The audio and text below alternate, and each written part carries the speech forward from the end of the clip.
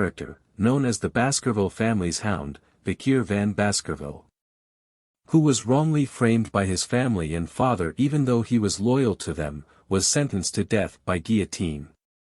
Vikir, at the moment of his death, thought to himself that if he were to ever live again, he would hunt down his prey no longer as a hound again. An unsettling scene is introduced to Vikir as he tries to make sense of his surroundings. Feeling that his body was heavy and in an unknown setting to him, he thought that he was in hell. In the grand estate of the Baskerville family, babies are seen in their cribs, crying and making noises. A man is introduced as the patriarch of the Baskerville family. He comments that the babies were insignificant.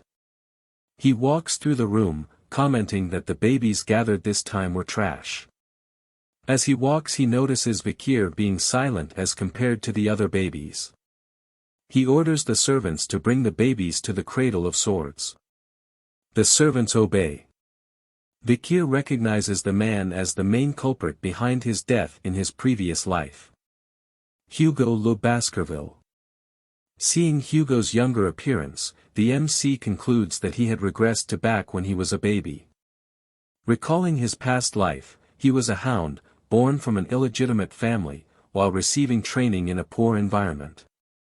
Hounds must be devoted to missions that include assassination, intelligence, ambush, and others. A hound simply takes care of dirty work. This was so that the Baskerville could remain the best amongst the 7 families. The MC remained loyal because he wanted to be acknowledged by the family and Hugo. However, 10 years after the gate to the demonic gate was opened, even with the victory of the humans against the demons, the reward our MC was given was being put down like a simple dog. The main reason behind his execution was that he knew too much. MC clenches his fist, swearing to never live that life again. MC wanted to take revenge immediately but was unable due to his baby's body. He rolls around angrily.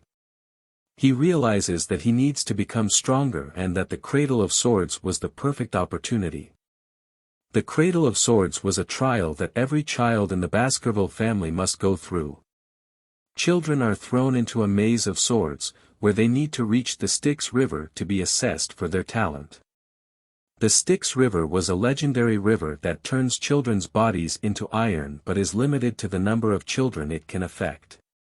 The MC recalls that the fastest route to the river was a straight path out of the helix-shaped wall of blades.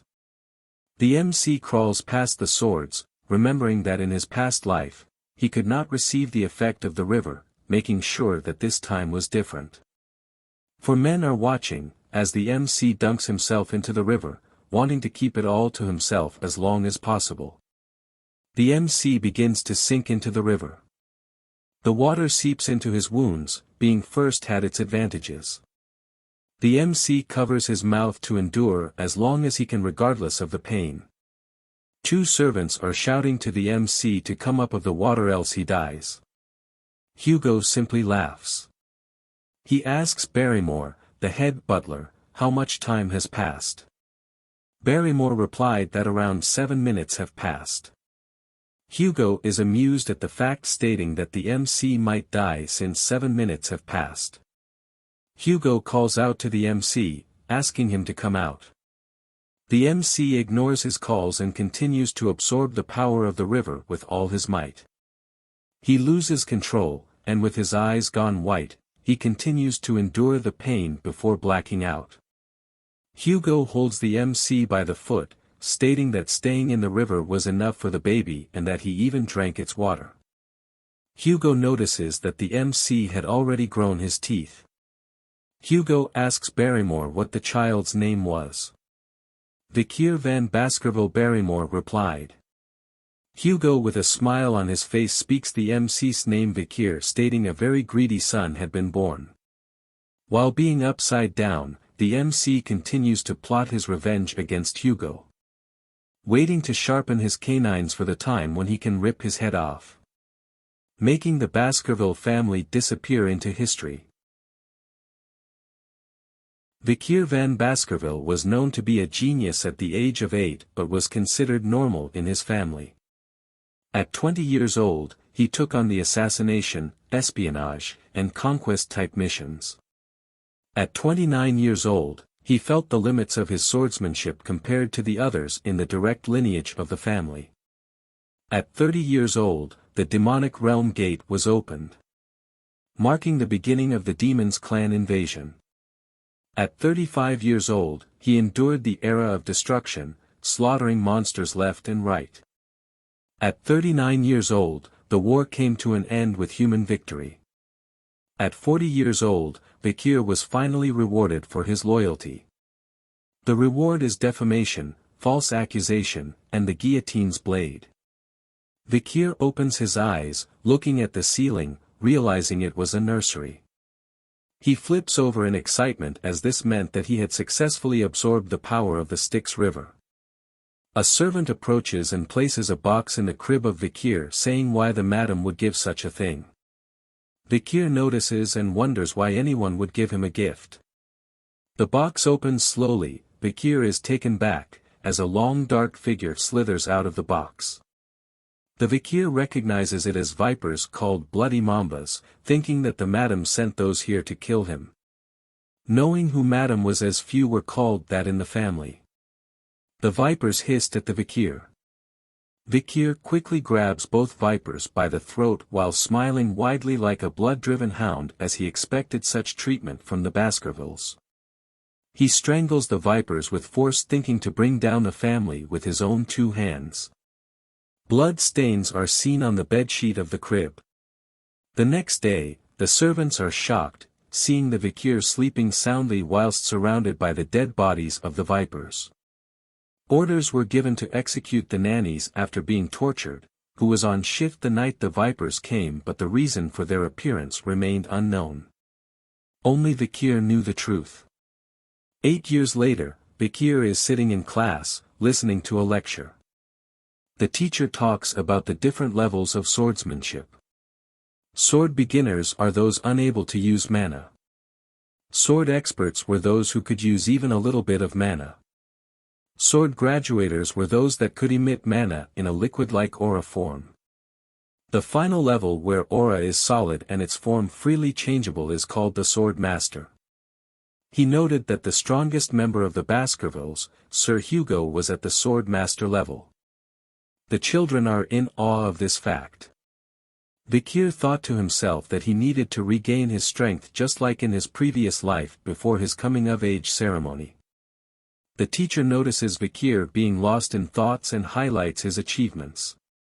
Having a strong body due to diving in the Styx River for 7 minutes. And that teaching him one thing would lead him to understand 100 things, being more talented than the others, knowing the patriarch would be happy with this. While Vikir thought of how long it would take to kill Hugo at the age of 8, a set of triplets grins widely as they stare at him. A hand shoves Vikir as he is called garbage van. It was the triplets. Having heard the weird rumors about Vikir being in the river for 7 minutes and strangling 2 vipers when he was a baby, they approached him. Vikir remains silent as he recalls his memories of these 3. Knowing that they were the ones to stab him when he was running away due to the defamation in his previous life. They were called the Hugo Le Baskerville Trident.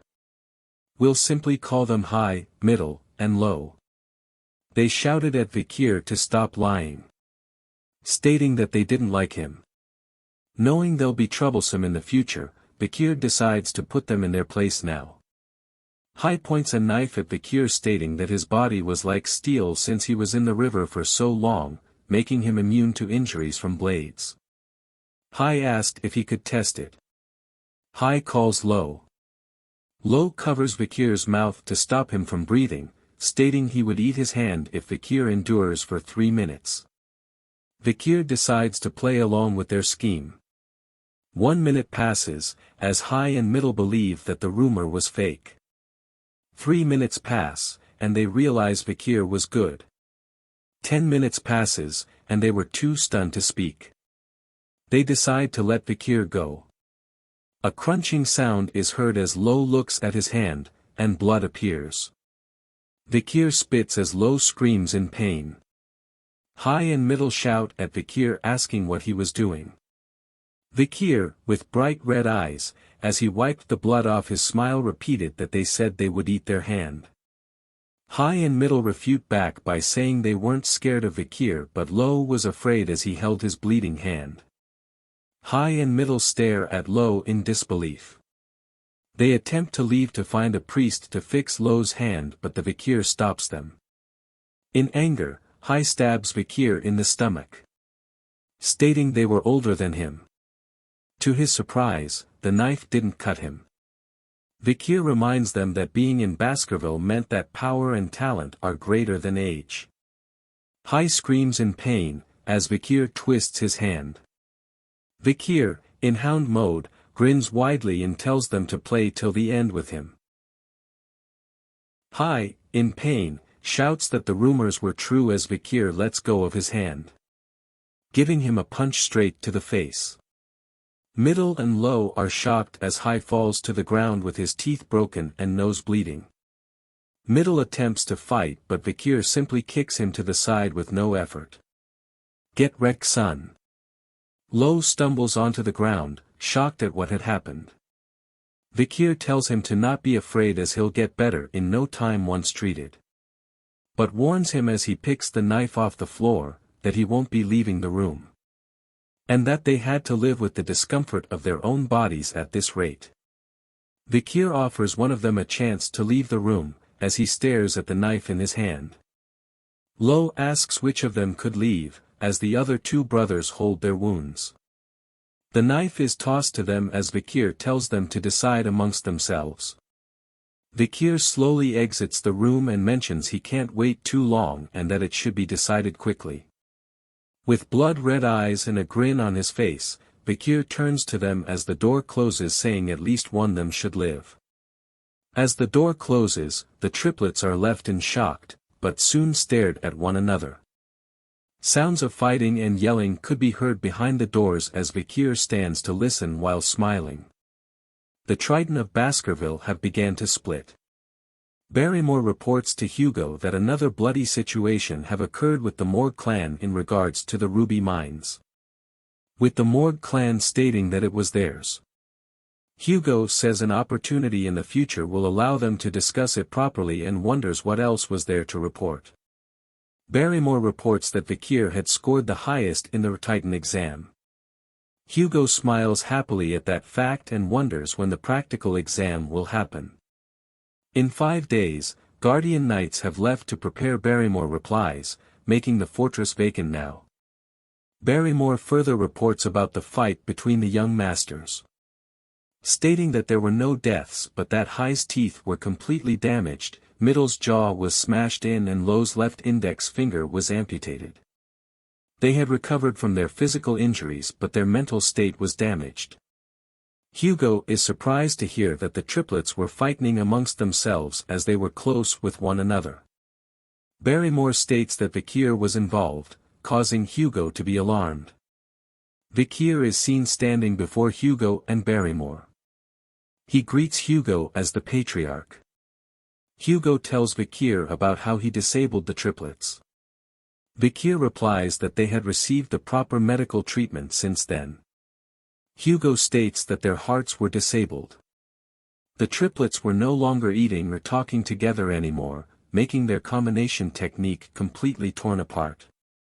Vikir smiles in silence. Hugo asks if it was wrong that Vikir turned his brothers into a total mess. Vikir replies he was simply stronger and wonders if the stronger person is ever wrong. Hugo shares that his brothers had came before and forgiven him. Vikir recalls a past memory, where the youngest daughter of the family that Baskerville ruined paid Hugo a visit. She had become a nun and told Hugo she forgave him and offered him a mass. Hugo's response was as Vikir speaks it out loud that forgiveness is just an excuse made by the weak who cannot seek revenge due to their lack of strength. Vikir's eyes glow red as he spoke those words. Hugo is elated at what was said as he smiles widely. Hugo recites the family motto, only the strong will reign supreme, weakness is a sin. Hugo rewards Vikir by allowing him to take any snack from the food storage.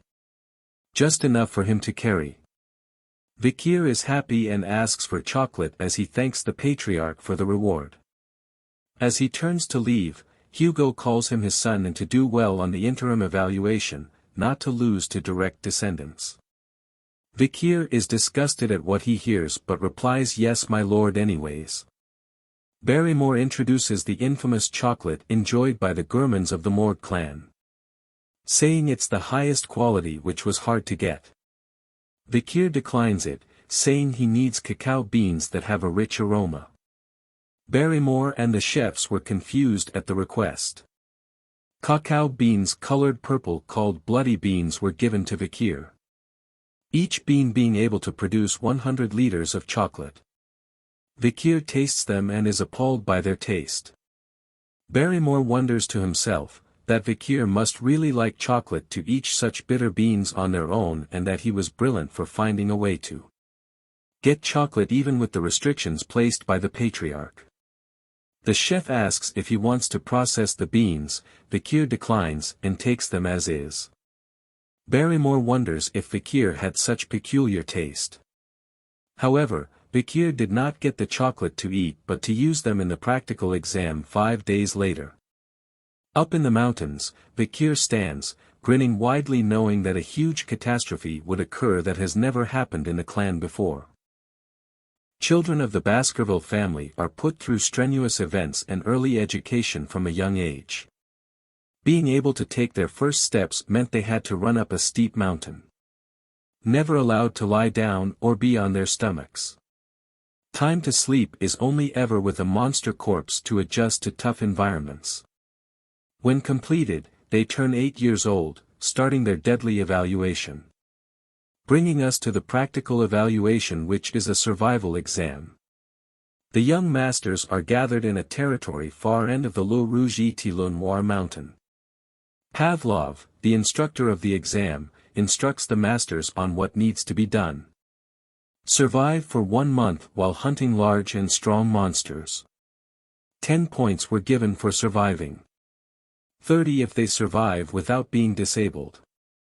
Failing others and surviving 50 points.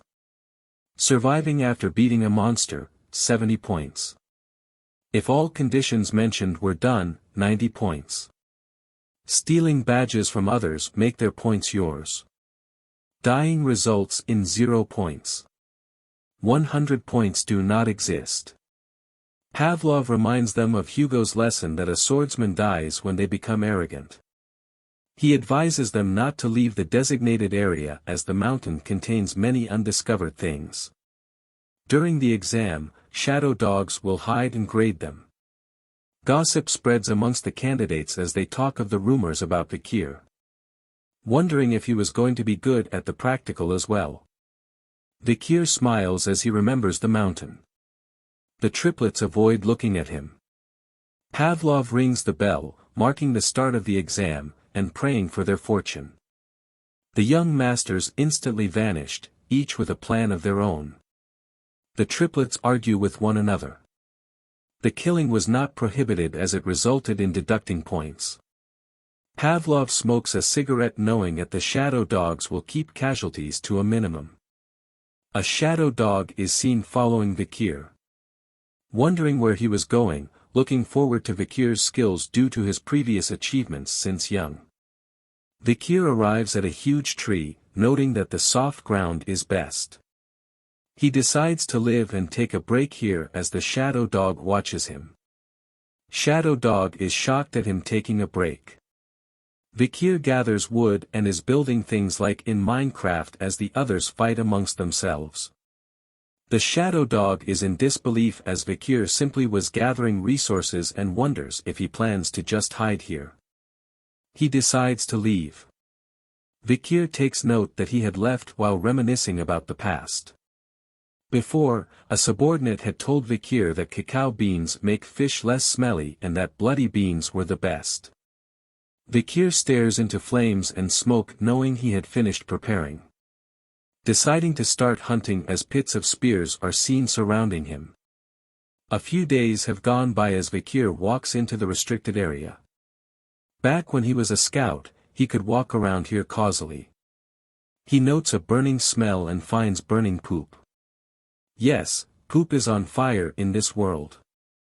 Meaning only one monster has that kind of poop in this area. Vikir is happy to find what he was looking for. A beast with flames in its mouth stands above Vikir. It was a hellhound. The hellhound was a beast that swallowed the hellfires of the oil world, causing its body to become one with flames. Vikir was barely able to defeat one at the age of 18 in his past life. Being 8 years old now, it was impossible for him to defeat it now. However, Vikir, thanks to his past life, he knew a way to beat it. He dashes towards the hellhound. Knowing that one of its weaknesses was moving in straight lines only, making it hard to change directions but easy to dodge. The hellhound is stunned that Vikir dodged. Vikir opens a bottle with water, spraying it across the ground as it was another weakness for hellhounds. They could not step across any volume of volume. This causes the hellhound to avoid the water on the ground as it runs towards Vikir. Thanks to the water, it exposes another weakness that all canines have, opening its mouth while running. Vikir takes a step back as the hellhound lunges at him with its mouth open, the exact moment Vikir waited for. Vikir flicks something into its mouth, and causally dodges the hellhound as it tries to circle back to Vikir. However, the hellhound feels something was wrong and stumbles to the ground whimpering. Vikir reveals that chocolate was poison to canines, and since one bloody bean could make 100 liters of chocolate, it was the ultimate poison for it. The hellhound lays on the ground whimpering, unable to move. Vikir walks towards it drawing his sword, looking for where the ribs aren't present to target its kidney. The hellhound whimpers in pain as the sword pierces its body. Vikir does the final blow and a blue essence forms from the body. It was called XP or Karma, created when you catch monsters after energy accumulates in their body making them stronger. Vikir absorbs it, making the short sword he wields lighter. Vikir is happy as he'll be able to catch up to his regression state before he is of age. He wonders what Hugo's face would make when finding out that an 8-year-old brought back a monster whose rate is B+. With this monster, Vikir secures first place in the practical test and has decided on what reward to get. The reward is a book that only he knew its true worth. Vikir proceeds to decapitate the head of the hellhound but senses a presence behind him. He turns to see 4 more hellhounds. He wonders if they came because of its cries and that they wanted to avenge it. Vikir chops off the head of the dead hellhound, excited at the thought of fighting more of the hellhounds as he had more beans left. However, a bigger presence is felt by the hellhounds, and Vikir notices. Believing the hellhounds to be afraid of his bloodthirst, the hellhounds bow their heads in fear. But hellhounds never submit even if they were to die. Vikir realizes something and turns around to see a 3-headed figure. A Cerberus? Vikir is alarmed as it has a rating of A+, but it was supposed to be at the 7th ridge. Why was it here, Vikir thought. Vikir notices wounds and blood dripping from its body. Multiple arrows with other injuries were inflicted upon the beast upon closer inspection. Vikir concluded that it was because of the barbarian tribes across the mountain as it was their territory and that it came all this way because of being chased by them. Vikir saw the chance of a lifetime.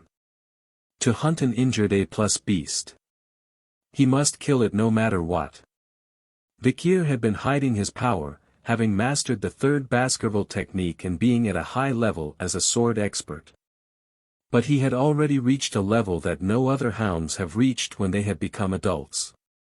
Vikir covers his blade in aura and dashes to the injured Cerberus.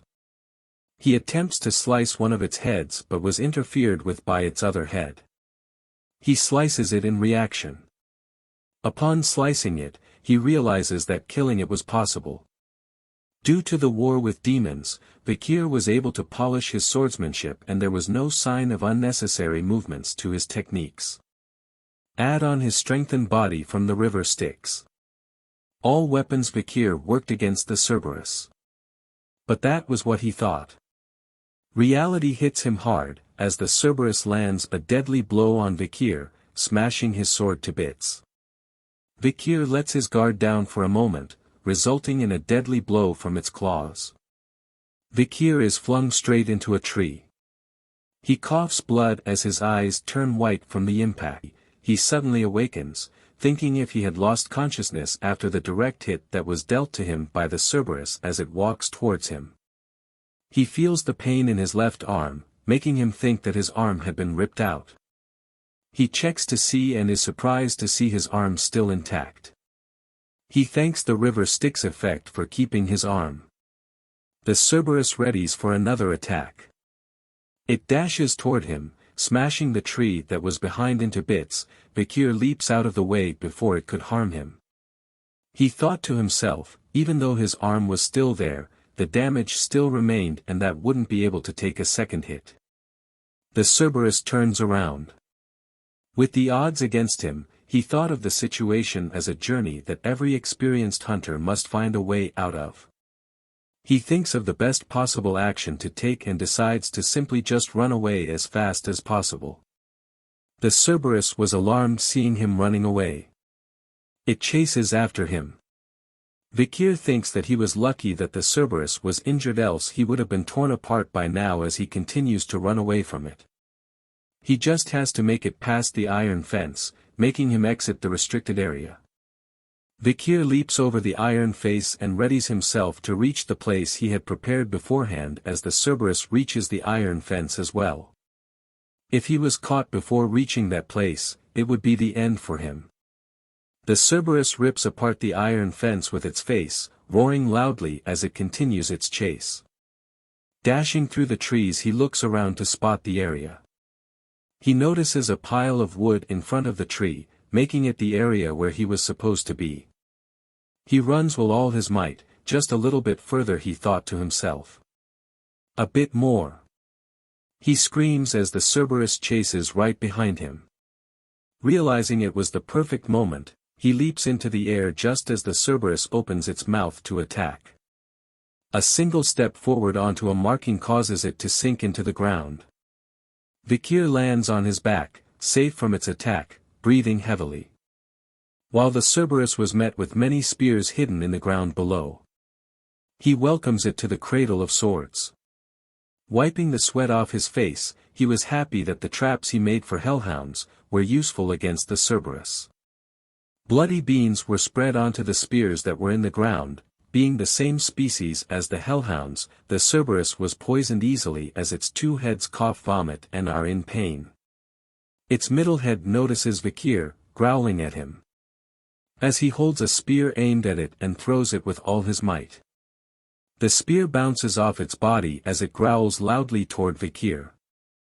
Vikir starts to count down from 7. With each step the Cerberus took, a second passed.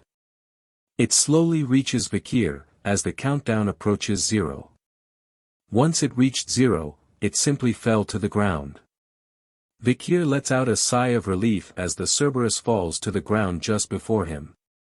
Happy to know that the rumors were true about the 7 steps. He explains that the spear he threw was different. That it was laced with the poison of the bloody mamba's venomous fang from when he was a baby. He goes on to absorb the mana from the Cerberus, meaning that it was fully dead this time. He stares at its corpse, thinking about how he should bring it back. But before that, he had something else to do. He knew that the presence of a Cerberus meant one thing: dungeon. Since its gatekeeper was dead, the dungeon was free to be explored. Vikir proceeds to cover himself in dried soil, rotten leaves, and moist roots. Looking at its footprints and drools, he backtracks it. He walks to an opening, saying he found it. He enters the cave, recalling that the cave was meant to be discovered in a few years' time. He stares deep into the cave, feeling its mana underneath the rotten surface, knowing that it has not been discovered yet. No light was given out, making the cave seem deeper than he thought. He smiles happily, excited at what treasures are laid within the dungeon as he slowly enters. As he walks further deep into the dungeon, Vikir notices red veins of ruby minerals throughout the area. Feeling that they were connected to the Red All Mountain. He notices light appearing before him, indicating that it was the entrance to the dungeon. The light shines brightly at him, making him cover his face with his hand. He enters a large room, and at the center of it was a floating red stone. Realizing that the dungeon's interior was bright due to the mana imbued into the ruby as he approaches the floating ruby. He notices something behind it, a skeleton with a note. Showing that someone had been here before him. He inspects the skeleton, seeing its injuries caused by stabbings and that there were dried brown bloodstains as he picks up the note on the ground. A long time has passed for the skeleton. Vikir reads the note and recognizes it as a Baskerville member's writing. The note reads that the writer did not want to reveal his name, and asks to be called Cain. The reason behind the note was to prevent other generations from doing what he did. Further explaining that the stone chamber was talked about in the family as a legend. His brother, Abel, and he had coincidentally came across this place, raiding the dungeon and its countless trials. They had killed many monsters before arriving at the chamber, to find the final assignment to the place. The final assignment tied their feet here for a very long time. 3 years to be exact. Vikir can't believe that they stayed for 3 years, hinting that the brothers really wanted the treasure and that the final assignment was somewhere in the chamber. He looks at the stand of the floating ruby and sees some writing. When entering it's 1, but once inside it's 2, when leaving it's 1 was the riddle written on the stand. The note continues, with the brothers contemplating the ominous text forever until they came to a conclusion. The fact that they were twins meant that they were once one in their mother's womb, but when given birth they became 2. Meaning to get the treasure they had to become one again, and only one of them could leave with the treasure. After a fierce battle, Cain killed his brother and there was only one left in the stone chamber. But there was no change at all. Cain wonders why the treasure did not appear even after killing his own brother. He wonders why screaming. He decides to leave, wanting to tell others that found this place to leave immediately and that there was nothing to obtain in this devil's den that only serves to taunt humans. Vikir concludes that the brothers had done all sorts of things, only to leave empty-handed. Knowing that he had no twin, Vikir believes that the brothers had misinterpreted the text as he looks at the ruby. Thinking of the riddle once again. He thinks hard, knowing that no dungeon cannot be beaten. Upon looking at the skeleton again, an idea comes to mind. Vikir figured it out. Stating that the brothers were unlucky due to being twins, and that idea had they fixed to it. He mentions that the answer lies in the dungeon as he reaches for the ruby. Saying that when he entered the dungeon, he was 1. But as soon as the ruby light was cast upon him, he was 2 due to his shadow. He smashes the ruby into pieces, knowing that without its light, darkness re-enters, making the stone chamber open its final stage. The riddle answer was shadow. Pieces of the ruby that fell to the ground started to rise up, and energy from the rubies opens the passageway in front of Vikir. Vikir smiles happily as the final stage opens. Revealing a sword, the relic of this devil's den, the cause of the brothers' death. The sword glows red with an evil aura. The text below it states that only those with Baskerville's blood can wield Beelzebub. He was shocked to find that the sword was Beelzebub as he stands in front of it. He recalls reading a picture book during his childhood about the gluttonous fly, Beelzebub, who was an unprecedented great monster that invaded the lands in the old legends as part of the devil's holy constellation called the 7 Calamities. To stand up against the 7 calamities, the heads of each of the 7 families took one each. The first patriarch of the Baskerville fought against Beelzebub. Remnants of Beelzebub were stored in the lands of the Baskerville. Its demonic energy was said to lure monsters, an old legend that no one believes now. But the legend was true, as the sword was taken by the demon clans, resulting in countless deaths among the humans on the battlefield. Vikir grabs the sword in excitement, saying that it won't happen again, as the sword was now his. As he holds on to the sword, it lets out a ferocious energy as if it was howling. He grunts loudly as the sword seems to be absorbed by his hand. The sword places itself into Vikir's hand before appearing as a blade from his arm. He mentions that he was lucky to have a blade made from a devil's holy constellation, as the blade exudes a murderous aura. His red eyes glow similar to the blade as he raises it to his face, wondering how much stronger he'll be in this life. Looking around, he realizes that there was nothing else for him to take and prepares to leave. But he feels something was wrong with his body. He stumbles onto the ground, wondering what was wrong. Was he dizzy? No, he was hungry. The blade makes noise and Vikir wonders if it wants to eat something. He leaves the dungeon, holding his stomach in hunger. Hunger was ringing inside his stomach. Noting that his sense of smell had improved as he smelled something delicious. The sword pulls him along, much to his surprise, wondering if there was something to eat in the direction it was pulling him to. He reaches the corpse of the hellhound he had killed before. The blade shoots out a tube into the corpse. As it absorbs the blood, Vikir feels his inside were getting back to normal, guessing he was starving for a long time. He hoped that the mountain's dried condition was not due to the sword's hunger and wondered how long it takes to feed it. Beelzebub makes a happy sound as it had eaten well and has absorbed the hellhound's ability, Hemorrhage. Vikir wonders if this was Beelzebub's inherent ability.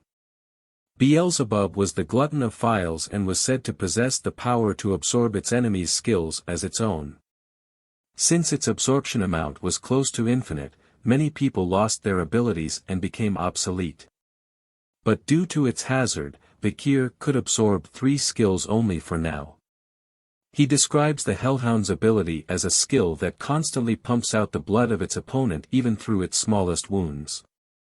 Realizing he could steal abilities, he looks at the Cerberus corpse. Beelzebub grows excited at the thought of feeding on it. Vikir is alarmed and asks it to wait. He explains to it that it can't eat all of it as if it was too damaged. He couldn't explain it during the autopsy. He thinks silently as Beelzebub makes constant noises as it consumes the corpse. He slaps Beelzebub, saying he had enough. Beelzebub was upset but had gotten 2 new skills. He had even absorbed the power of the sewer rat underneath the Cerberus. Vikir picks up the rat, happy that he had absorbed many powerful skills this time. He decides to wait at the practical exam site as he was done preparing the monster. The young hounds had gathered back together, each covered in various injuries. They would receive a shield, sword or necklace as their reward based on the parts produced from the monsters they hunted during the practical exam, as monster parts are laid on the table. The senior members are astonished at what Vikir had hunted. Hugo is alarmed to hear the news. Barrymore reports that Vikir during the practical exam had accidentally crossed over to the restricted area, allowing him to hunt an A+ Cerberus. He further reports that it was wounded by the barbarian clan and that Vikir had applied poison to his wooden spear, as Hugo mentions that a Cerberus was something that even the family's guardians would avoid. Hugo further asks what kind of poison could kill a Cerberus and where Vikir had gotten it. Barrymore mentions that the report did not include such details and wanted to ask Vikir, but Vikir had returned to the dorm as he was too tired. Hugo compliments Vikir, saying he was so sly already and that information was power, and that power is your worth. Barrymore was shocked that a master named Van and not Lo or La was this talented. Hugo replies that he was unlike the previous leaders. He didn't discriminate against a hound based on its bloodline when raising them as long as it had enough talent and spite. Adding on that there were mutts that came from the royal bloodlines, asking if Barrymore understood him. Barrymore is concerned as he ponders whether Hugo was thinking about his second son who was preparing for isolation training as he apologizes to Hugo. Hugo says it's alright and asks for Vikir to be summoned. Vikir stands in front of them with a smile on his face. Hugo asks how he caught the Cerberus during the exam. Vikir says that he placed the chocolate on his wooden spear, saying that it was lethal to canine monsters. Hugo asks if that was the reason why he asked for chocolate before, and Vikir says yes. Barrymore thought to himself if this is how fathers and sons usually talk to one another as they didn't greet each other. Hugo further questions Vikir on why he did not respond, and the butler asked him about the hunt. "He wasn't my master," Vikir replied. "Who is your master?" Hugo asks. "The master of the clan, since he belonged to the clan," Vikir responds. Hugo is happy with the reply. He rewards Vikir with the corpse of the monster and grants him a wish. Vikir wishes to be granted access to the 10,000 Epistle Library. The 10,000 Epistle Library was one of the largest libraries in the Empire and resided deep within the heart of the Baskerville clan. Hugo ponders, asking if he knew that only the patriarch and second in command along with their direct descendants were allowed to enter. Vikir says that if it was not permitted, he would give up on it, thinking that he needs to sneak in instead. Hugo grants him access, much to Vikir's surprise. He asks him to read the 6th technique of the family located within the 6th restricted zone deep inside the library. Vikir is stunned as he was just given permission to learn a technique that an illegitimate child was not allowed to. Recalling that Hugo's current level was the 7th technique and that in his past life, Hugo had reached the 9th. Remembering the discrimination he faced in his past life, Vikir promises that in this life, he will surpass Hugo. As he will obtain the greatest essence of Baskerville, a textbook containing the teachings of the first patriarch who subjugated the 7 great disasters. Hugo stares at Vikir, looking forwards to his progress, and wishes him luck. He bows his head thanking Hugo and saying he'll surpass his expectations. 2 guards stand in front of a large door. Vikir enters the room, leading to the library. He stands there saying it was the first time he came in person. He searches through the books, seeing the names of the books that he had wanted to learn in his past life. Knowing that any illegitimate child could not learn any of the advanced techniques to ensure that they do not bare their teeth towards their master, this was a defense mechanism the Baskerville family had created. A book is locked with a chain and he wonders if this was the book. Vikir takes out a key, not believing that Hugo would offer him the book on the 6th technique, an opportunity that was never given in his previous life. As he turns the key in the lock, he wonders if Hugo thought that he couldn't memorize the technique in a day. As he reads the book, Vikir recalls that due to his past life, he had memorized the theory behind the 1st to 4th techniques till he was sick of it. He did it so that he could deduce and speculate the theory behind the 5th technique. Believing that he needed to stop the flow of mana after drawing the 4th tooth, he wonders if that was the reason he could not make the 5th tooth. According to the Baskerville swordsmanship, one tooth represents the 1st technique and the 2nd tooth represents the 2nd technique, and so on. When drawing a tooth, a red sword energy appears.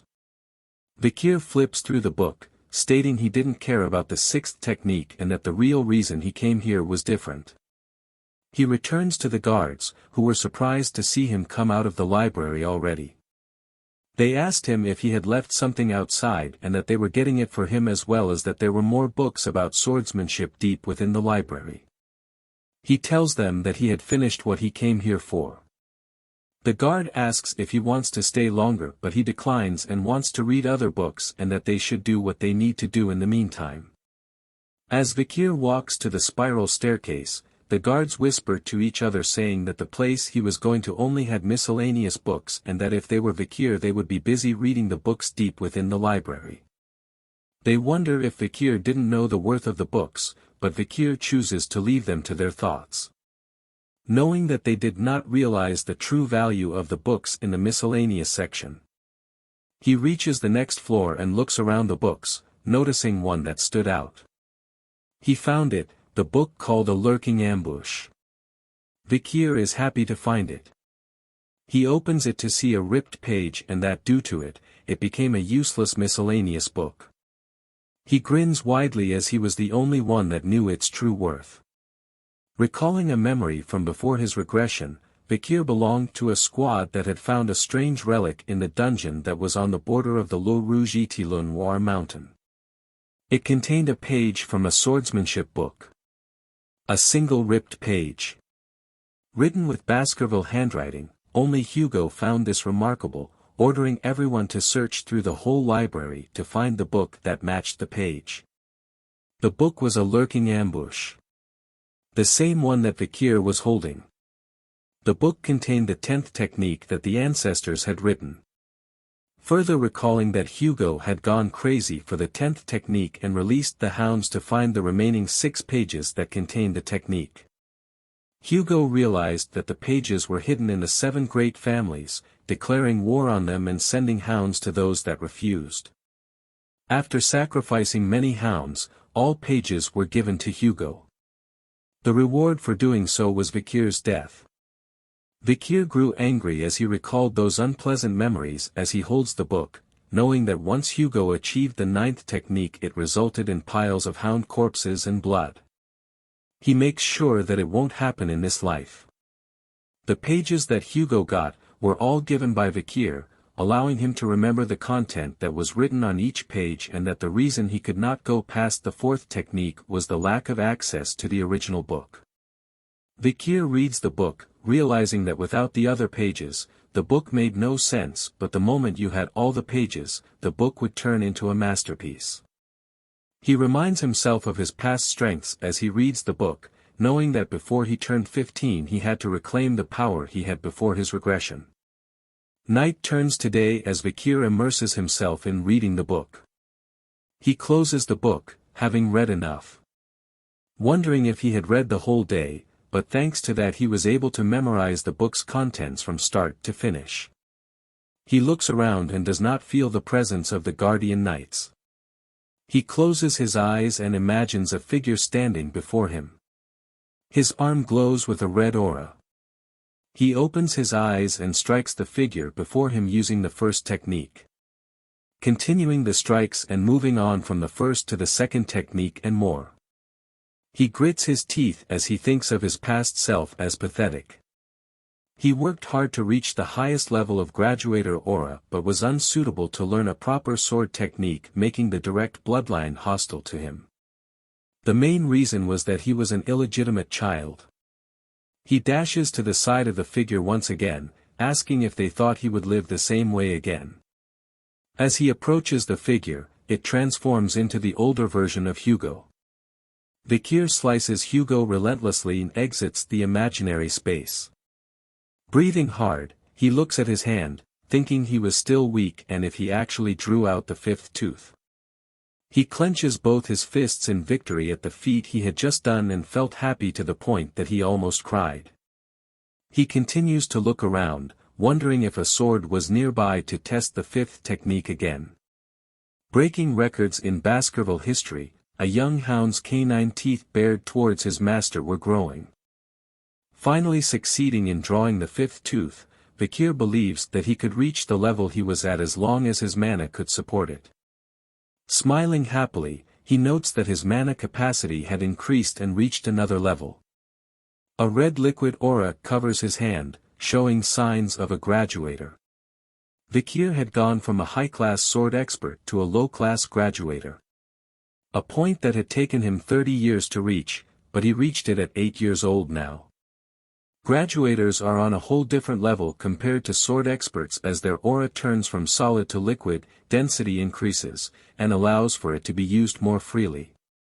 Knowing his swordsmanship was better now and that he could reach the 10th technique, meant endless possibilities. Piercing Fong was what he learned before, which was able to make him stronger in a short period of time but had limitations. However, the lurking ambush was the perfect sword technique that could transition between offense and defense with no growth limitations. Vikir places the book near the window, thinking that he could challenge a mid-class graduator and has a 100% chance of assassination and about 50% if they faced head-on. The only problem he had now was how much to show Hugo. He couldn't show too much or too little of his strength as he takes out an object from his pocket. He places it in front of the book, using the sunlight to make a small fire on the book itself. Vikir grins to himself at what he just did. The book is set aflame as he makes it impossible for other to reach the 10th technique and that he was the only one that knew how this time. The guardian knights appear behind him, asking what the smell was. They question Vikir, and he replied that he accidentally left the magnifying glass around and burnt the book. The guards are relieved to hear that only a useless book was damaged. Vikir asks the guards if they should bother with such a small thing since there were bigger problems to handle. The guards agree to keep it a secret if Vikir agrees. Vikir agrees and proceeds to leave. The guards are happy and think of him as a nice person deserving their respect as he walks away with a smile. Vikir appears before Hugo and Barrymore once again. Hugo asks if he had reached enlightenment. He replies sort of. Hugo asks what he had learned, and Vikir mentions that he felt something warm and sharp yet soft and viscous. Both Barrymore and Hugo are alarmed at hearing this. Barrymore wonders if it was an aura. Aura was something that only 15-year-olds could obtain after years of training. Hugo thinks to himself about why he was getting excited for over an 8-year-old and asks Vikir to show him. He accepts happily. An arena is showcased. Many young masters are confused as Vikir is seen standing with a sword. Barrymore asks Hugo how he intends to test his skills. Hugo replies that a monster will be released. The gate opens and a huge orc exits with chains all over its body. It growls loudly with menacing red eyes. Other young masters in the stand are shocked to see it as they wonder if an 8-year-old could take on an orc by himself. Vikir and the orc are standing face to face. Hugo waves his hand, signaling to the knight to remove the orc's chains. It screams out powerfully and rushes towards Vikir. Vikir takes a prepared stance as it comes towards him.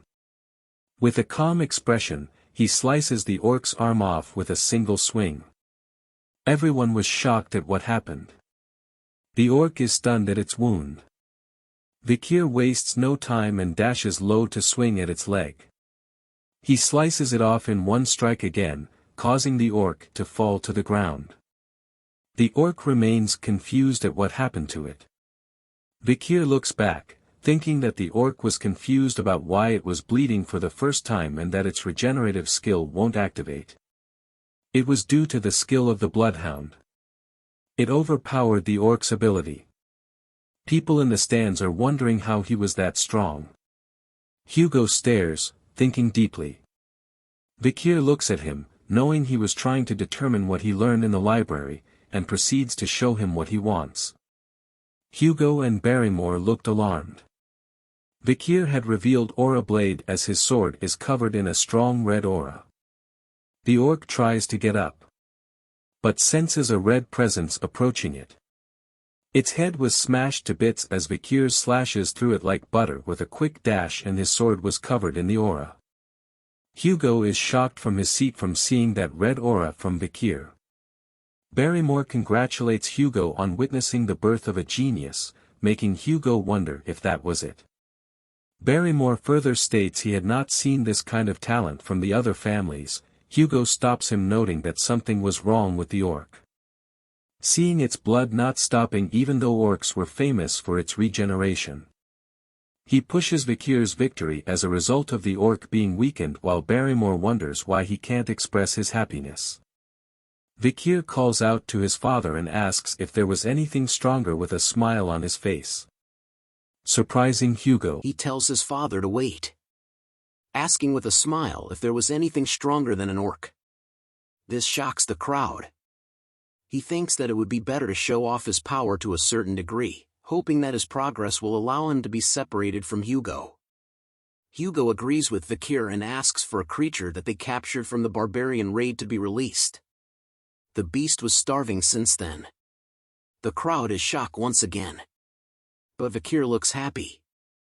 A troll was his new opponent. It growls at him. Vikir asks Hugo if he could start right away. Hugo says he may. He rushes to the troll. The troll attacks Vikir with a mighty punch. He dodges and is annoyed, and decides to back away from the troll. The crowd is confused by his actions as it was the perfect moment to attack. Hugo agrees with his actions and that it was the right move due to the troll's Regan powers. Vikir continues to dodge its attacks. The troll begins to breath heavy. The crowd calls Vikir a genius at 8 years old and that his plan was to tire the troll out first. Vikir thinks that it's too slow and that he needed to act but is unable to unleash his full power as it would make it troublesome for him. Instead, he decides to use the troll's power against itself as he slices its arm. The troll falls to the ground, holding its bleeding shoulder. The crowd praises Vikir for what he has done.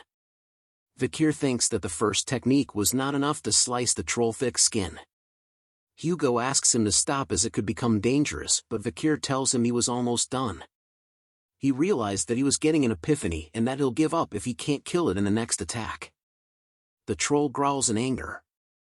He releases his red aura, preparing for an attack. The troll yells at him as he stood still. But it realizes something from him. A deadly aura and image was seen as from Vikir. In the next moment, the troll was sliced in half by Vikir as he unleashed the Hound's aura. Everyone is stunned at what happened. Even Vikir was shocked at what he just did. He laughs saying he did it. Hugo and everyone in the arena could not believe what they just saw. A week later in the dining room, Vikir is upset over the food. He turns to look around, realizing that everyone has been avoiding him since the day of the arena battle. But he was happy to see Hugo's stunned face.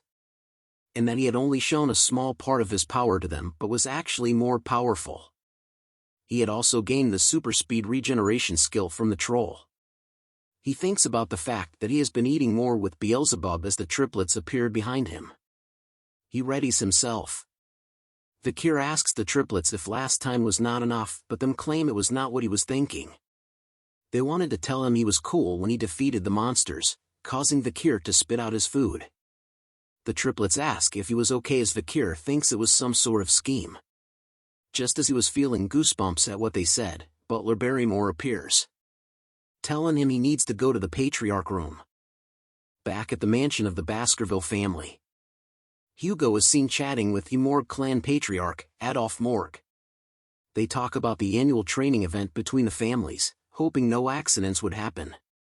Hugo tells Adolf that it was just a scratch and that the Morgue's children were dramatic. Adolf said it was because they were noble and dignified. The Rion Mage clan, the Morgues, and the Iron-Blooded Sword clan, the Baskervilles. They were not always on bad terms. The Emperor said that magic and swords were a pair. Because of those words, the two families would have annual joint trainings as a sign of good faith between them. However, a ruby mine between the two families' land was discovered, causing a problem of who owns it. Adolf asks if there was a supernova in the Baskerville family that was born with great blessings and skill, and Hugo brushes it off saying it's not a big deal. Adolf is surprised to see Hugo reacting to a complement of a child. He then tells him that the Morgue family also had a genius. He calls for Camus to come in. The doors open and a little girl walks in. Hugo looks at her. Adolf introduces her as his sister's Respinese daughter, Camus. He tells her to greet Hugo, but she remains silent. Instead of greeting, she calls him a thief that stole the ruby mine and that he should give it back. Hugo was angry to hear the word thief. Adolf is surprised at her words, and she told him that it was what he said in the carriage and that the annoying Chin Beard stole the ruby mine. The words annoying Chin Beard further annoys Hugo. Adolf says it was a misunderstanding and Hugo agrees saying she was just a child. But Camus shouts at Hugo to give back the rubies as she doesn't have enough to do research. Enough! Hugo says as he holds back his anger. Adolf holds Camus tightly, asking what Hugo plans to do to the child, as Hugo states that the morgues didn't teach manners at all. Adolf asks if he was threatening an 8-year-old girl. "I guess the morgues didn't teach their children to not envy what is others," said by Vikir as he enters the room. Adolf wonders if Vikir was the supernova and realizes that Camus was missing. Camus appears in front of Vikir asking what he just said. Vikir hears her name and recalls her as the morgue's clan iron-blooded empress, Camus Morgue. She was known as the genius among the genius even in the Morgue clan that raised countless mages. At her peak she killed all monsters and barbarians in the Lenoir Mountain by herself, burning them to death on spears, creating her legend. Vikir also remembered that her beauty was captivating. Camus yells at him, saying that the ruby mines were hers and not his. "You sure came a long way just to throw a tantrum," Vikir replies. The leaders notice something. Flames erupt from Camus due to the word tantrum. She tells him that he'll explain why the ruby mines belong to her so that a stupid dog could understand. Vikir simply smiles, saying that would be fun. A replica of ice is made. Everyone in the room was surprised by this. Camus says she'll explain it. Vikir was upset as he expected them to fight. She explains that the ruby mine was located in the area between the morgue and Baskerville called Joint Security Area, and that the problem was that the entrance was located in the morgue area but the mine runs underneath the Baskerville area. Adolf was happy while Hugo became upset due to the explanation. Vikir adds on saying that the Baskerville doesn't need to mine the rubies as they were meant for magic ingredients. But he calls her an idiot as no one would allow someone to enter their lands based on a few pennies. Hearing this made Camus angry. She points to the sculpture, pointing to which side belongs to each family. She moves her arm across both areas, asking whose arm is this then? Vikir repeats her question back to her and grabs her arm. "Mine, of course," Vikir says, making Camus blush. She stutters, wondering why she was his. Vikir tells her who said you're mine, much to her surprise. He grabs the knife, shocking Adolf and Barrymore. He smiles while showing the knife, saying that only her arm belongs to him. Both Hugo and Camus are shocked at what he said. Vikir holds her arm high, ready to cut it with the knife. Camus tears up and screams for her uncle to help. Adolf appears behind Vikir in an angry state, telling him to get away from his niece now. He lets go of her arm, allowing her to run to her uncle and hug him. Adolf yells at Hugo, saying, "What the hell is this matter?" Hugo remains silent and turns to Vikir. He tells him that he has gone too far with his joke. Vikir apologizes, saying it was a common joke in the family and that the knife was fake. Adolf was shocked to see that toy knives were given to children as Vikir bows down to him, saying he was sorry. Hugo tells Adolf that he was getting too involved in the children's play and that he had some ideas regarding to the ruby mines that he should hear. He tells them that they should compete in friendly duels first, as Camus tells Vikir that he better watch out and she won't forget this. Vikir simply smiles and nods. The friendly duels between the Baskervilles and Morgues had begun. It was an occasion where children ages 8 to 15 gather and battle it out. However, everyone's attention was headed somewhere else this year. It was the Morgues clan Camus Morgue against the Baskerville clan Vikir van Baskerville. Using practical training rules was to showcase the duel between the two geniuses of the clans. The bells rings announcing the start of the duel. Camus tells him she won't hold back and begins to cast a spell. Everyone was stunned at this. She was doing quadra casting. Adolf smiles at Hugo as the crowd were amazed that Camus was doing something that was difficult for a 15-year-old. Camus unleashes her attacks, but Vikir dodges them with ease. He tells her she should focus on one spell, but she calls him an idiot who doesn't understand magic. She summons a stone wall just as Vikir reaches her. He simply smashes through the wall. Camus was shocked to see this, wondering if this was the power of the Baskerville basked in the river Styx. She closes her eyes and opens them again, and sees Vikir with his hand out. He flicks her straight in the head, sending her flying. Adolf was surprised to see a flick while Hugo chuckles. Camus asks him why he flicked her and wonders if he was going easy on her. He points to his forehead, saying hers might hurt. and that they should end things before it gets out of hand, but she ignores him and summons 2 stone walls. She laughs at him behind the 2 walls as Vikir wonders if he should just go around it. He decides to play along and smashes through the wall with just his bare hands. Camus is startled to see his hand come from the wall. Vikir now asks her whose arm it was that crossed the wall, and tells her as he flicks her forehead, the stronger individual. He smiles as Camus falls down again from the flick. With a huge red bump on her forehead, Camus holds it and growls at him. She yells at him saying she'll kill him as Vikir dodges the fire spell and wonders that dealing with children is much harder. He continues to dodge her attacks, wondering what he should do to calm her down. Vikir looks behind, wondering if he should let others handle the problem. Another duel was happening right behind them. It was a pair of idiots that keeps casting fire magic and a swordsman that slices magic. He believes that they might be useful as Camus shouts out why he wasn't getting hit. She walks to him asking him not to turn away and to face her. The idiot mage behind begins chanting a magic spell, giving Vikir the perfect moment. He calls out to Camus, telling her that she better have a defensive spell ready as a huge fireball appears behind him. Camus couldn't believe what was in front of her. Adolf shouts no, as a huge explosion is seen. Everyone gathers around the scene of the explosion. They all call out to Camus, shouting her name. Camus hears her uncle's voice in the dust and smoke. She thinks about what to do as she managed to defend against the attack, but something else had happened. The flame spell had burned all her clothes. She knows that everyone can't see her because of the smoke, but once it clears up, she'll be the laughing stock of everyone. She calls out in her mind for someone to help her, and soon a jacket lands on top of her head. Camus was surprised to see Vikir as he tells her to put on his jacket. Covering herself with the jacket, she asks him why he wants to help her. Vikir says he just wants to. She thinks to herself why this idiot would help but notices something. Vikir had been cut by the idiot swordsman attack which still have some more on it. The people enter the smoke and notices something. Vikir and Camus were together. Adolf was relieved that Camus was fine while Hugo remained silent. The crowd realizes that Camus was on the floor, while Vikir was bleeding, and that he was extremely fit based on the muscles on his body, which shows the amount of training he had done. Adolf hugs Camus as she remains silent as she stares at him.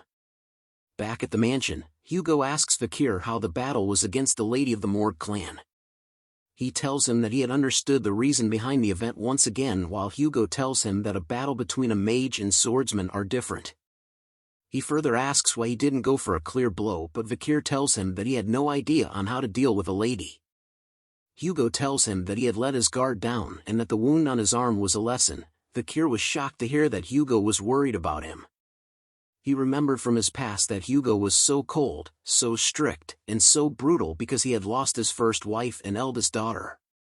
But he thinks it's not his problem as Hugo asks him what they should do with the ruby mines. He tells him that they should give it away. Hugo asks why. Vikir explains that the main purpose of the Baskerville clan was to grow its territories and that the monsters and barbarians near the ruby mines are a problem, and that they should utilize the Morgue clan well to deal with those problems, which helps to minimize their losses with the expansion into that region. Hugo tells him that he was right. Vikir further explains that once the Morgue clan claims the ruby mines, all they need was to push the monsters and barbarians into that region, allowing for them to take care of all the problems at once. Hugo likes the idea that the rubies will be bathed in the blood of their enemies and that the Morgue clan will think twice before entering their area. He rubs Vikir's head, telling him that his idea was 90% aligned with his, as Vikir thought to himself that the idea was originally Hugo's idea from the past. Vikir tells him that they needed to keep an eye on the Morgue's movement. Hugo tells him he had increased the number of hounds scouting the area. As they walk further, they encounter Adolf and Camus waiting for them. Adolf asks if they could talk once again before they return, as Camus blushes while hiding behind Adolf. Back at the room, Hugo asks what they wanted to talk about. Adolf tells him he needs to mention one thing. He wanted to discuss other ways to resolve the issues of the ruby mines other than paying for it. Adolf suggests an engagement. An engagement between the Morgue and Baskerville clan. Hugo asks which child did he have in mind. Adolphe proposes the eldest son of the Baskerville and the eldest daughter of the Morgue clan, Camus. He praises her, saying she was the best. Hugo tells him that the eldest son was 25 and about the age gap. Adolphe tells him the 17-year gap is not too big of an issue, but Camus speaks out, saying she will not marry anyone weaker than her mother. Adolphe tells her that she might remain single all her life due to her condition, but she remains absolute about it. Hugo tells her that this wasn't a buffet of her choosing. She tells him firmly that she has no intention of playing around either and looks in a certain direction. Both Hugo and Adolphe look in the same direction. It was Vikir. Adolphe couldn't believe what he was seeing. He whispers to Camus, telling her not to think about Vikir, as he was just a small fish in a big pond and only had the Van surname. Hugo hears it and is slightly pissed off. He speaks out, saying that an engagement should involve the people's thinking, asking Vikir what he thought. Vikir and Camus simply stared at each other in silence. He opens his mouth slowly and tells them that he accepts. Adolphe is confused and angry at the bastard, Vikir. Camus is happy to hear that the engagement was not rejected. Hugo tells Adolphe that just because Vikir did not have the name Lou, he assures him that he was a talented child. Adolphe stands in front of Vikir, judging him. Vikir recounts his memories of Adolphe Morgue. He was a six-circle master and one of the strongest in the Morgue clan and a great supporter of his niece. Adolphe tells Vikir that not just anyone can be the husband of Camus. He grabs Vikir's shoulder, wondering why he wasn't responding and why his body was so sturdy. Vikir tells him that he wasn't listening to what Adolphe had said. This surprises Camus and made Hugo chuckle lightly. Adolphe laughs and asks Hugo if he could have a deeper conversation with Vikir. Hugo wonders if the mage of the Empire was gonna scold an 8-year-old child.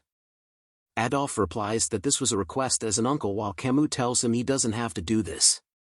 He gave a bombastic side-eye to Camus, telling her she better stay still and that this was bound to happen to someone else eventually. He then asks Hugo for the chance and Hugo agrees.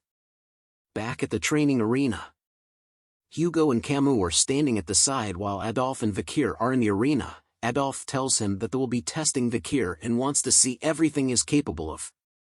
Vikir agrees, while thinking if he did show everything, Adolphe might faint. Adolphe casts a spell telling Vikir he will give him a handicap. A pot was being created from a combination of spells. This amazes Camus, as Adolphe was casting fire, earth and water magic perfectly. He tells Vikir that they would duel with a pot of water on his head, and that if a single drop falls, it would be his victory. Vikir remains silent, thinking that this chance was a great way to experience the power of Adolphe and what he's capable of. He looks at Hugo, knowing what he thought was the same reason why Hugo accepted this. Adolphe calls out to Vikir to start the duel, making Vikir rush out. He closes into Adolphe, ready to strike with his sword. Camus is surprised at his action and yells out that he can't run straight towards his uncle as a bright light appears on his face. A shield was casted to block the swing of his sword. Adolphe calls out to his niece, asking why she told him that and that shield magic was best used against swordsmen.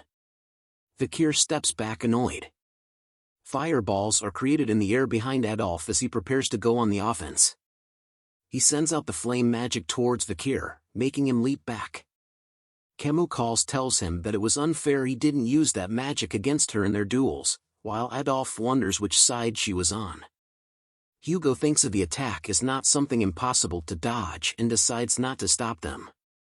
Vikir thinks that by using his past knowledge and skills, he may cause Adolphe to let his guard down, and that he might even be able to kill him.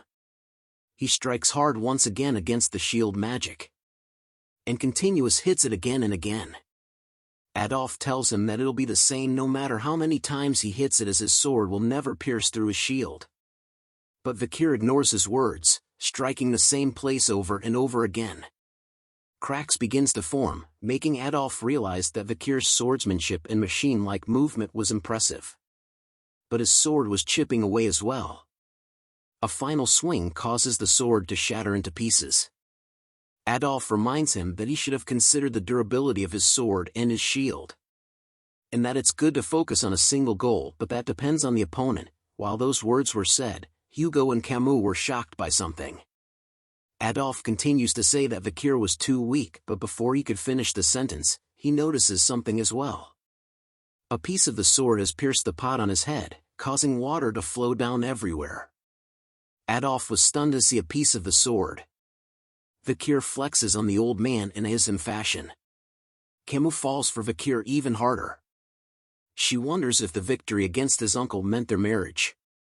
Hugo was happy to see that Vikir had won. He looks at Vikir van Baskerville, wondering if he had raised a stronger hound than he thought.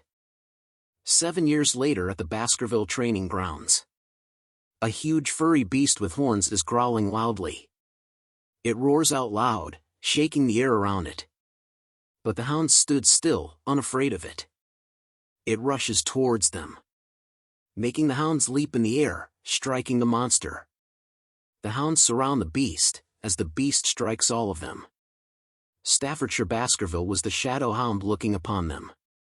He shouts out commands and tips on how to kill the beast. When all of a sudden, 3 hounds dash forward past everyone. It was the triplets. They strike the beast easily.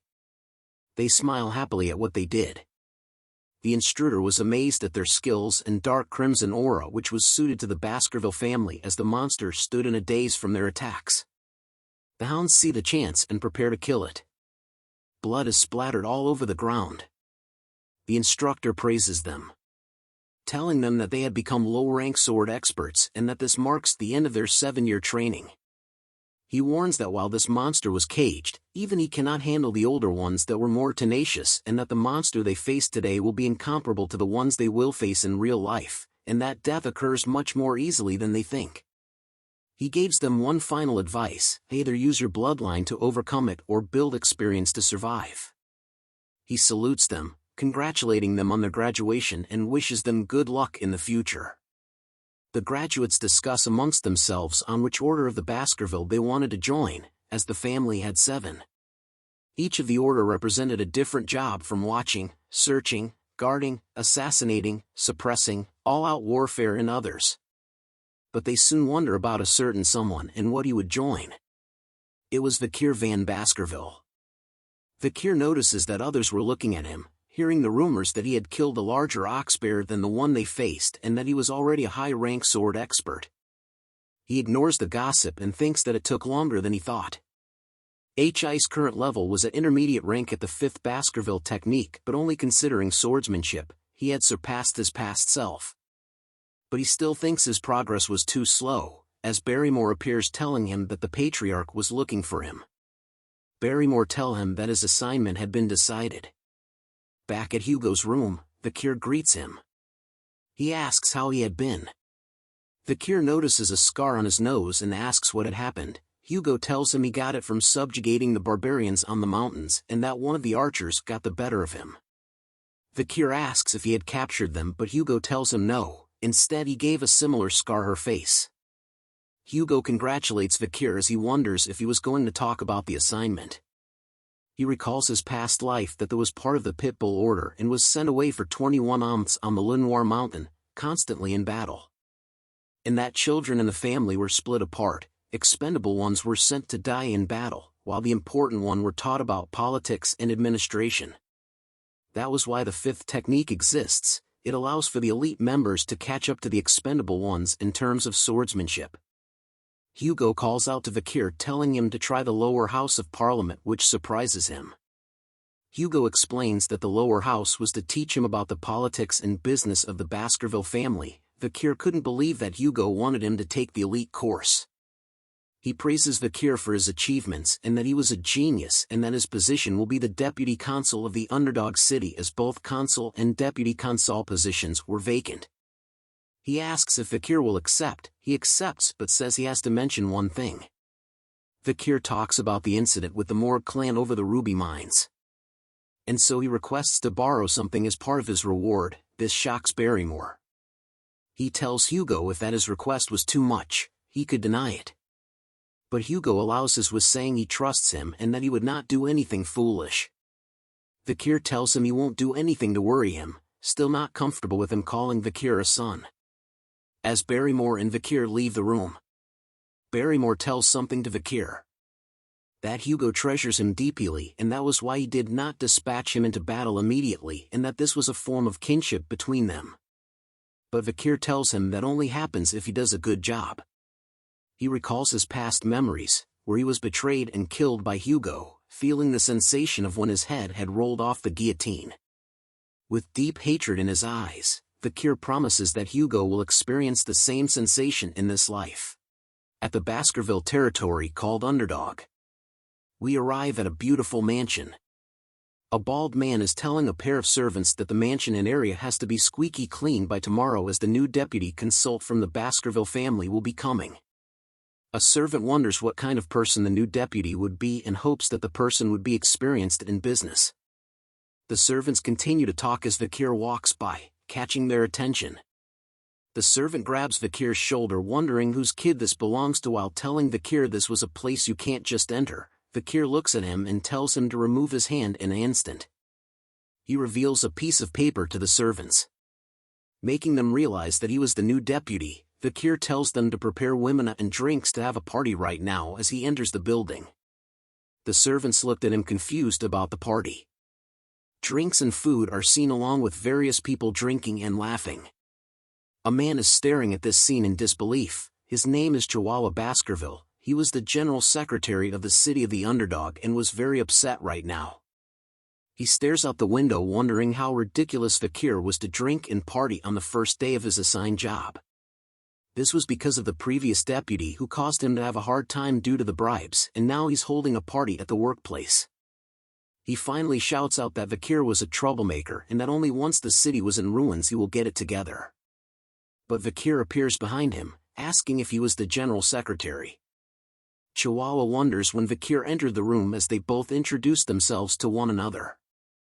Vikir notices something about Chihuahua's name, that he had no middle name. Chihuahua was stunned as he knows that a lack of middle name signifies that he was outside from the family and he was discriminated against because of this. But Vikir tells him that it was nice. This confuses him. Vikir tells him that he had researched him beforehand and knew that he came from Underdog, making he know all the ins and outs of the city. He tells Chihuahua that he knows how hard people like him had worked and that he wouldn't interfere in his work and trust him to do a good job.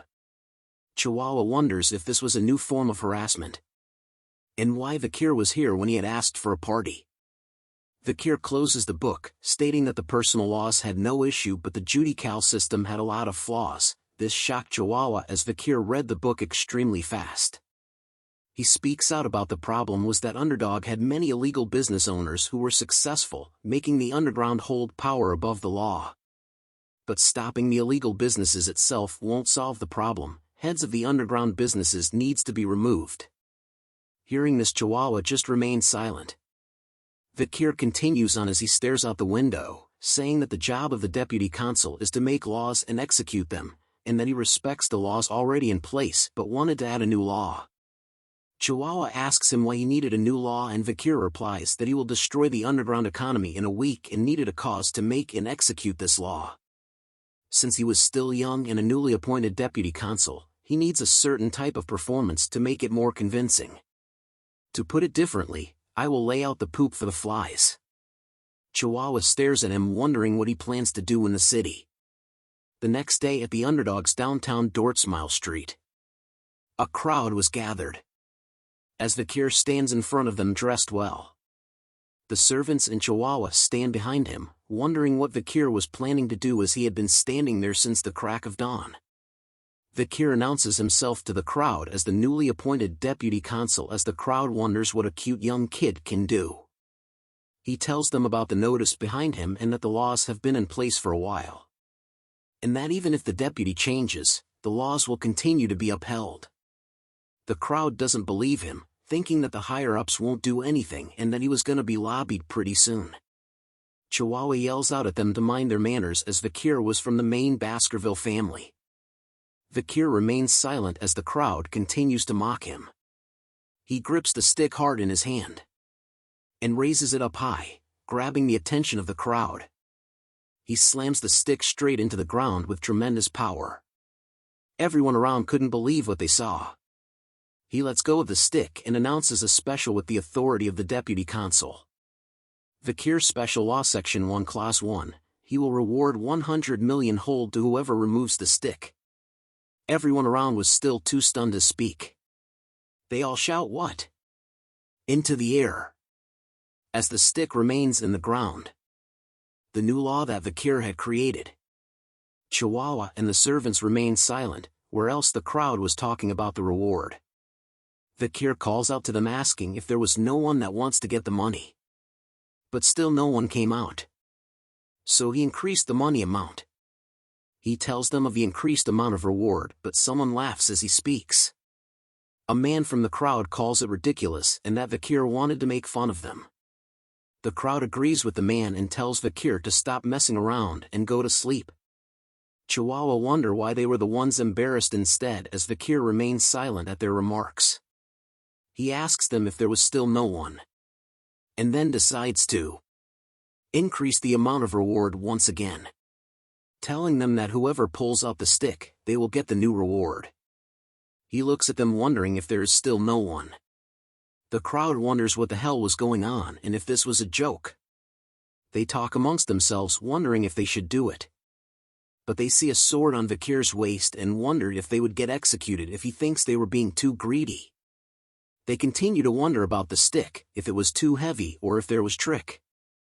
Vikir is disappointed that there was still no one while Chihuahua whispers to him that the city didn't have that amount of money. A hand was raised in the crowd.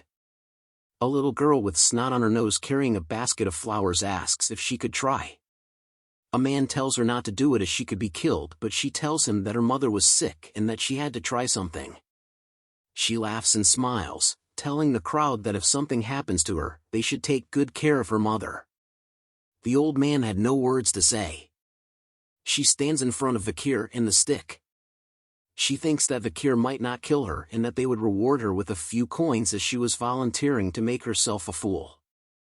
Vikir tells her to pull it out as she hopes to be paid for a basket full of flowers. She bends down and holds the stick tightly, pulling with all her might. A surprised look came to her face as the stick came out. The crowd was surprised to see that it was done. The little girl holds the stick and looks up wondering why she pulled it out easily. As Vikir releases a red aura, and appears to be reaching for his sword. She tears up and closes her eyes, thinking that she would be executed, wondering what the reason was for her execution and who was going to look after her mother. But a bag appears in front of her. Vikir kneels in front of her and tells her to take the bag of reward money. She holds the bag of money confused and so was the crowd. He looks back at Chihuahua while asking her where her home was and that the rest of the money will be sent along with a guard to protect it. He rubs her head while saying that the law must always be obeyed. Everyone was once again shocked to see this. As the bag reveals a bunch of gold coins. Knowing that the laws will be upheld with the new deputy, the citizens were happy. Even crime rates were halved. Vikir praises the handwriting of Chihuahua's as he wrote the Eastern language. Chihuahua tells him that he has never been touched since the past 20 years that he had worked here, as Vikir tells him that the stick was the idea to grab the attention of the citizens and to leave a lasting impression. Chihuahua vows to follow Vikir for the rest of his days as Vikir tells him to calm down. But the truth was, Camus was supposed to do this act in the future, but because of fear the citizens never liked her. He rolls out a map saying that the problems are only just the beginning and since they used up their money for the reward, they needed a way to get it back. He marks out spots that held illegal groups and where they might hide in the future so as to confiscate their dirty money. Chihuahua looks at the map wondering how he knew where the criminal businesses was. Vikir tells him that he could smell it but it was acutely because of his regression. Chihuahua thinks of him as a flawless man for investigating this much already as a man opens the door. The man informs them that the Young Autonomy Association has requested a meeting, which was what Vikir had expected. Chihuahua explained to Vikir that the group was made up of several clans but was just a social club, that the young masters were above the law and had something to say about the Vikir special law. Vikir tells them that the dung flies have started to smell the shit. He shows a grin and tells them if they should start to annihilate the pests that are eating away at the city. a club that was located within the high-end hotel in the underdog city called Burning Suspension, there was a party. The people in the club were the 7 crucial members of the Youth Autonomy Association. They were the second and third generation of the 7 families located within the Baskerville territory. The blonde guy tells the servant to like the drinks spilled on the table, and they thank him for being able to enjoy this precious drink. He tells the others that no matter how much they spent, the money will keep replenishing thanks to the Baskervilles. A man raises a glass, saying it was easy to kidnap barbarians to sell as the demand for slaves continues to grow as the Baskerville only cared about territorial expansion. They talk about how this club was better than the ones in the capital and that even the Baskervilles were protecting them as their personal hunting dogs. The blonde man calls the Baskervilles as idiots with swords as they had caused them to take the blame as they destroyed a loyal clan called the Mesamadunaro clan. And thanks to that incident, there were only 7 clans now. They continue to talk about the new deputy. The blonde man asks if they had heard of his name before and that he had caused a scene when he first arrived at the age of 15. He thinks they should have some fun and teach Vikir a lesson. They think about bringing Vikir here and making a huge and expensive party, and once it's over, make him pay for everything. But say it was a joke so he won't bother them ever again. A servant appears in the room bringing out the female escorts. But one of them notices Vikir and wonders if someone had ordered a male escort. The servant grabs his hair asking him what he thinks he was doing here, as Vikir looks at him with murder in his eyes. A loud snapping sound was heard in the room. The servant was confused as his arm was in a weird shape. He screams in pain as the members wonder what happened. Vikir introduces himself to them, and they realize who he was. They asked what the deputy was doing here, and Vikir tells them they called him here. They greeted him in a nervous manner. As they whisper to each other, wondering if they should do the plan now. Vikir places his hand on the table, telling them to stop the pointless chatter. He releases a red aura, grabbing the attention of the members. Glasses shake all around. The tower of drinks vibrate. And finally exploded. They realize that he used mana manipulation to force the champagne tower to explode by touching the table, making him a graduator class. They continue to whisper among themselves, shocked to find out that he was graduator class at 15 years old. Vikir calls out to one of them and grabs his shoulder as he tells Vikir that they were gonna pay for the drinks. But Vikir leans into him telling him that they should pay for their drinks and wondered if they were planning to force him to pay for it. The rest of them tries to calm Vikir down, saying they wouldn't make him do such a thing. And that they were just testing him as the city was a corrupt place. But Vikir strikes them in the stomach. With his fingers deep inside the body as it bleeds, he tells them that a dog should never trust their owner no matter the situation. And that they act this way because they have never seen something truly frightening before. As he throws the guy onto the floor, he steps on his face, asking the others if they knew why he did this to him. And they tell him that they knew why he did this. But Vikir continues to step on his head, and tells him that they would understand what he wants to do next as he smashes the guy's head to pieces. They all stand up asking Vikir if he thinks that he will get away from this while calling him a bastard. Vikir leans face to face to another guy as he knew they wouldn't understand. He lists out their crimes: abduction, kidnapping, illegal slave trafficking, insulting Baskerville, and a bunch of other crimes. He smacks the guy in the face, saying that animals don't learn until you teach them. He looks at them with a sadistic smile as his eyes glow, telling them that they were gonna see what he can do to teach a disobedient creature a lesson. Deep in the underground dungeon, Vikir and Chihuahua are looking at something in disgust. A hand is seen on the bars, telling Vikir if he thinks he would survive after pulling such a stunt, and that he would tell his father everything. It was the blonde man. He tells Vikir that he will get out of here and kill him. Chihuahua asks Vikir why he had them beaten so much. Vikir asks him if he thinks this was too much. Chihuahua said that he can't turn people into a meat bag, but Vikir tells him that he hasn't even started yet. He walks towards explaining that the village hall was to manage wicked people, but they had turned it into a hideous organization, and based on their arrogant expressions, they still lack proper education.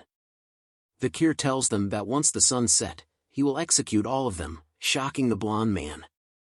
Chihuahua asks Vikir if he was serious, and Vikir said he will bury those that associate with them. Hearing this, Chihuahua advises him not to do it as their family will fight back.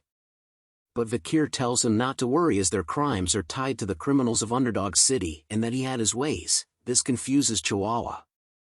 Vikir looks at them and informs them of their charges: human trafficking, kidnapping, bribery, blackmail, threatening, assault and murder.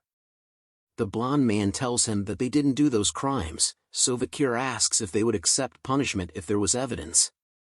Looking at them hard, he tells them they look like they did the crime but have no proof. This causes the man to stutter. Vikir thinks deeply what to do, as a man enters carrying a bag. The bag was covered in blood and had a knife sticking out. The man tells Vikir that his custom order was ready. Vikir tells him great timing and good job.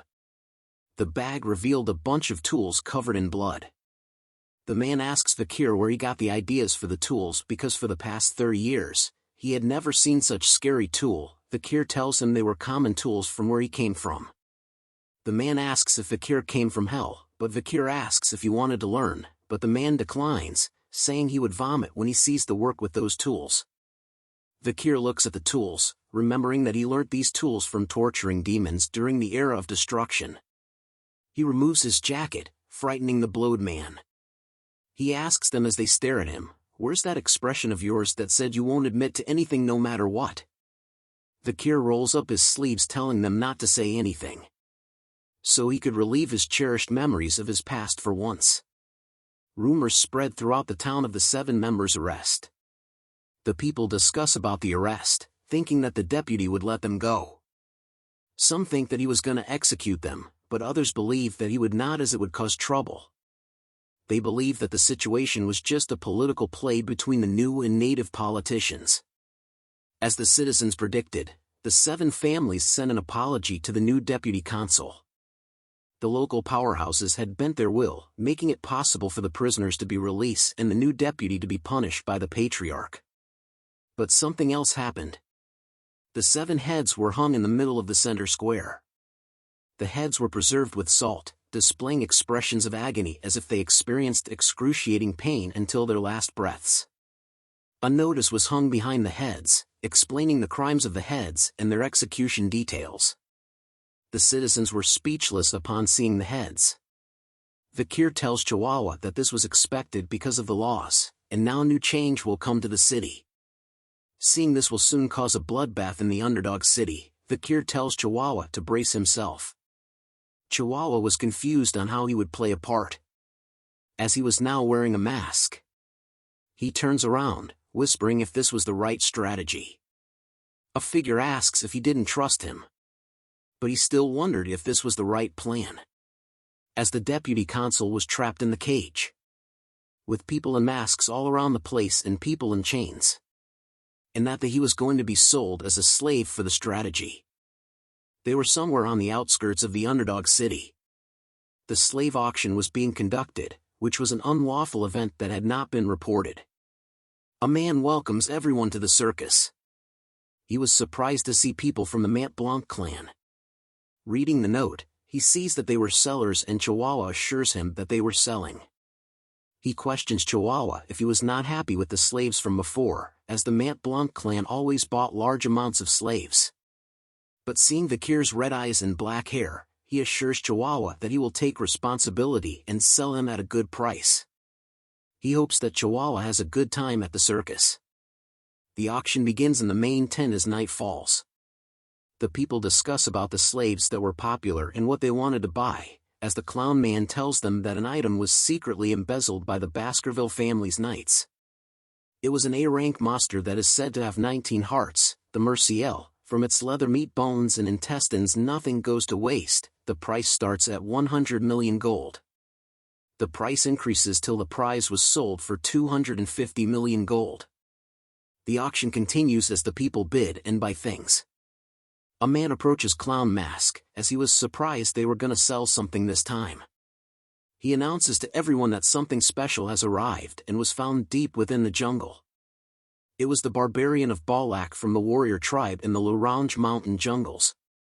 He tells them they would get a different feeling when they tame a wild slave and it would be the perfect chance to test their slave training techniques, but he wonders why they had decided to sell this thing. He calls out for a bid but no one responds. He then decides to lower the bid from 5 to 1 million. But still the people were not interested. He tells the huge man to get rid of it as no one wanted it. But the warrior struggles to free itself. So the huge man punches her hard, making her unconscious. He apologizes for the disturbance as they bring her to the back. As an apology, he decides to bring out the best product they had today. Vikir walks in, catching the attention of everyone. He was wearing long hair as a disguise. The clown mask introduces him as a rare item with black hair and red eyes and looks for a high price. The people bid heavily amongst themselves, starting from 600 million gold, which surpassed what the clown mask was looking for. They argue among themselves as the bid kept on increasing to 900 million. But a single number raised the bid to 6 billion. This amount stuns everyone in the room. They see the man as Baron Gambino from the granary, and that he had taken over the underground, allowing for him to gain immense wealth and power. The lady asks him if he was spending too much, but he tells her he can sell him at a higher price in the capital, but she tells him that 6 billion was too much, and he tells her to be quiet. He scolds her for talking back and to try arrogantly bite the hand that feeds her, so she remains silent. The masked clown asked if there was anyone else that wanted, but no one replied, hence Vikir went to Gambino. Gambino looks at Vikir thinking that he looked better up close.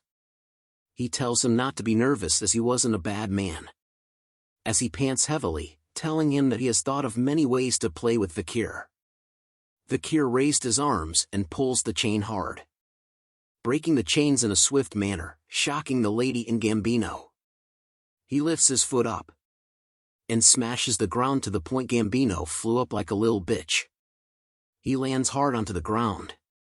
Vikir grabs his back asking if he wanted to play shield and spear. Squeezing hard till he bleeds, Vikir tells him that he should be the shield to see if he can endure. Gambino screams in pain, telling Cindy to get the security. But more blood gushed out, stunning her. Vikir made him faint. As he removes his fake wig, Cindy realizes who he was. He was Vikir van Baskerville. Seeing him shocked everyone in the crowd. Vikir tells him that the name circus fits this place, and tells everyone that they won't return in one piece. Vikir reveals himself to everyone attending the circus. Clown Mask couldn't believe that he was here. He tells the guards to kill him as he had no weapon with him. But Vikir had Beelzebub's skill. He cuts down the guards easily. Clown Mask notices the red and horrific aura as the huge man swings a weapon as Vikir rushes towards him. The weapon comes close to Vikir's face, but he simply smiles at it. The guard is surprised at this as blood is seen. Vikir cuts through the weapon and the huge man, as he was a graduator. The huge man wonders how someone at that age was a graduator level. The Clown Mask knew that the graduators were the ultimate weapons and that they had no chance. Chihuahua was also surprised at Vikir's strength, but he notices something. Clown Mask shouts at Vikir to look over here. He tells Vikir to drop his weapon and to surrender so that Chihuahua does not lose his life. But Vikir remains silent, so Clown Mask asks him if he could not understand what he was saying. Chihuahua struggles but yells out to Vikir that he was alright and to look after himself. Clown Mask tells him to stop struggling, but Chihuahua continues to speak out, telling Vikir that things like injustice and compromise does not exist for him, and that he would rather die than be a burden to his superior. Vikir laughs at this, saying his loyalty was great. He tells him not to worry because he had received a trump card from the Patriarch, showing them a whistle. Vikir takes a deep breath in and blows hard into the whistle.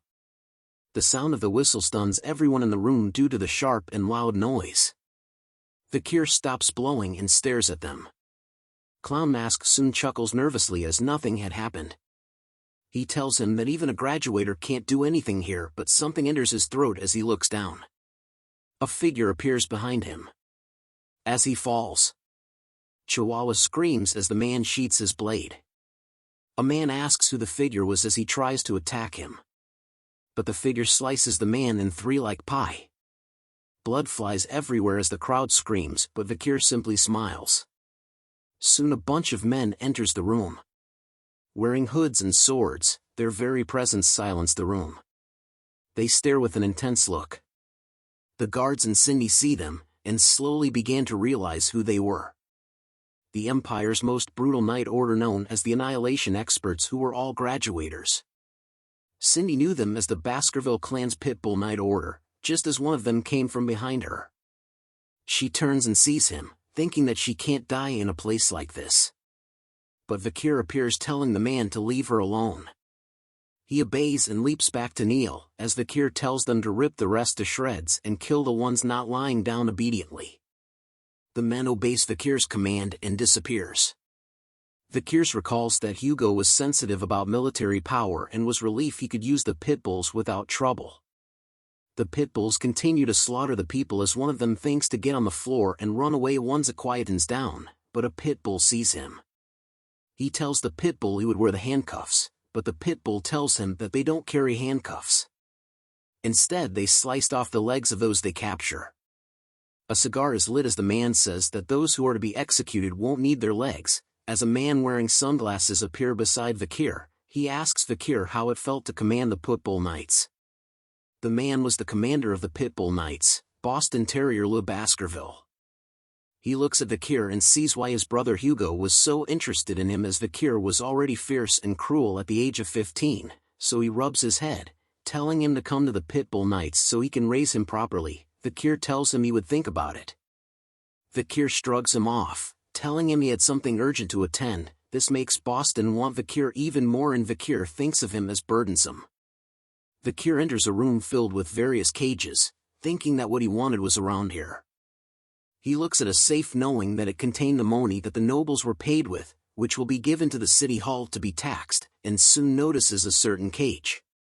He pulls out the cover and sees something. A voice for moaning in pain. It was the female barbarian that was being auctioned.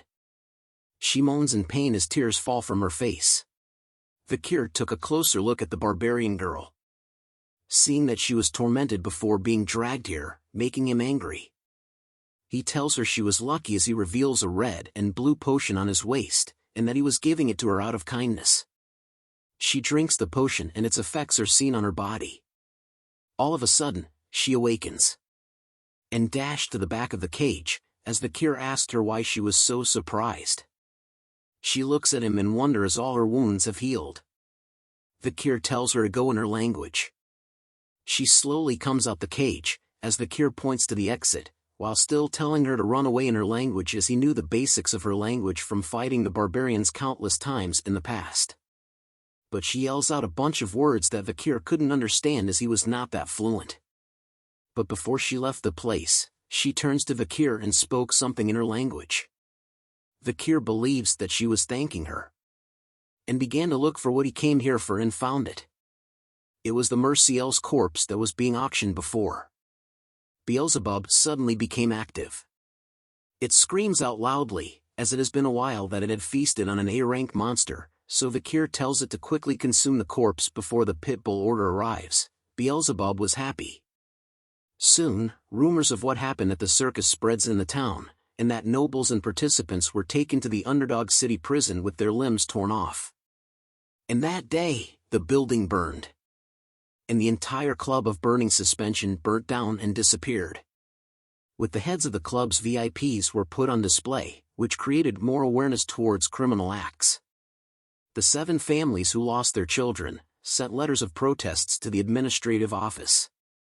But the reply they received was firm, that the death penalty was given to the criminals involved with the Imperial's family most forbidden act, illegal slave trading. And that the bank drafts, ledger books and other evidence were found by the Baskerville family and will be reported to the Imperial family. Soon, the patriarchs of each of the 7 families came. They kneeled down and apologized, which was unprecedented, as they were begging their enemy who killed their sons.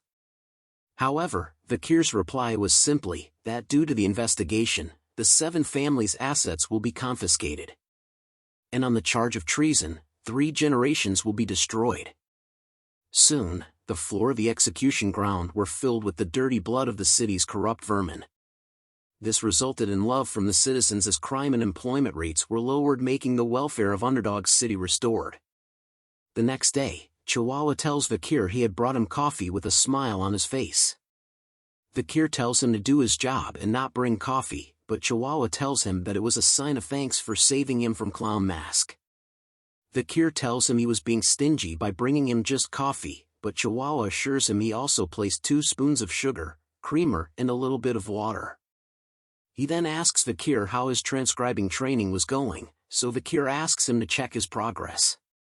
Chihuahua was impressed with Vikir's writing as he was very good, but Vikir tells him that he still has a long way to catch up. Thinking deeply, Chihuahua was amazed by Vikir's acts of being able to create new laws from the words he learned, and was able to comprehend knowledge of law easily. He thinks that if Vikir stayed here, Underdog City will develop even more. Night arrives, as the moonlight reaches between the bars. A person is handcuffed. Vikir tells Cindy that he was sorry for not visiting her sooner as he was busy with things lately. He asks her if her real name was Cindy Wendyson Rose, but she asks him why he let her live. He removes the blindfold, telling her that he wants to ask her a few questions. She stares at him asking if questions were why he let her live. Vikir turns away, asking her if she was the reason why Baron Gambino was able to grow his power so quickly, but she remains silent. He pulls out a chair, telling her that her ability to earn money was impressive, and had she grown her talent in other places, she would have become a great merchant or banker. Then he promises her that once she answers his questions, he will let her go. But if she doesn't, she will regret her actions today. She agrees to answer his answer, so Vikir asks her if she thinks he has been enforcing the law well. He tells her to answer seriously or he won't keep his promise. This makes her upset. She tells him that he was doing well. The reply makes Vikir grin widely. He walks over to her slowly, grabbing her attention. As he slowly raises his hand towards her, lifting her face close to his as he looks her straight in the eyes, and asked her what the reason was. Vikir was staring intensely. She trembled with fear as sweat drips down her face as he slowly lets go of her face. He walks back to the chair, wanting to hear from her what he was doing wrongly. She grits her teeth, hesitating to answer. But she explains anyways, that a consul's important factor was virtue, and that even though his laws had reduced crime, many citizens will soon die and suffer from those laws. In the long term, it will cause hatred and rage from the people. Furthermore, the Baskerville family will also not welcome him, as he is gaining too much power than the clan leader in Underdog City. Vikir adds on, saying that eventually he will be hated by the people, and even become a threat targeted by the Baskervilles. So he looks at her and asks her what he should do. She tells him to return all the power and achievements to the clan leader, and that he needed to stop getting attention by going to the Lenoir Mountain or the Academy in the Empire, to hide his powers and wash his identity. And when the time comes, the Baskerville clan leader will be the one to suffer in his stead. Vikir hears this and remains silent. But soon she felt an immense pressure as Vikir asks her that what she said means that she wants the hunting dog to bite off his own owner's neck as Hound Shadows emerges. He stares at her with immense power. But she does not relent easily. She furthers tell him that as a hunting dog, this was the only way for him to avoid hatred, bringing a smile to Vikir's smile. He tells her that she would keep that in mind, surprising her. Vikir takes out a key, telling her it was good advice and was almost identical to his own idea. He removed the handcuff, telling her she was free, but she was hesitant, but Vikir assures her he always keeps promises. She turns to leave, telling him she hopes that the day he regrets what happened today never comes, but before she leaves, Vikir asks her if she knew the clan Mesamadunaro, which stops her in her tracks. He goes on to tell her that the clan were merchants who were rich and were once the 8th clan. But an unfortunate event caused the clan to end. Hearing this made her grip her fist tight. Vikir recalls the history that the young master of the Mesamadunaro clan wanted to show off his sword skills in his birthday celebration. The demo started and the people couldn't believe what they were seeing. The young boy was showing off the secret Baskerville sword techniques that only members knew. This later reached the ears of the leader of the Baskerville family, confirming that top-secret information had been leaked, releasing the hunting dogs of the family, causing the Mesamedunaro clan to go extinct. But the truth was, it was the young demons of the Seven family that made the young master learn the stolen techniques. Cindy smiles awkwardly, asking Vikir what that story had to do with her. Vikir continues the story, saying that there was a survivor from the clan, that the Seven idiots had sneaked out a 1-year-old girl from the devastation. All because the girl was beautiful. She went through cruel and unusual torture, acts so horrible that even Vikir couldn't talk about it. Hearing this made Cindy grit her teeth hard. She turns to leave, telling Vikir she doesn't want to hear anymore, but Vikir tells her there was more to the story. And time passed, and a new deputy came to the city, managing to drag out the old problems out of the city and punish them, as the trigger for everything was the Seven idiots. And that the new deputy made sure that the Seven idiots were tortured properly and they admitted their crimes as they met their end, making them say their last words. "I'm sorry for committing such a heinous crime," or so they say. Hearing this made Cindy tear up as she turns to look at Vikir. She yells at him, wondering who the hell they were saying sorry towards. And Vikir tells her that the sorry was meant for the young girl using the fake name Cindy Wendyson Rose, the sole survivor of the Mesamedunaro clan, but Cindy could not believe him, telling Vikir how she was supposed to believe him when he tortured them. Vikir grabs a torch, telling her that it would be easier for her to see with her own eyes. They reached a certain cell, where he told her to take a look. Tears fall from her eyes, as she was alarmed from what she saw. Bodies and walls were covered in blood everywhere in the cell she looked in. Words were written on the floor with blood, as the Seven idiots confessed, saying they were sorry and begged for forgiveness. The scene before her made Cindy throw up. Vikir walks towards her, saying there was still one clan left to hate, and tells her to hate the Baskerville clan. She had more than enough rights to do so. She wipes her mouth, staring at him. She asks him why he was helping her even though he was part of the Baskerville clan, but Vikir tells her she was asking the wrong question. She pauses for a moment, then tells him she understands what he was trying to say. She stands up, telling him that she will repay this debt. As she makes her exit, she tells him that whatever he does for the rest of his life, he will never worry about money ever again. This brings a smile to Vikir's face, as he tells her that he will remind her of this promise in the future. The next day, back at the mansion, Chihuahua greets Vikir good morning, but was shocked to see blood and dead bodies in the room. Vikir wakes up, rubbing his eyes and saying good morning to Chihuahua. Chihuahua asks him what was with the bodies and blood. Vikir tells him that he killed them in his sleep. They continue the talk as Chihuahua asks Vikir what his childhood was like. But Vikir tells him that a lot of inconveniences were happening in his way lately. There were poison arrows, poison drinks, acid, snipers, arson, getting run over by a cart and many more. Vikir wonders if this meant he was getting more attention as Chihuahua calls him insane. But it was thanks to his 3 skills that he was able to survive all these attacks. And thanks to the river of sticks and tough life enhancing his body, graduator class assassin couldn't pierce his skin. Vikir thinks of all this as annoying and wants to look into it. Chihuahua tells him it was a wise decision. Soon a carriage carrying the Baskerville flag appeared in front of them. Vikir recognizes them were sent by the main family. The carriage door opens, and a pair of feet appears. Chihuahua is shocked to see who came out, as a white head appears. It was Barrymore the butler. He greets Vikir saying it has been a long time. Vikir tells Barrymore that he looks better now. They continue to talk as Chihuahua looks at Barrymore in disbelief. Barrymore was famous as being able to survive in the main family as a single mistake could cost him his life, and that he was the head butler for 4 generations. Chihuahua was happy to see the role model of servants in front of him. Vikir asks Barrymore if the reason he came was for that. Barrymore agrees, saying that Hugo was happy with his results and wants him back at the main residence. Vikir thinks of Hugo, not believing that his face meant being happy. Hugo is seen reading about Vikir in the paper, and that he had achieved first place as the most beloved figure of Underdog City. He reads a quote out loud to Vikir that states, The Baskervilles are only good at using weapons and not their brains, but with Vikir's achievements, they could get rid of that image. Hugo praises Vikir, but Vikir tells him he was doing what he was supposed to, still thinking if Hugo's face is his actually happy face. Hugo then tells him that one must reward and punish according to the situation. He informs Vikir that he was the one to go to the academy this year as Vikir expected. The best academy Colosio was where the Empire's elites gathered. It was the perfect opportunity for Vikir to grow stronger without Hugo's attention.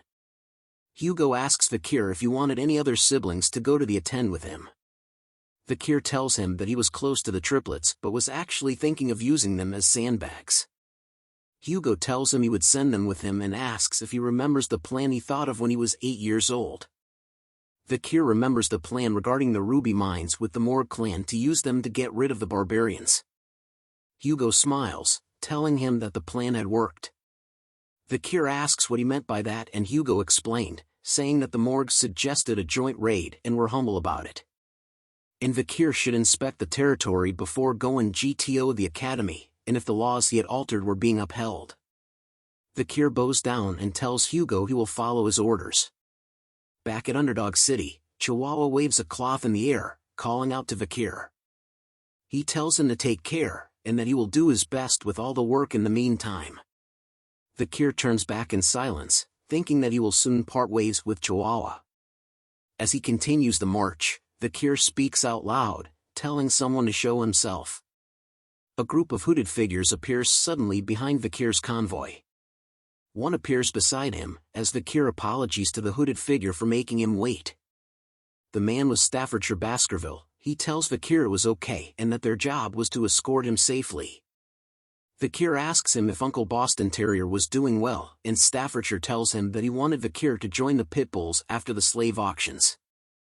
Vikir thinks of his uncle as someone who makes him uncomfortable. They soon reach a mountain. Looking at the mountain, they wonder if this was the region they lent to the Morg clan. Vikir looks around, noticing that nobody was breaking the laws. Staffordshire tells Vikir that a team was sent to inspect before, but Vikir knew that they were really meant to get rid of the barbarians. He informs Vikir that the Morg clan had formed a huge group showing that they were serious. On the other hand, the Baskervilles had only sent a small group with Vikir. But Vikir thinks it was a good idea by Hugo to see the barbarians' lifestyle. A fortress is seen deep in the mountain. Skeletons were seen with spikes coming out of it. Vikir sees it as a mage's warning to the barbarians, a very scary message. The act reminds Vikir of the little girl from the Morg's clan. 3 figures stand on top of the fortress. They shout who goes there, catching the attention of Vikir and Stafford. They were girl triplets, who tells them that no one can pass without their permission. Vikir knew who they were. They were the Morg clan 3 flowers, the triplets, Hysis, Middlesis and Losis. The author is lazy in naming triplets. Each of them were insane. Combined together, their insanity could reach the heavens. Vikir tells them that they were the envoy team from Baskerville.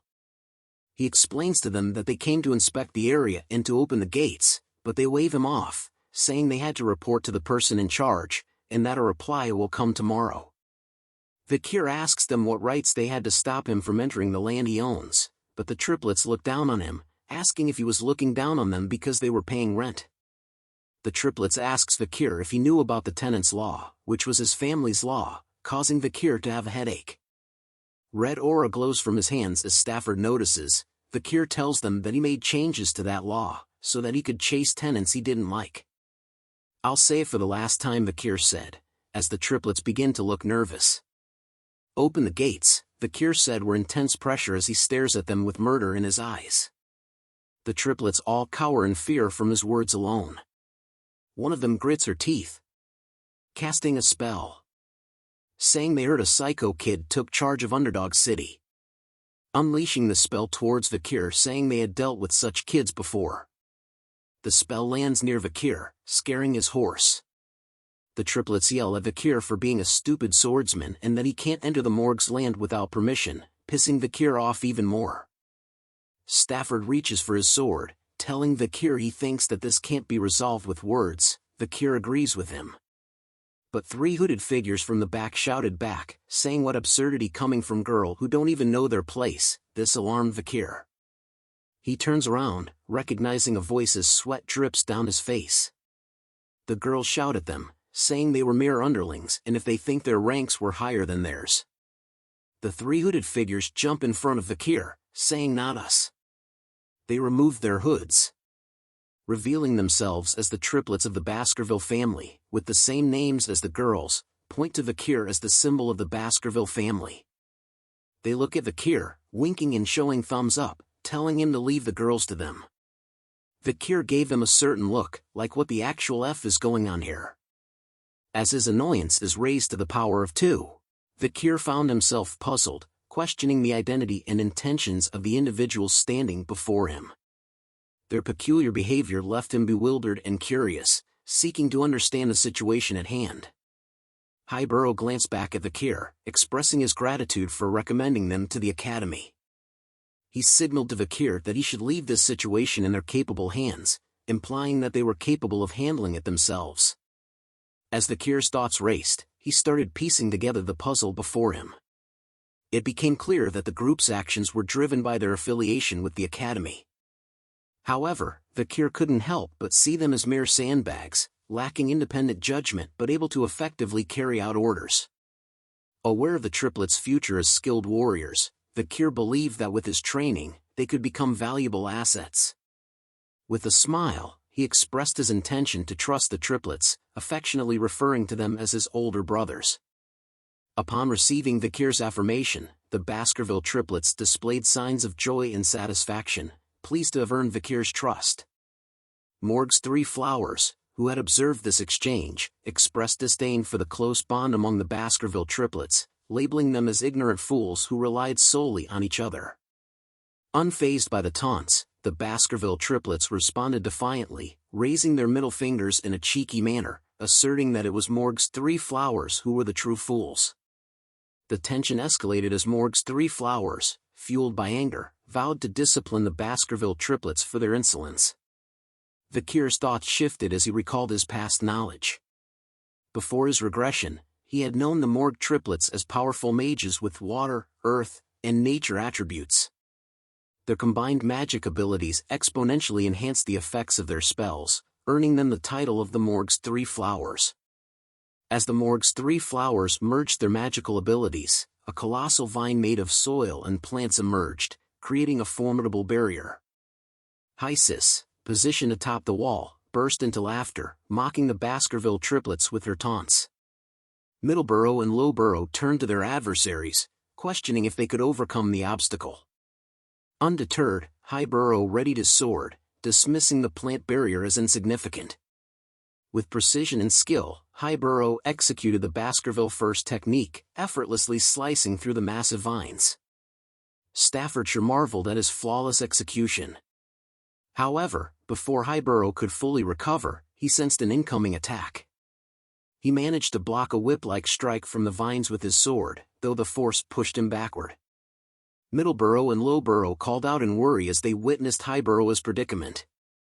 Losis wore a smug expression, mocking the Baskerville triplets and asserting that their swords were incapable of reaching them. The Baskerville triplets responded with intense anger, their expressions resembling hounds ready to hunt their prey.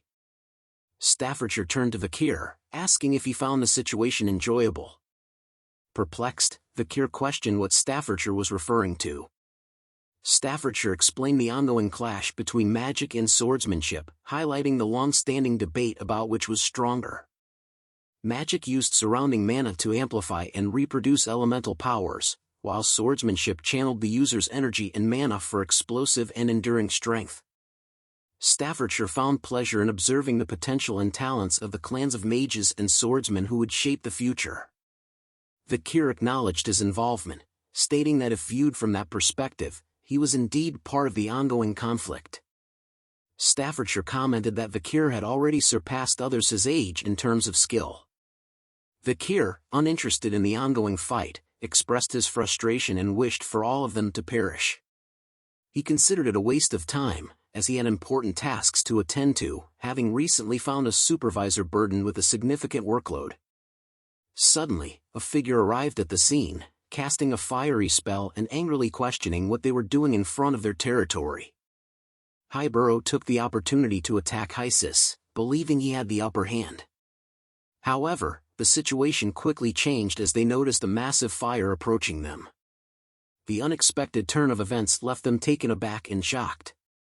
A tremendous explosion of fire engulfed the area, causing tension in Staffordshire but eliciting a smile from Vikir, who wondered if everyone had perished.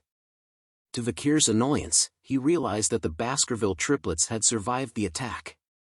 He looked at them with a displeased expression, making a disapproving sound. Hugo, in a state of shock, questioned the sudden appearance of fire magic. Middleborough shouted at the figures behind the smoke wall, expressing frustration at the near-death experience they had just encountered. Behind the dissipating smoke, the three flowers of the Morgue clan were in tears. Middlesis, still shaken from the near-death experience, expressed her relief at having survived. Hysis chimed in, acknowledging that if she had dodged the attack even slightly later, she might not have been so fortunate. Losis, scared and seeking comfort, voiced her fears to her older sisters. The person responsible for the powerful fire spell questioned the situation and asked what was going on here. Vikir looked up at the figure who had unleashed the attack. It was Hemorrhage, standing atop the castle gate wall, flames still burning in her hands. Hemorrhage looked down and declared her inability to forgive anyone who caused trouble within her managed territory. As she landed in front of Morgue's three flowers, Middlesis tried to explain that their intention was to stop the invader, while Losis added that the fight had been initiated by the other party. Hemorrhage cast a cold gaze upon them and questioned their informal way of addressing her as Hemorrhage, emphasizing her position as the vice head of the fortress. Middlesis couldn't help but shudder in fear, denying any disrespect and quickly correcting herself, addressing Hemorrhage with the appropriate honorific. Hemorrhage then pointed towards the treetops where dead skeletons hung, warning them to be cautious if they wished to avoid a similar fate. Middlesis let out a frightened cry and apologized for their actions. Hemorrhage noticed Vikir, and her eyes widened in shock. She approached him and remarked that it had been a long time since they had seen each other, recalling that it had been 7 years. Vikir smiled and acknowledged that it had indeed been a while, greeting her as Hemorrhage. Vikir couldn't help but wonder if Hemorrhage's more mature appearance was the reason for her increased attractiveness.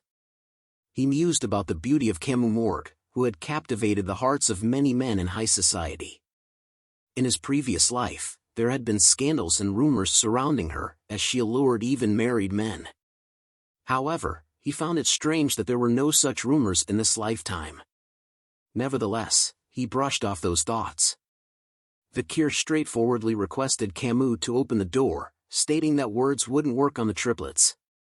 Hemorrhage was taken aback by his blunt words. She looked angry and questioned if that was all he had to say after such a long time.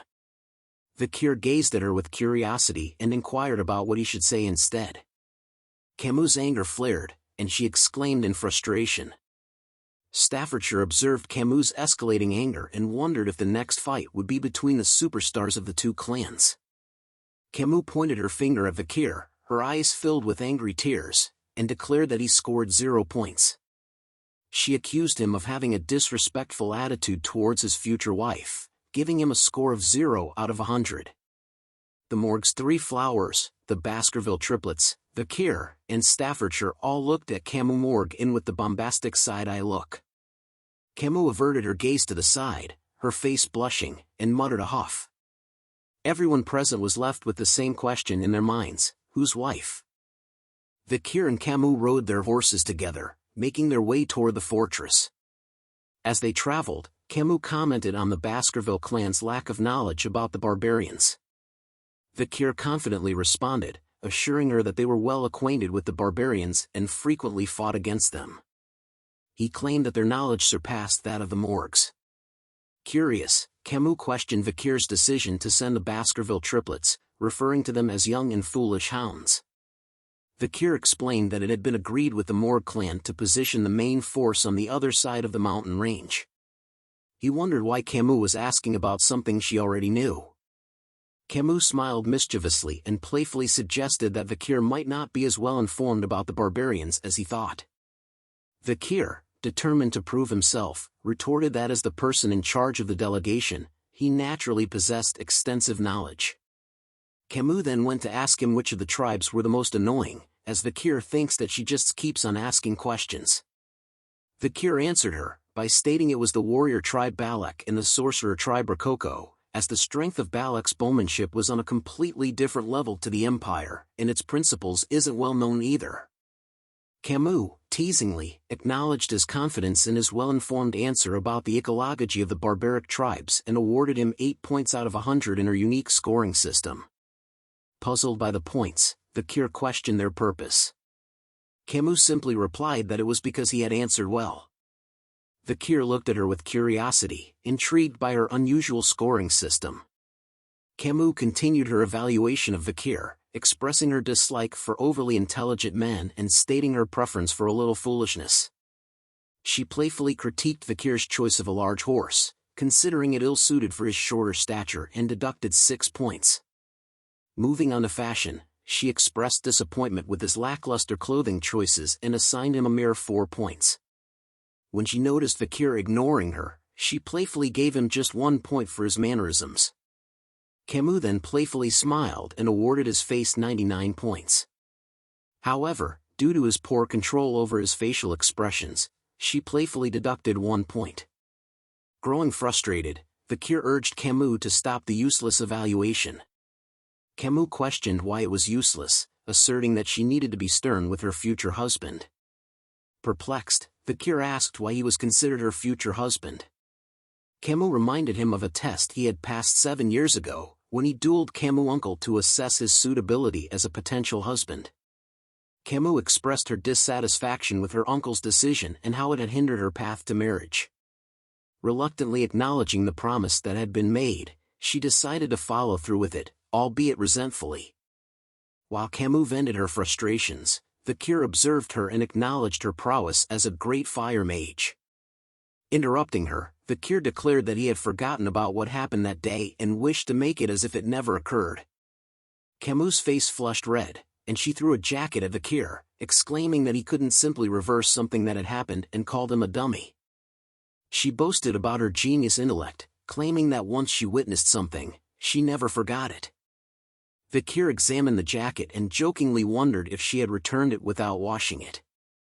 As they reached the outskirts of the fortress, Camus informed Vikir that the barbarians had ambushed the ruby mine, plundering either the indigenous slaves or the crops.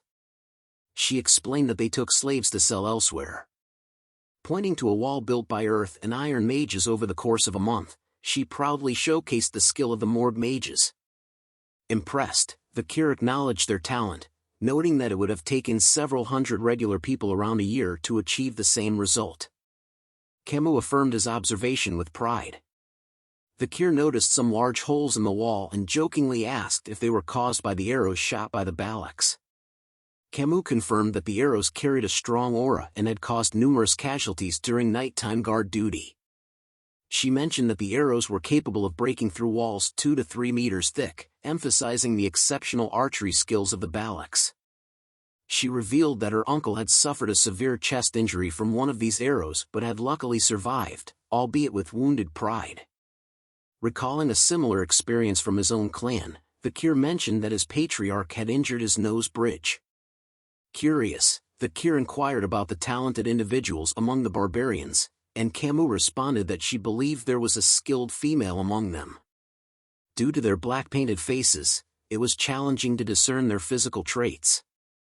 As they turned around, a mage approached them, addressing Camus as the vice-head of the fortress. The mage reported that a recon member of the barbarians had been captured and urged them to come quickly. Curious and concerned, Camus and Vikir followed the mage to a tent where the captive barbarian was being held. Vikir observed the barbarian and identified him as a member of the Rococo sorcerer tribe.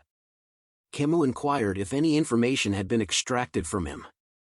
The mage informed them that the barbarian remained uncooperative and resistant to psychic magic due to his strong sorcery, making it impossible to read his mind. Camus then questioned the barbarian about the recent ambush on the Morg clan's fortress, specifically asking about her cousin, Rose, who had been kidnapped. The barbarian responded with a smile and spoke in his native barbarian language. Camus turned to the mage, requesting a translation to learn about the whereabouts of the barbarian who rebelled. The mage reported that when the barbarians attacked, everyone at the fortress had either died or been taken away. He informed her that, at that moment, there was no one available to translate the barbarian's words. Suddenly, Vikir spoke up, revealing that he knew a little of the Rococo language. Surprised, Camus questioned what Vikir didn't know how to do. Vikir clarified that he was not fluent and only had a basic understanding of the vocabulary. Camus requested Vikir to ask the barbarian about the whereabouts of her kidnapped sixth cousin, describing her as a 12-year-old girl with red eyes, red hair, and white skin. Vikir posed the question to the barbarian in the barbarian language, and the barbarian responded with an evil smile and gave him a short reply. Closing his eyes for a moment, Vikir relayed the grim news to Camus: her cousin was dead. Anger filled Camus' face upon hearing this devastating information. She declared that since the senator of the audience hall was currently being treated and the senator of the temple was away on an inspection, the decision would be made by her, Camus Morgue, a member of the middle house and the vice head of the fortress. She announced the verdict: immediate execution. A spike pierced the barbarian's body, and soon he was consumed by fire. As the barbarian burned, he uttered something, but Camus dismissed his words, stating that after the war, the language he spoke would only be used in hell. The barbarian's companion watched in horror as he met his fiery demise. Filled with anger, Camus turned around and urged Vikir to follow her, leaving him silently observing her departing figure. Exiting the tent, he was greeted by the sight of Camus crying out loud. He walked towards her, recognizing that despite her tough exterior, she was still only 15 years old. Vikir asked her about her close relationship with her cousin, and Camus confirmed that they were indeed very close. She described her cousin as a pure child who didn't fit into the cold-hearted Morgue clan. Vikir tried to console her, saying that he believed her cousin had left this world comfortably. However, Camus looked at him and expressed her doubts, stating that she was a genius and understood a little of what was said. She asked him to tell her honestly if what she heard was true. Vikir felt tense and wondered if she had understood the barbarian's words correctly. What the barbarian had said previously was, "We ate her." Tears once again flooded Camus' eyes, and she fell to her knees, apologizing for not being able to protect her younger cousin. Vikir witnessed her anguish and initially extended his hand to comfort her. However, he hesitated and retracted his hand back. Camus' cries filled the air, leaving Vikir standing there, pondering the situation. After a while, Camus managed to compose herself, wiping away the tears that stained her cheeks. She made it clear that she didn't want any half-hearted sympathy, stating that she would have killed anyone who offered it. Looking at Vikir, she declared that it wasn't the time to mourn and that she needed to regain her composure quickly to seek revenge. Vikir admired Camus' strength and determination, acknowledging that heroines were indeed different. He reached out his hand towards her, agreeing with her sentiments. However, just as Camus was about to take his hand, a loud sound echoed through the air, resembling the ringing of a bell. Curious about the source of the sound, Vikir questioned its origin. Camus stood up and explained that it was a signal, notifying them of a barbarian attack. Vikir commented that her time for revenge had come rather quickly. Outside the fortress, a group of barbarian girls sat atop white wolves, armed with bows and arrows. Their leader, a skilled archer, notched an arrow and shot it towards the guards stationed on the fortress walls. Caught off guard, the guards had no time to react as the arrow exploded near them, causing devastation. The barbarian girl signaled her companions to begin the attack. With their wolves, they engaged in a fierce battle against the soldiers of the Morgue clan. The wolves fought ferociously, while the barbarians slashed at their enemies. They skillfully used ropes to incapacitate the soldiers, tightening them around their necks. In the midst of the chaotic scene, Vikir arrived and witnessed the gruesome sight. He wondered if he had arrived too quickly, observing the intense battle between the Morgue soldiers and the barbarians. Suddenly, a rope flew towards Vikir and wrapped tightly around his neck. Confused, he looked ahead and realized that two barbarian girls had skillfully used ropes to capture him. They spoke in their native language, mentioning something about catching a good catch and their successful hunt for husbands. Understanding their intentions, Vikir contemplated the barbarians' plan to capture people and make them suitors, aiming to create a superior tribe. He quickly seized hold of the rope and swung it, sending the girls flying through the air. With a grin, he informed them that he couldn't be their husband and jokingly added that he might already be engaged. As the two barbarian girls crashed onto the ground, the male barbarians watched in shock. Uncertain of Vikir's affiliation, they readied their arrows, preparing for an attack. One of them asked his companion if Vikir belonged to the enemy forces. Undeterred by the situation, Vikir didn't back down. He bravely moved forward, marching straight towards the incoming arrows.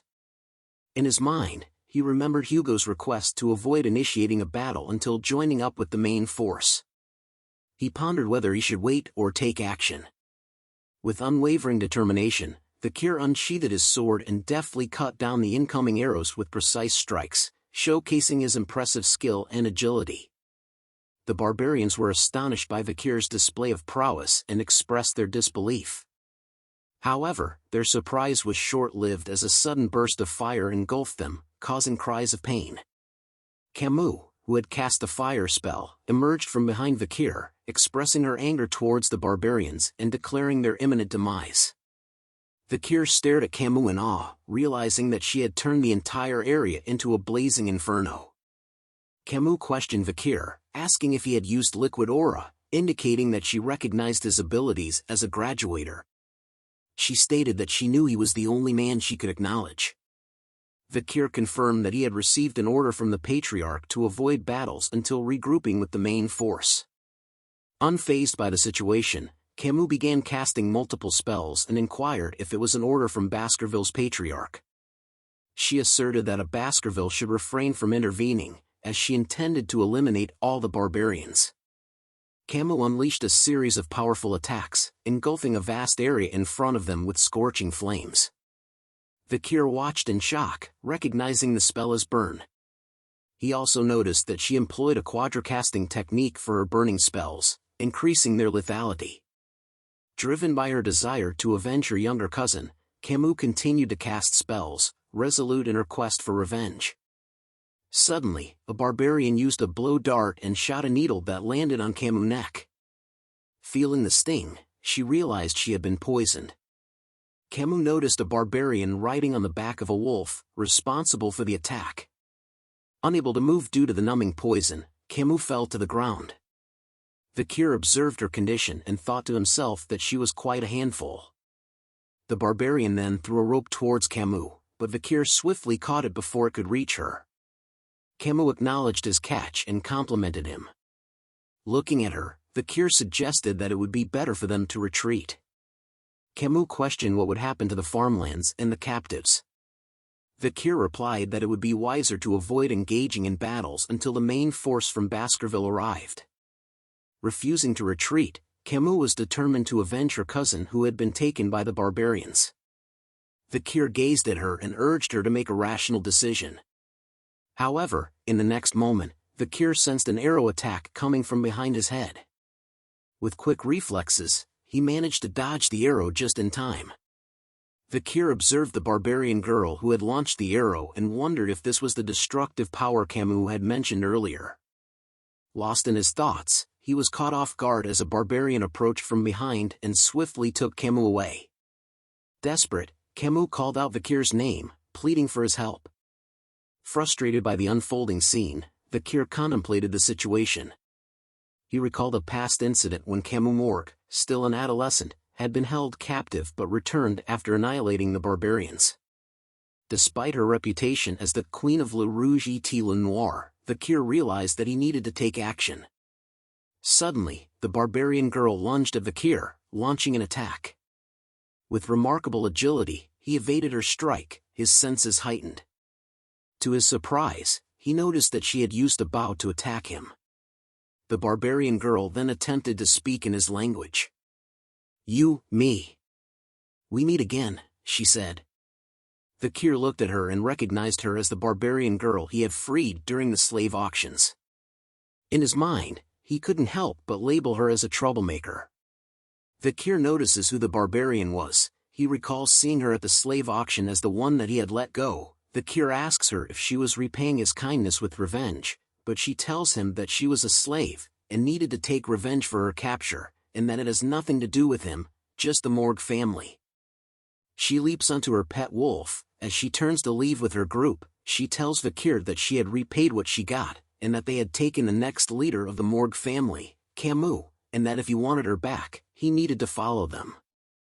Vikir thinks about revealing his power here, but Uncle Adolf had arrived. He was shouting after Camus while bringing the reinforcement. Vikir sees him and thinks that he had run all the way here after hearing about the ambush. Just as Adolf prepares a blue spell in his hand, he calls the barbarians bastards. He unleashes the spell into the group, sending shockwaves that appear to chase after the barbarians, as he shouts at them to return back Camus to him, but the barbarians were unaffected by the shockwaves from the ground. As they easily rode their wolves, dodging the attack and making a swift exit, they leaped through the rubble that the spell had caused that slowly disappeared from the base. Vikir and Adolf along with the reinforcements could only curse and stare at the barbarians as they easily left them behind. Vikir thinks about the Balak's ambush. Seeing that they had finished the ambush just 3 minutes after the warning bell had been rung, things became worse because it overlapped with Camus' carelessness and lack of practical experience. Vikir notices that a subordinate was telling Adolf that they believed that the Balaks had run off to the restricted area of the Le Rouge et Le Noir mountain. Adolf couldn't believe that the Balaks had gone into the restricted area of the mountain with Camus. Adolf thinks about the restricted area, knowing that it was undiscovered and a dangerous place. Heading there at night was going to be too dangerous, he thinks about Camus and wondered if there was nothing he could do now, but Vikir joins into their talk, telling them that they could still pursue the Balaks, catching Adolf's and his men attention. He tells them that he had been in the dense forest before in his childhood, but deep down in his thoughts, Vikir knew about the forest because of his past regression, and that he had recon and subjugation experience as he went through most of the dense forest. Adolf grabs Vikir's shoulder because of what he just said, asking Vikir if he was actually serious. The man behind Adolf informs him that going into the Le Rouge mountain itself was a suicide mission, but Adolf tells him that he will only bring those that want to go, and wouldn't make an issue out of it later. As Vikir nervously looks at Adolf's hand on his shoulder, Adolf thought to himself that he already knew that Vikir was extraordinary but had no other choice than to rely on him. The moonlight pierces the skies as Adolf tells Vikir that he will leave it to him to save his niece Camus. A metal fence is seen with a skull sign. It was the booty of the dense forest on the Le Rouge mountain residing on the Baskerville territory. Inside the dense forest, there were many creatures such as the bone-sucking mosquitoes, poisonous thorny vines, silent spiders and other dangerous creatures. A normal human being would never last for more than an hour in there, which was why it was called the life-engulfing forest. Something bounces off a tree branch. Adolf and his men are seen following a red streak of light bouncing side to side. Adolf asks Staffordshire if all the kids from the Baskerville clan were like Vikir, but he tells him of course not as the triplets follow them from behind. Yellow hornets with red glowing eyes appears.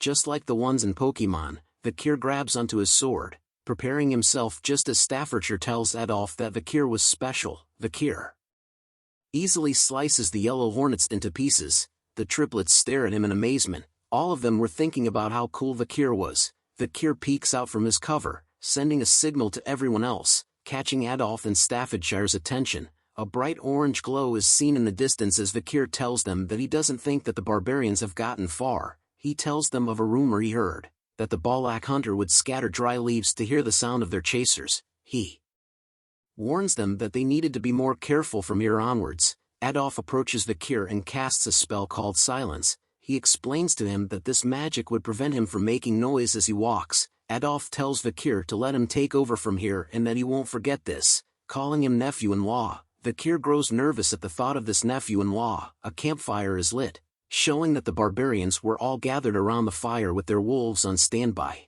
Camus was tied to a string, shouting at them, calling them bitches, and that once she was free, she will burn them all to death. She continues to yell at them, telling them that she'll show them the horror of her special fireball and that they should prepare themselves, but they ignored her, Two females were talking about how they liked the guy they saw before and that they failed in husband hunting. Camus began to breath heavily from all the shouting as sweat drips down her face. She thinks about how they weren't even listening to her, and that they've been talking about husband and wife hunting since earlier. She wonders if that was why they kept ambushing them, but a foot appears near her. A male barbarian appears stroking his chin, saying that since they captured Camus, all the males within the tribe would want her. Camus yells at him, calling him a perverted bastard, asking what he was planning to do to her and that they should kill her instead. But the man cleaned his ears, saying he doesn't understand what she was saying. He grabs her face instead, knowing that she was talking back because of the look in her eyes. He licks an arrow as he stares at Camus' face, telling her that an arrogant slave should be disciplined, but Ayan interrupts them. She calls him a Hun and tells him to get away from her slave. A Hun talks back to Ayan, saying that he was the one who captured Camus. But Ayan tells him that it was bullshit and to keep his voice down. But a Hun continues to argue, saying he was the one that shot the paralyzing arrow and set up the trap. But Ayan tells him that she made it possible because she stopped Vikir, who was good with the sword, or else he would be dead. Camus stares at them arguing and wonders if an internal argument was breaking out. She looks at Ayan and assumes she was the commander. She thinks deeply about how Ayan had the skill to go against Vikir, who was a low-ranking graduator, and that if she wanted to escape, Camus needed to do something about Ayan first. A Hun continues to shout at Ayan, telling her that he won't let her stubbornness slide just because she was the commander. But Ayan's hand began to glow blue. She lets out an intense glare at a Hun, revealing a horrifying blue aura, as she tells him that if he was angry, he could come at her any time, and she would turn him into a bloody mess. Seeing Ayan this way sent an overwhelming sense of fear into a Hun.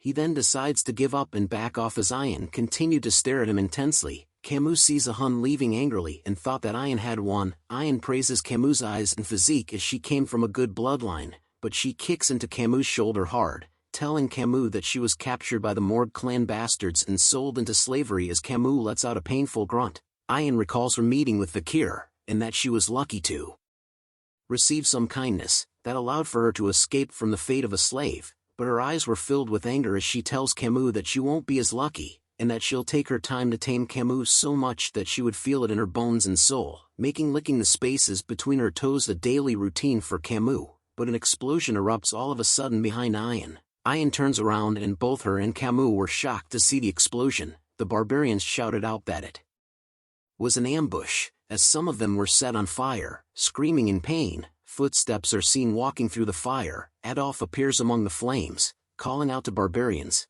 that he had come to repay them for what they did. Camus was happy to recognize that voice.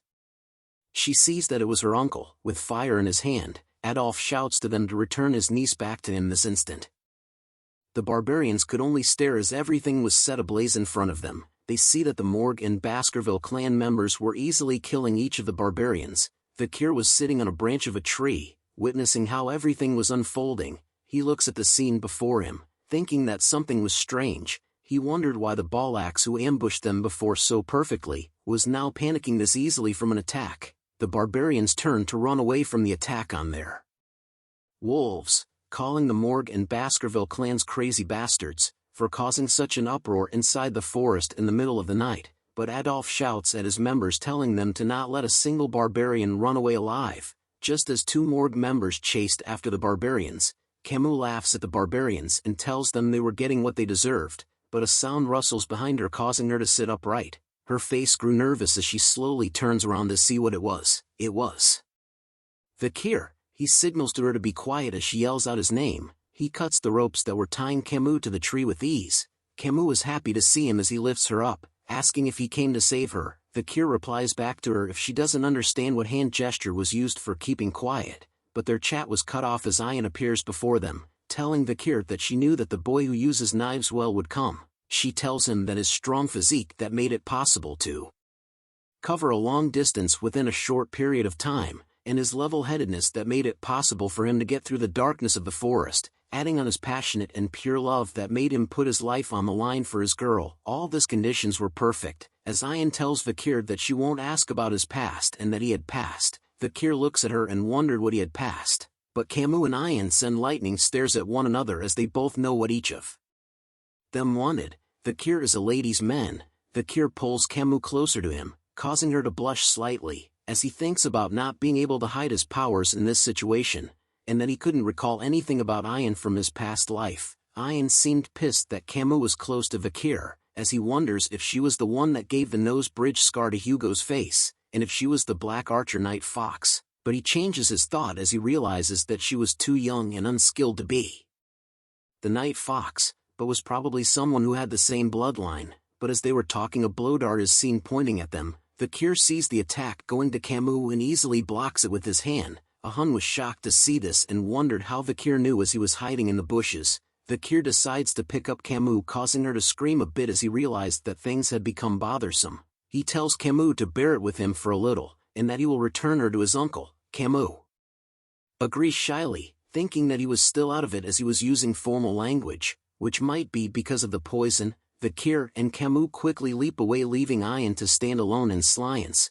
She scratches her head, saying that she wanted Vikir to return with her obediently. As Vikir and Camus escape, he asks her if she was severely poisoned. Camus replies shly while blushing that she thinks so. All of a sudden 2 barbarians appear and shoot arrows at them. Vikir manages to block their attacks with his sword as Camus shrieks from fear. Ian then prepares her arrow, lightly releasing a blue aura that covered the arrow. She stretches the bowstring and prepares her shot, with her arrow glowing blue intensely, her gaze filled with focus as she prepares to get rid of Camus. She lets go of the arrow, which unleashes a powerful blue streak of light. The arrow soon reaches the back of Vikir as he carries Camus. He turns his head in a swift motion and sees the powerful arrow reaching them. Camus turns as well due to Vikir and sees the arrow just inches away from her eye. Huge pillars of ice suddenly erupt throughout the forest following the attack of the arrow. Sweat drips down Camus' face as she spots the arrow standing still just inches from her face. Adolf appears and had used ice magic to freeze the arrow from attack Vikir and Camus. He shouts at Camus asking if she was alright. Camus was glad to see her uncle arrived. Adolf casts Cure Poison to heal Camus. He holds Camus dearly and mentioned that the poison was really severe and numbing, which was difficult for him to remove everything, and tells her that they needed to visit the Divine Quo Vadis when they return. But Camus pushes his hand away, asking him to let her go for a moment. Instead she runs towards Vikir and hugs him with all her might, telling him that he had saved her again. Seeing the shocked Adolf, tears filled his eyes and he tries to tell her that he too also tried his best, but Camus was not happy with him. She yells at him, wondering why he had only come now and that she was going to tell her mother everything. Just as Camus was yelling at Adolf, a rope appears around Vikir's face. The rope tightly wraps itself around Vikir's neck as Ian appears behind him, holding the rope tightly and surprising Vikir. She tries her best to pull Vikir but couldn't. She wondered why he was so strong and why he wasn't moving backwards. She tells Vikir to be obedient and to let himself be captured as she was running out of time. Vikir easily snaps the rope into pieces, thinking why was there no time. Camus yells at her, saying it was you again. Vikir thought deeply about the reason why the Balak were in a hurry. Soon enough a demonic being gaze was felt. An ominous deadly aura was felt throughout the forest. Ian trembles in fear as she gazes at the sky, saying shit, did it finally noticed. Even Vikir's weapon Beelzebub was activating on its own and causes a buzz. Vikir looks at it, wondering why the Beelzebub in his veins were giving him an intense warning. He knew that it meant that something was coming. Ian tells him that she was coming as sweat drips down her face. Fear overtook her as she spoke its name, Madame Eight Legs. As she looked up, a sudden pillar appears as though it pierced through the forest and was aiming for the skies. Everyone looked at it. The barbarians and even its wolves were terrified at its appearance, saying that the madam was here. Vikir and Camus looked up and wondered why a pillar had appeared. The pillar was releasing a scary-looking purple aura, and soon split into various legs. Hell no, if I was there I would be running away instantly. Like by Felicia, the legs attack various places throughout the forest. As Adolf covers Camus and Vikir, he questions why there was such a monsters hiding in the forest. Vikir recalls what the monster was and didn't expect to see it in a place like this. If Vikir's memory was right, it was Madame Eight Legs who had an S rank rating. Madame Eight Legs lets out a horrifying shriek of madness that was heard throughout the forest as the three of them stare in horror. As Camus tries to shout out what that was, Vikir quickly covers her mouth, telling her that she can't make loud noises. He explains to her that even though Madame Eight Leg has poor sight, it has sensitive touch and hearing. Vikir recalls an old native prior to his regression, about the incidents seen and heard about at the Le Rouge et Le Noir mountain. The legend the elder told seemed like a horror story. It was a horror story about the madam with 8 legs which inhabited in the depths of the forest, according to the Empire's Monster Dictionary, which was finalized after 7 revisions. There were written records of Madam 8 Legs, that its risk ranking was S, and was a monster capable of destroying a nation within a single day, making it a disaster rank. Madam 8 Legs lets out a horrible shriek, causing green slime to spread all around from its mouth, as though it was part of Nickelodeon's slime show. The green slime melts the branches of the tree. Vikir dodges the green slime with ease while Adolf protects Camus from the slime using a spell shield,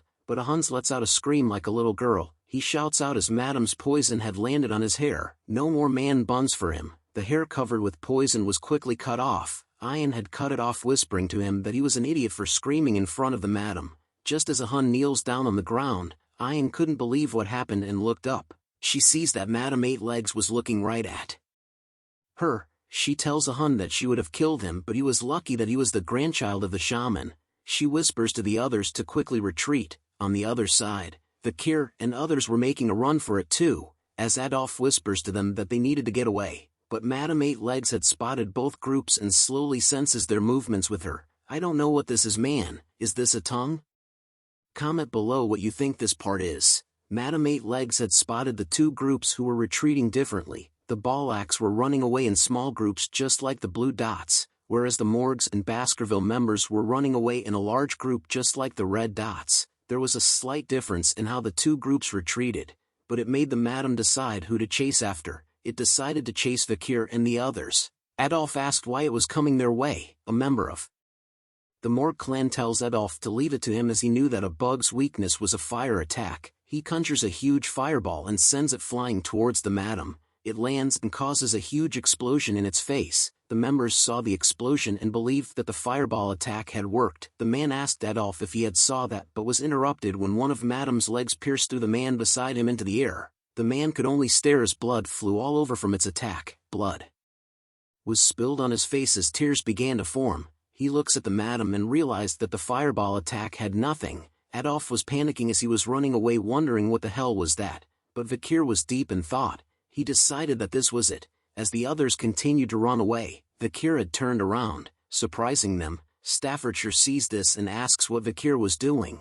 Vikir tells him that at the rate they were going, they were all going to be killed, so one of them is needed to tie down the monster's legs. Staffordshire then offers to do it, but Vikir cuts him off, telling him that his skills were not enough to tie down the monster's leg. Everyone could only stare at Vikir in silence as he explained to them that they couldn't afford to bring the monster back into the territory with them, and that in the current situation, the best person has to tie its leg down, which was Vikir. As he holds his sword closely, he tells Adolf that there was no time and a decision was left at him, but Camus was shocked to see what Vikir was doing. Adolf hesitated at the idea of leaving behind Vikir alone, but Vikir tells him to hurry and run away. Adolf then decides to leave Vikir, telling the others to not let his nephew-in-law's sacrifice be in vain. Tears form in Camus' eyes as she calls out to Vikir while Adolf pulls her away from him. Camus' voice could be heard telling Vikir to return, but Adolf tells her not to move as Vikir holds his sword tightly, but he lets out a deep breath and lets go of his sword.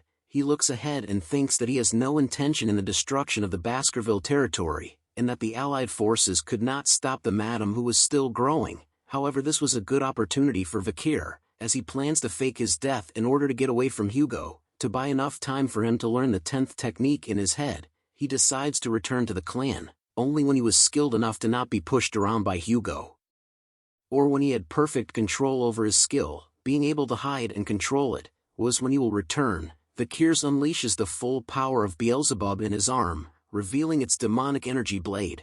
Knowing that if he doesn't go all out, he would die, Madam 8 Legs stares at Vikir as Vikir stares back at it, preparing himself for his hardest fight yet. The Baskervilles and Beelzebub's demonic energy surrounds Vikir's body as he slowly unleashes all his skills. The large amount of mana he received from the river Styx as blessing, the aura that was more worldly and used for high-ranking Baskerville swordsmanship techniques, and finally, the demonic sword Beelzebub. Vikir's eyes were filled with intense focus as he tells the monster that he was going to use everything he has to attack it. Vikir leaps forward with crazy speed in a zigzag motion, and leaps through all the trees in the forest into the night sky. The red aura follows him as he makes his way into the clouds. his demonic sword glowed red as he sees Madame Eight Legs right in front of him. Madame Eight Legs lets out a shriek as it spots Vikir in the air. Vikir gives it a bombastic side-eye while raising his sword up in the air, unleashing an immensely powerful attack that turned the pages black and white and the drawer colorblind,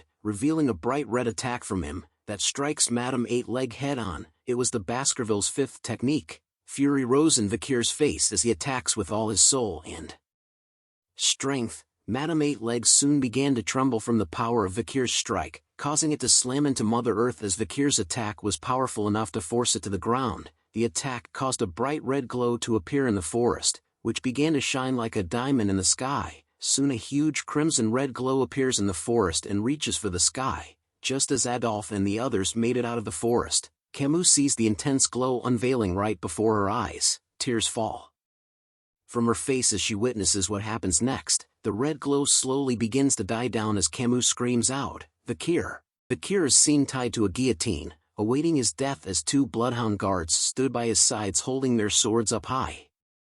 Vikir wore an expressionless face as he thinks about his final moments. But even in his final moments, his eyes were filled with an intense red glow as he stares at something in front of him. Hugo was standing proud and tall as the moonlight casts light on him, as a platoon of bloodhounds stood behind him. Hugo slowly raises his hand in the air while his eyes glowed bright red in the night. His eyes released an intense glow and glare as he pushes his hand in a downward motion. The sound of a sharp blade meeting flesh and bone was heard in the night as blood was seen splattered in the sky. Vikir's vision of Hugo and the others were now at a low viewpoint as everything started to look hazy. Blood soon filled his vision as he looks at the numerous red stares from his once former family members. Hugo slowly walks away from Vikir as his vision was almost filled with blood. But his eyes were still focused on Hugo's head as he left Vikir alone. "Hugo, so in the end you," muttered Vikir as his vision fades to black. Vikir then slowly opens his eyes after awakening from his dream.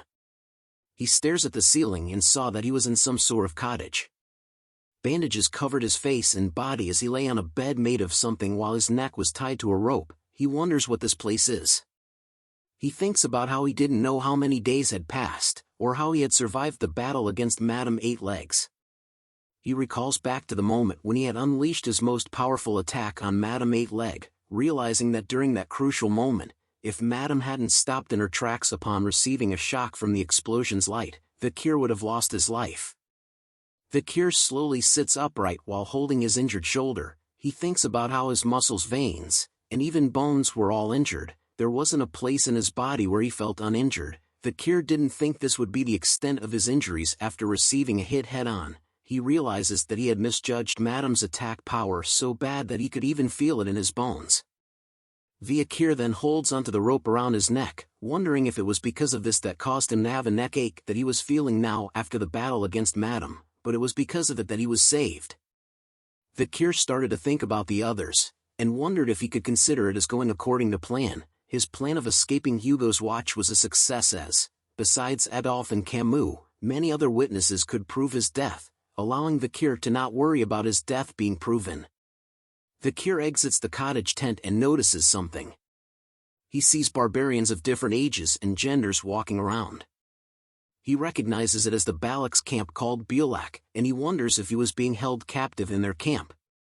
Vikir thinks about how he was in the midst of the camp that belongs to the natural enemies of the Baskerville clan, which was bad for him as he couldn't run away with his ruined body. A voice shouts out saying, "Hurry up! Walk," just as a group of prisoners appeared behind Vikir with their hands bound together. A female barbarian was holding the rope attached to 4 of the men's necks as prisoners while shouting at them that if they don't move quickly they would die from the wolf's bite. Vikir watches them from a distance and was surprised as he recognizes their faces as people who were soldiers from the Baskerville and Hemorrhage clans. He watches them leave thinking about why he was not being executed. A foot appears behind him saying that he was up. Vikir looks back and sees a punk rock hairstyle barbarian male asking him if he could speak Balak. Vikir recognizes the barbarian as Ahun, the barbarian holding the dart blower who tried to attack him from the bushes a few days ago. Ahun tells Vikir that he should be thankful that he wasn't going to end up with the same fate as the prisoners he had just seen. Ahun then smirks right in the face of Vikir's, asking him how he felt watching his comrades walk towards their death, and that he must be in despair since he could not do anything with that crippled body. With an evil smile on his face, Hunt tells Vikir that if he weren't the commander's pet dog, he would have boiled Vikir right away. Hearing the words pet dog triggered something deep within Vikir's soul. He visualizes Hugo's face with his hands filled with chains and a dark aura. The chains were slowly suffocating Vikir as his body was slowly being covered by the chains and dark aura. Hunt suddenly felt an immense pressure, wondering what it was. He looks at Vikir and sees that his eyes were filled with murderous intent and that his haki was extremely strong. One Piece reference. Ahu responded with a punch to Vikir's face, calling him an arrogant bastard. The punch left Vikir on the ground trembling slightly as he didn't respond back. Hunt leaves him alone, telling Vikir that he should stop standing there and go find his owner, who was at the end of the rope. Vikir slowly got up and looked at Hunt walking away. His eyes were filled with revenge as he had memorized Hunt's face and swore to get his revenge once his body recovers. Vikir walks past a few more cottage tents in the camp. He slowly pulls onto the rope inch by inch as he made his way out of the camp, wondering how the rope was this long. He walks a bit further but soon notices that he had walked quite a fair bit but still couldn't see the end of the rope, which causes him to wonder if his owner was actually at the end of the rope. All of a sudden the rope tightens itself. Vikir notices that the rope was being pulled in a certain direction. He sees that the end of the rope was leading into a pool of water, where Ayan was seen submerged inside. She was holding onto the end of the rope but remained silent. Vikir and Ayan were soon entering an awkward staring contest with one another, as Vikir stood on land while Ayan was submerged in the waters. She gives him a wide smile before telling him to lie down. Vikir was suddenly pulled forward by her. As his head was pulled forward by Ayan, a certain object went through the spot where his head was originally. An arrow lands on a tree. Ayan came out of the water and shouted at a group of children, calling them brats and telling them to go practice somewhere else. Meanwhile, Vikir was just laying on the ground motionless. Ayan then turns to him to thank him for setting her free at the slave auction. She points a finger at Vikir, telling him that she was the kind to return kindness twofold while returning tenfold when it comes to revenge, and since he had saved her once before, she had now saved him twice. Vikir wondered where the twice came from. She explains to him that she had gone back for him after his fight with Madame Eight Legs, and if she didn't do that he would have died, so he needed to be thankful that she was tenacious. Vikir then asks her if she was the one who had set up the rope attached to his neck. But Ayan simply smiled at him as he asks her another question about the reason why she was keeping him alive. The rope tightens around his neck, which catches Vikir's attention, while Ayan informs him that she noticed that Vikir seemed to be in a high position within his party. While pulling his rope, Ayan tells him how she wonders how much his party would pay for him. Vikir starts to grow nervous as he thought that he was in trouble. He knew that if the barbarians started hostage negotiations with the Baskerville clan, his original plan of escaping Hugo's watch would have become meaningless. He thinks deeply about what he should do in this situation. Ayan flashes a smile and chuckles. She asks Vikir about what he was thinking and if he had felt a sense of hope. But CK. Ayan tells Vikir that unfortunately, he wasn't going back to his party as she pulls him closer while slowly taking out a blade from her thick juicy thigh. She cuts the long rope while telling Vikir that he was going to be her slave. Lucky man, but Vikir was actually glad to hear that. Ayan then points her blade towards Vikir, telling him that they should decide on their titles first and that Vikir should call her master. Sorry lady, but our hero ain't a beta, is a goddamn alpha, am I right, viewers? But Vikir doesn't respond at all and just remains silent like a Giga Chad. Ayan laughs and tells him that she liked his rebellious eyes and that it would be fun taming him. Ayan then sheets her blade back into its cover on her thigh. She looks forward and tells Vikir that before they get into the taming, they had to go somewhere else first. Vikir then asks her where they were going. Ayan smiles happily as the sunlight brightens her face. She tells Vikir that it was obvious. Vikir had to give his greetings when he stepped into someone else's land. A cottage tent is seen with skulls hung around, and on top of it, an arrow is pierced through the thick skull of a dead crocodile. Ayan informs Vikir that they will be visiting the village head, which is the matriarch, just as a fierce mommy-looking barbarian woman is seen sitting on top and around the dead bodies of animals who had their skulls pierced by a single arrow. Vikir and Ayan were now walking back through the camp of the Balax together. Ayan explains to Vikir that if he didn't have a place to sleep, you could just sleep under friend's hammock, and if he was ever hungry, he could get food from someone who was more affluent. Ayan tells him that this was how the Balax were living as. She turns to Vikir and informs him that their way of life may mean nothing to outsiders, but to the people who lived here it was a very homely place, and that it would be good for Vikir to get used to their way of living. But Vikir commented that he noticed that the Balax had no regard for private assets. Ayan then informs Vikir that they had arrived at the matriarch's house, which was the cottage tent covered with skulls shown before. Ayan entered the house first and informs her mother that they were here. As Vikir entered the house he catches the word mother. Ayan's mother stood up saying, "You're here." She takes note that Ayan had brought back the empirical boy that she was talking about every day. Hearing this made Ayan fluster as she tells her mother that she didn't talk about Vikir every day. Vikir connected the dots in his head after seeing that Ayan was the matriarch's daughter of the Balak tribe, which might be that her mother was the Night Fox. The Night Fox was the female Balak warrior who had scarred Hugo's nose bridge, and was the reason behind why Vikir could not cross the Le Rouge et Le Noir mountains landscape. Vikir thinks about his past self and wondered what would happen to his past version if he had gone up against her. He started to experiment in his head about his chances if he were to fight her in head-on combat, which ended up in 0%.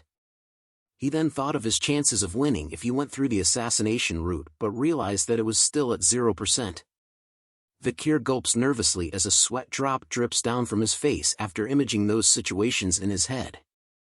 Seeing the Night Fox's intense deadly aura up close made him realize that if he had run away, his chances were only a mere 20%. But the 20% would only be referring to his survival rate. The Night Fox takes a look at Vikir's face and tells him that he had seen his face before. Vikir wondered nervously if she had realized that he was from the same bloodline as Hugo by instinct, but the Night Fox brushes it off by saying that most Imperial men look the same. She asks Ayan about what she was planning on doing to Vikir as he was no different from a cripple, but Ayan tells her that Vikir would be useful once he receives good treatment as he was the one who attacked Madame Eight Legs after all. But her mother warns her that taking action without knowing your place might come back to bite you. The Night Fox brushes off Ayan's initial intentions as it didn't matter to her whether Vikir's body was destroyed or not. She only cared about whether his seed was fine. Ayan became flustered and told her mother that it was not about that. Vikir begins to inspect certain objects in the house while the mother and daughter continued to argue. Ayan tells her mother that she was going to use Vikir as a slave, but her mother was surprised to hear that as she was talking about doing something else to Vikir. Before her mother could complete her sentence, Ayan yells at her that she just needed Vikir as a slave to support her during hunts. Night Fox soon pats Ayan's head, which causes her to blush as she tells her that it is up to the owner to do what they want to do with their slave. Ayan then takes a peek, and sees Vikir checking out the main pillar of the house. They soon left the house and went to walk back to the forest. As they walked together, Vikir tells Ayan that he had a question. He asks her what her name was, causing Ayan to yell at him about suddenly asking a question all of a sudden and how he dared to ask questions as a slave. But Vikir informs her that he does not intend to call her his master, which was why he asked what her name was. Ayan rubs her head before telling Vikir that her name was Ayan. Vikir then introduces himself as Vikir and asks her what she wanted him to do by her name. Ayan was flustered at Vikir calling her by her name and told him how dare a slave call her by her name. She then decides to give Vikir his first order. Ayan points her finger at her and shouts out that his first order was to build a house that he will be living in from now on. Ayan thinks mischievously about how Vikir was acting too arrogant as a slave, and that there was no way an imperial bastard like him would know how to build a house. She continues to think that ordering a slave around was part of a master's competency and that she needed to use this chance to rebalance the hierarchy between them. Meanwhile, Vikir was thinking about the first order of building a house. He smiles and says that this was going to be fun. After some time we see Ayan standing still with her hands behind her back wearing a stunned expression on her face. Vikir points to a makeshift tent and tells her that he had carried out her order. She looks at the tent that Vikir built and wondered why he was so good at building tents. She thought that he would have struggled to build a house because of his injured body. Ayan turns around to look at the building materials that she brought over. She thinks that since he managed to build the house, there was no use for the items that she had brought with her. Vikir was happy with the house he built as he thought that it had been a while. He recalls his past memories during the time of destruction when swordsmen were only good at wielding swords, which was why they couldn't survive. So in order to survive in extreme situations, one would need to learn a variety of survival skills. Ayan inspects the drains that Vikir had dug out and commented that they were perfect too. Vikir informs her that the matriarch's tent looked unstable. This catches Ayan's attention as it was about her mother.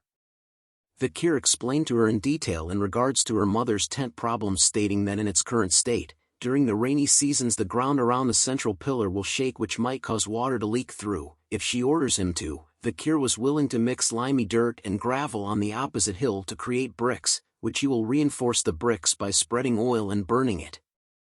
Hearing the long explanation made Ayan order Vikir to do what he said, as she was thinking the same thing. Vikir then went on to gather the materials to create the bricks as Ayan watched him from behind a tree. He then started to roast the brick mixture to form the actual bricks while Ayan watched closely by his side. They soon met up with the matriarch once again, with Vikir carrying a wagon filled with the bricks he had made. Night Fox was surprised to learn about her house problems from them. After a while, Vikir had created a solution made up of bricks to help resolve the issues the matriarch's house was having. The matriarch tells them that she was frustrated because of the numerous amount of times she had tried to repair the roof. Water would still be leaked through. She now realizes that the main problem was the main pillar. She tells Vikir that he had done a good job while informing her daughter that she had picked up quite a useful mail. She then instructs Vikir to go around the barracks to take care of tedious matters such as this. Ayan remains silent while looking concerned at Vikir nods his head upon hearing her mother's command. Vikir was seen washing the rags at a nearby river when Ayan calls out to him, catching his attention. She asks him if it was exhausting to just slave away and wonders if he wants to be an official member of their tribe. Vikir continues to wash the rags while answering her that slaving away wasn't too bad. He thinks about how it was much more peaceful being a slave here than being part of the Baskervilles or living in the underdog city. Ayan was surprised to hear that kind of reply from Vikir. She stated that from the way Vikir spoke he had been disciplined well, and that from a slave's perspective, it would be hard to complain. Vikir continued to tell her that it really was not that bad. Ayan the replies saying there was no way it wasn't when he was doing tough and tedious work. Vikir ignores her and continues to do his work. Ayan follows behind him and tells him to not be silent and to follow her, as she would be able to help him in terms of surviving and adjusting in the Balak's tribe. Ayan informs him that if he does a good job, she will remove the rope around his neck. This offer catches Vikir's attention and he turns around to tell her that that offer sounded appealing. He then asks her about what he should do. Ayan smiles and tells him that he was now being honest. She tells Vikir that he needed to go on a hunt and capture a huge prey. She explained that the tribe's warriors haven't been able to catch prey large enough, making the growing children unable to eat meat for a while. In other words, Vikir needed to bring in a huge prey so that changing his title from slave to commoner wouldn't be a pipe dream. Ayan then smacks the back of Vikir's heart, causing him to flinch. With a smile on her face she tells Vikir that he had no problem moving light objects and that all he needed to do was just assist her. Vikir was showing an annoyed expression after being smacked on the back, just as Ayan tells him about how lucky he was to be the slave of the Balak's hunting commander. Vikir thought about the job of hunting for a moment and then agreed to join Ayan in hunting. Hearing this brought joy to Ayan as she smiles widely while blushing a bit. She tells Vikir that they would be leaving tomorrow, but Vikir was curious about why she was smiling like that. Ayan tells him she wasn't, just as a foot appears behind a tree. Ahan was glaring angrily upon hearing the conversation between Ayan and Vikir. He sees how close Vikir was getting to Ayan and calls him a disgusting bastard. Jelly much? An arm covered in bandages is seen placing his hand inside a jar. When the hand is removed from the jar, some sort of grayish mud is seen coming out of the jar. A man wearing a skull headpiece with crazy eyebrows tells the hunters it's time to gather around and it was time to start the hazing ceremony. His hand is covered in the mud that was in the jar. This was a human, the Balak shaman. A human is seen down on a tree stump with a hunter kneeling before him and with other hunters forming a line to see him. He tells the hunter that was kneeling to take his blessing. If he doesn't take it, it would mean that the hunter would have a hard time later on. Ayan explains to Vikir that the Balak hunters feel guilty when they kill their prey, so before they kill, they spread charcoal on their faces to hide themselves from the god of death. Vikir, after hearing the explanation from Ayan, thought about how even the Balaks, which was a warrior tribe, had a shaman as well. The hunters in front of him were complaining about the fact that a human, the shaman, was nagging again, and the male hunter tells the female hunter to let a human be, as he was a shaman that needed to establish his position in the tribe as well. Looking at a human spreading his blessing and writing on the faces of the hunter with charcoal made the hunters question the fact that the shaman's blessings usually fail a lot, and that the hunters were only just seeking his blessings whenever there was an occasion. Vikir overheard the hunters talking and thought about if it meant that a human's position as a shaman was meaningless, and realized that the Balak tribe place was not that much different from other places. Ayan had received the blessing from a human and her face was covered in charcoal markings. She kinda looks like a joke. Vikir points to her and tells her that it was quite a sight to see. Ayan attempts to wipe off the charcoal markings on her face, telling Vikir to shut up and that her markings were funny as she didn't get along with the shaman. While blushing hard, she hands over a collar that has spikes all over it and tells Vikir to wear it. Vikir takes the collar with spikes and recognizes it as a dog collar. Ayan wears a similar one and tells him that the hunters wear them on their necks so that they won't get bitten by their prey. Vikir holds onto the rope around his neck while staring at the dog collar in his hand. He thinks silently for a moment before deciding to put it on, as he thought about how he was already here, and that it would be better for him to adapt to this place. A white wolf with yellow eyes is seen panting heavily with its tongue hanging out of its mouth.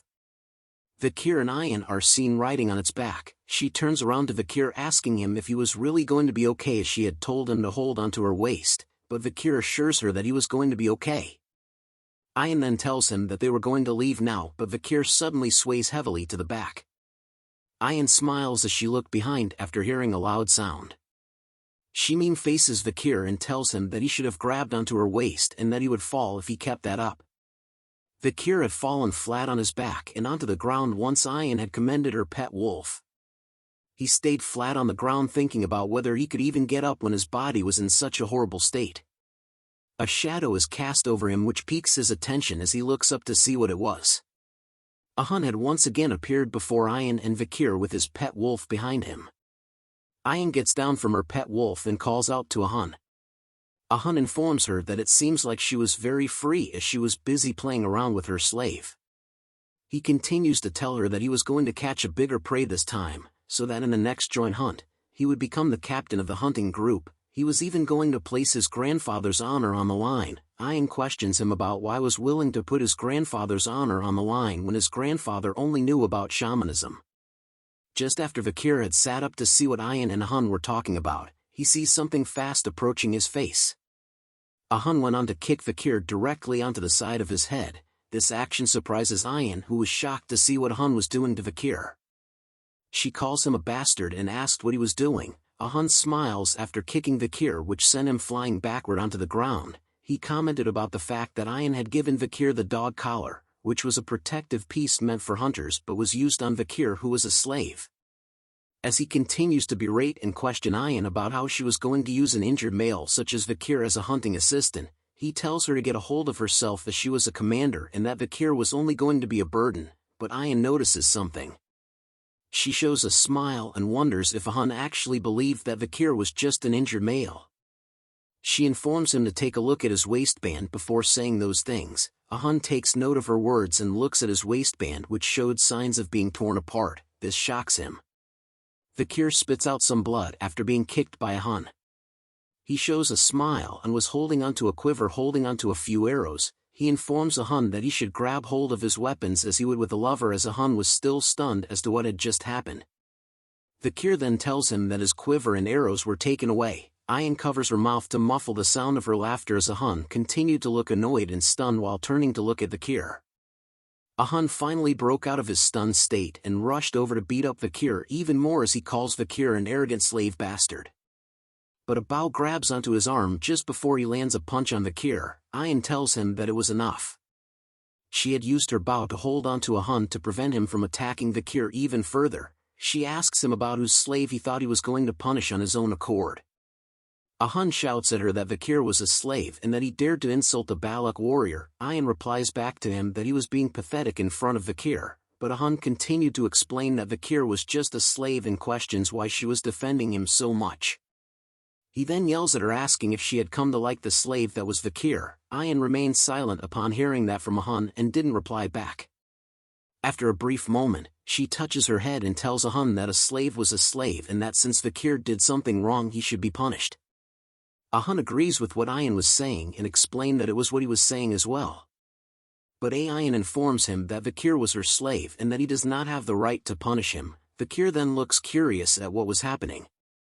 Ayan had given Vikir a Saitama's one punch straight into his face as blood was splattered out. More blood could be seen splattered onto the nearby grass. Hun was shocked and stunned once again to see what Ayan had done to Vikir as she continues to beat the crap out of Vikir as punishment. Ayan had finally stopped her punishment as Vikir falls onto the ground with a heavy sound. She then looks at Hun with her eyes glowing brightly while Vikir lies flat out on the ground in front of them. She asks Hun if he was happy now. She tells Hun that she knew that he was upset as he was not able to catch a maiden for himself previously during the ambush with the Morg clan, as her fist was covered with Vikir's blood that was enough to drip down from her hand. Her rage explodes in a mad fury as she tells Hun that she would beat him up once he did the same shit to her slave again, with her eyes glowing brightly while her hand was still covered in Vikir's blood. Hun was too stunned to speak as Ayan asked if he got it. He tells her that he got it as Vikir continued to lie on the ground without even a single muscle moving. Some time had passed after the incident with Hun. Ayan peeks behind with a sad and nervous look on her face. Vikir was behind her with injuries covering his face. They moved slowly through the forest on the back of Ayan's pet wolf. She then asks Vikir if her punishment had hurt and if he was angry, but Vikir remained silent and did not respond to any of her questions. She then explains to Vikir that she needed to have him punished as Hun was a petty and stubborn guy, and that beating up Vikir as a punishment was the only way to stop his petty retaliations. Vikir remains silent even after Ayan explained her actions. She then asks him about why he was not replying to her. After a while Vikir finally replies to Ayan and states that it was because her punishment hurts. Ayan's eyes open wide as she hears his words. Ayan instantly does a headstand to spin around in the air as Vikir looks at her. She grabs onto Vikir's face, quickly asking a bunch of questions. She asks him if it hurts a lot, or if it was bad, and whether his life was in danger. With his mouth being squeezed by Ayan's hand, he slowly tells her that it hurts to talk.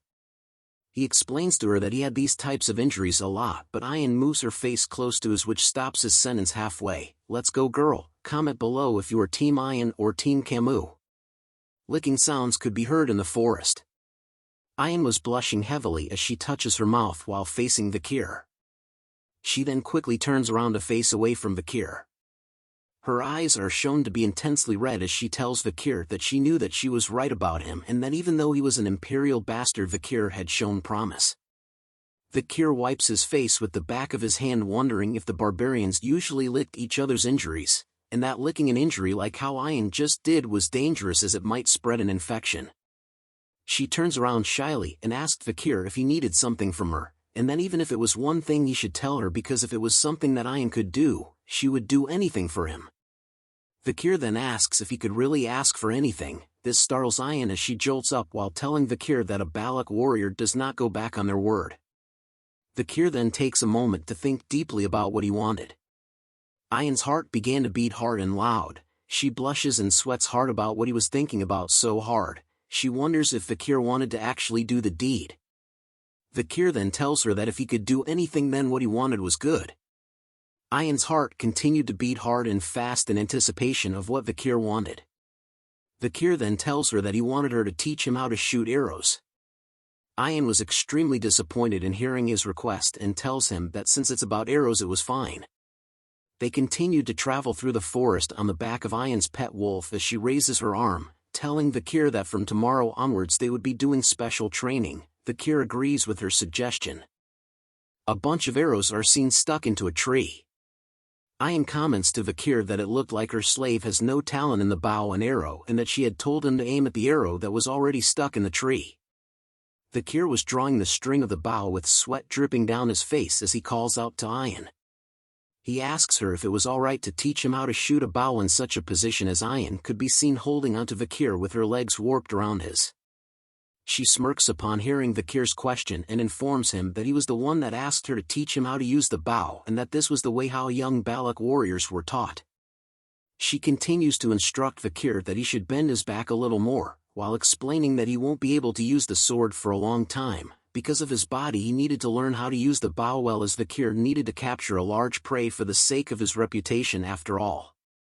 Vikir struggles to get into position based on Ian's instructions as he notes that his bones were at their limits. The sudden appearance of Ian's pet wolf appearing in the bushes behind them causes Ian to press a little too hard on Vikir's back as a loud cracking sound is heard. She calls out to her pet wolf called Bakira asking if he had found something. Bakira barks in response as Vikir is seen kneeling on the ground trembling in pain over Ian's touch on his back. His face turns purple as he struggles with the pain while Ian calls him a slave and to get up. She smiles widely at him and informs him that from here onwards they would be moving quickly. A long stream of water is seen moving rapidly as large spikes of rocks are located at the end. Ian explains to Vikir that this is the area where the river and ocean connect so that both the ocean's water and animals could occupy this area. Ian informs him that her grandmother told her about this, that a salmon believes that if it successfully swims up the waterfall, it could evolve into a huge beast, as large numbers of salmon fishes could be seen swimming in the waters and jumping into the air. However, Ian continues her story about how most salmons fail to rise above the waterfall and fall. Eventually, they would be punished when they fall onto the sharp rocks. And that the fish that falls onto the sharp rocks would become good food for an ox bear. A huge bear with horns on its head is seen standing over a salmon that had failed to escape the waterfall and instead had been impaled by a sharp rock. Vikir asks if what they were seeing was an ox bear as it looked like a completely different species. It was totally different level compared to the ones that he had seen. Ian tells Vikir that the ox bear in front of them was not an ordinary one as they continue to hide behind the bushes. She explains that it was an ox bear that was born from a superior bloodline and has survived countless pandemonium. Vikir looks over to Ian nervously and asked if she was telling him to capture that bear version of Godzilla. Ian tells him that there was no way as she didn't tell her pet wolf Bakira to find her a strong female to hunt. A clawed brown foot appears while Ian tells Vikir that their prey was the male bear that comes to court the female bear, just as a huge number of male ox bears appear beside the female ox bear. The female and male ox bears were soon engaged in an intense eye-staring contest. The female ox bear soon bitch slaps the male ox bear straight into his face. Seeing this situation caused Vikir to be shocked. The female ox bear continues to bitch slap each of the male ox bears one by one easily with each of her claws. Vikir commented that the female ox bear keeps rejecting the proposal of the male ox bears. He soon wonders about how strong of a male ox bear was the female ox bear she was looking for as the male ox bear continued to leave the female ox bear one by one. Ian turns to Vikir and informs him that he had the wrong way of thinking about it as it was the opposite. She finally tells him that the female ox bear was not looking for a strong male ox bear just as a pink-looking male ox bear appears in front of the female ox bear. Both the male and female ox bears soon touch noses with each other. Vikir was stunned to see that the strong Godzilla-like female ox bear had chosen the weakest-looking male ox bear, but Ian seemed happy as she explains that the female ox bear was looking for a mate that she could boss around. She explains to Vikir that when a strong male ox bear gets excited, there were situations where it kills its partner, which made them not popular among the ox bears, which was why the female ox bears would look for weaker and smaller partners. This was similar to how the Balak warriors would select their partners. She then asks Vikir if he knew what kind of spouses were the most popularly chosen. She answers her own question by saying it was a young entity that possessed excellent DNA and it would be even better if they were weakened due to an injury. Vikir remained silent upon hearing Ian's explanation and thought about how Ian was basically saying that as long as she gets the DNA, then everything would be fine. The female and male ox bear soon left together as Ian tells Vikir that they were going to wait as the female ox bear will suppress the male ox bear's strength completely. Deep within the forest, a mix of roaring and growling sexual sounds could be heard throughout the forest. Vikir was seen standing still with a dull expression on his face as he continues to hear the sexual roars and moans of the ox bears. He was standing silently in front of a cave entrance as the growling noises became louder. Food made up of berries, fish and fruits are seen piled on top of leaves. It had been 4 days since Vikir had to listen to the oxbear's moans, which soon made Vikir unaware of what he was doing right now. Ian soon appears and asks him if he had left any food for the oxbears. He tells her that he did as he returns to their campsite where a shelter and campfire had been made. Vikir has been giving the hungry oxbears food over the past 4 days so that they could continue their mating. Our boy has become a fluffer for the bears, lol. Ian picks up a pinkish berry in her hand and explains to him that the fruit has an effect where it boosts one's strength temporarily, but in the end, it was harmful as it consumes one's lifespan instead. She further explains that the female who was more intelligent would understand their intentions and that the male would understand as well, but in order to handle the female he had no choice but to eat it. Vikir thought of the scenario where the male oxbear was attempting to escape from the female oxbear. He now understood the reason why Ian had chosen a big and strong female as their target. Her plan was to deplete the male's strength. 2 bowls of soup are seen on the ground which Ian had made. She tells Vikir to eat up so he could heal. Vikir accepts the meal and commented that the oxbears were really mating like crazy. Isn't that normal? Ian tells Vikir, which causes him to spit out the bowl of soup.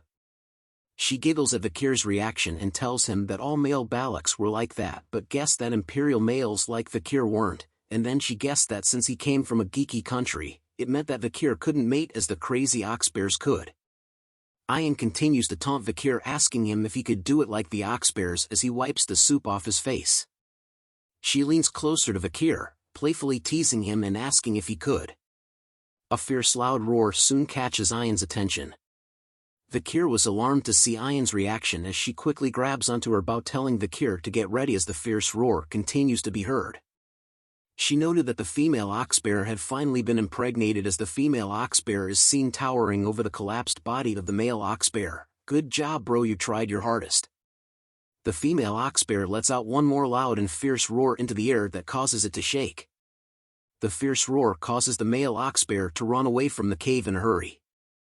Vikir and Ian are seen sitting on the branches of the tree. Vikir then asks Ian about why the female oxbear was chasing the male oxbear away. She explains that an oxbear that has finished mating is no different from a competitive predator who has intruded a territory and that it was a warning to the male oxbear to never come back. Vikir understands and commented that the female oxbear wants to sleep since she had used her strength and has not slept for the past 4 days as he looks at Ian. Ian looks at him and tells him that the female oxbear would hide herself in a safe and remote place and that from here onwards they would find her traces and chase after her quietly. As Ian prepares her bow and arrows, she tells Vikir that once the female oxbear starts to go to sleep, that was when they would start their hunt. Up in the snowy mountains, Vikir's legs could be seen walking through the mountains. Ian and Vikir are seen riding on Vikir's back between 2 large pillars of stone. Vikir commented that the female oxbear would be tired but is moving so far away. Ian tells him that she was finding a place that has the least number of threats that the forest possesses, and that the place where they were was cold, making sure that mosquitoes that suck bones or blood could not live here. Vikir then asks Ian if the female oxbear knew about those facts and came here knowing that. Ian tells him that the female oxbear's intelligence is quite high and that its acquired knowledge is better than its instincts. As they continued to follow the trail of the female oxbear, Vikir could start to feel the coldness of the area due to his body's condition as he covers his body with his arms. Ian turns around to ask if Vikir was feeling cold and that if he was, he could put his body closer to hers, but Vikir tells her that he was fine. Ian warns him that his body temperature could decrease, making his body become stiff, and when his body becomes stiff it might get in their way when they start hunting. She then asks if he plans on getting in her way. Vikir thinks deeply about the facts Ian had stated, thinking that it was a rational reason, and wonders if she was capable of making such rational decisions. He soon agrees and hugs tightly onto Ian's body, causing her to jolt up and blush heavily. Ian soon grew nervous and thought to herself that she was only doing this because she was concerned for her slave's health and that it was the duty of a master to look after their slave. Bakira soon notices something up ahead. He lets out a fierce growl which catches both Ian's and Vikir's attention. They soon noticed that the female oxbear footprints on the ground soon disappeared halfway. Ayan shouted out that the female oxbear's trace had disappeared.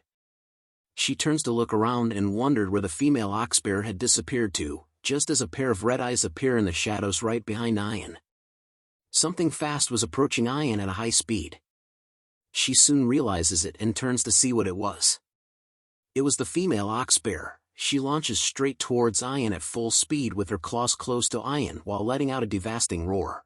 A group of hunters was seen looking happy and amazed at something. "Wow, look at that boar," they shouted as they gathered around the boar that had been tied onto a wagon. They commented that with the amount of meat they could get from the boar, the whole tribe would be able to eat their fill. A female hunter tells the hunter who caught the boar that she had only managed to catch 3 rabbits, while another male hunter guessed that the hunter who caught the boar was the best hunter amongst them now. They asked the Hun who was the hunter that caught the boar if it was true that he was the best hunter now as he smiles in front of the prey that he had caught. A Hun continued to smile and bask in the compliments that the other hunters were giving him. The hunters asked him if it meant that he was going to be the hunting commander from here on out, and the other hunters agrees with that comment based on the rules. Even Commander Ayan could not hunt as good as him since there was a limit to what she could hunt by herself. But another hunter wondered about the fact that Ayan had brought a slave out with her to hunt.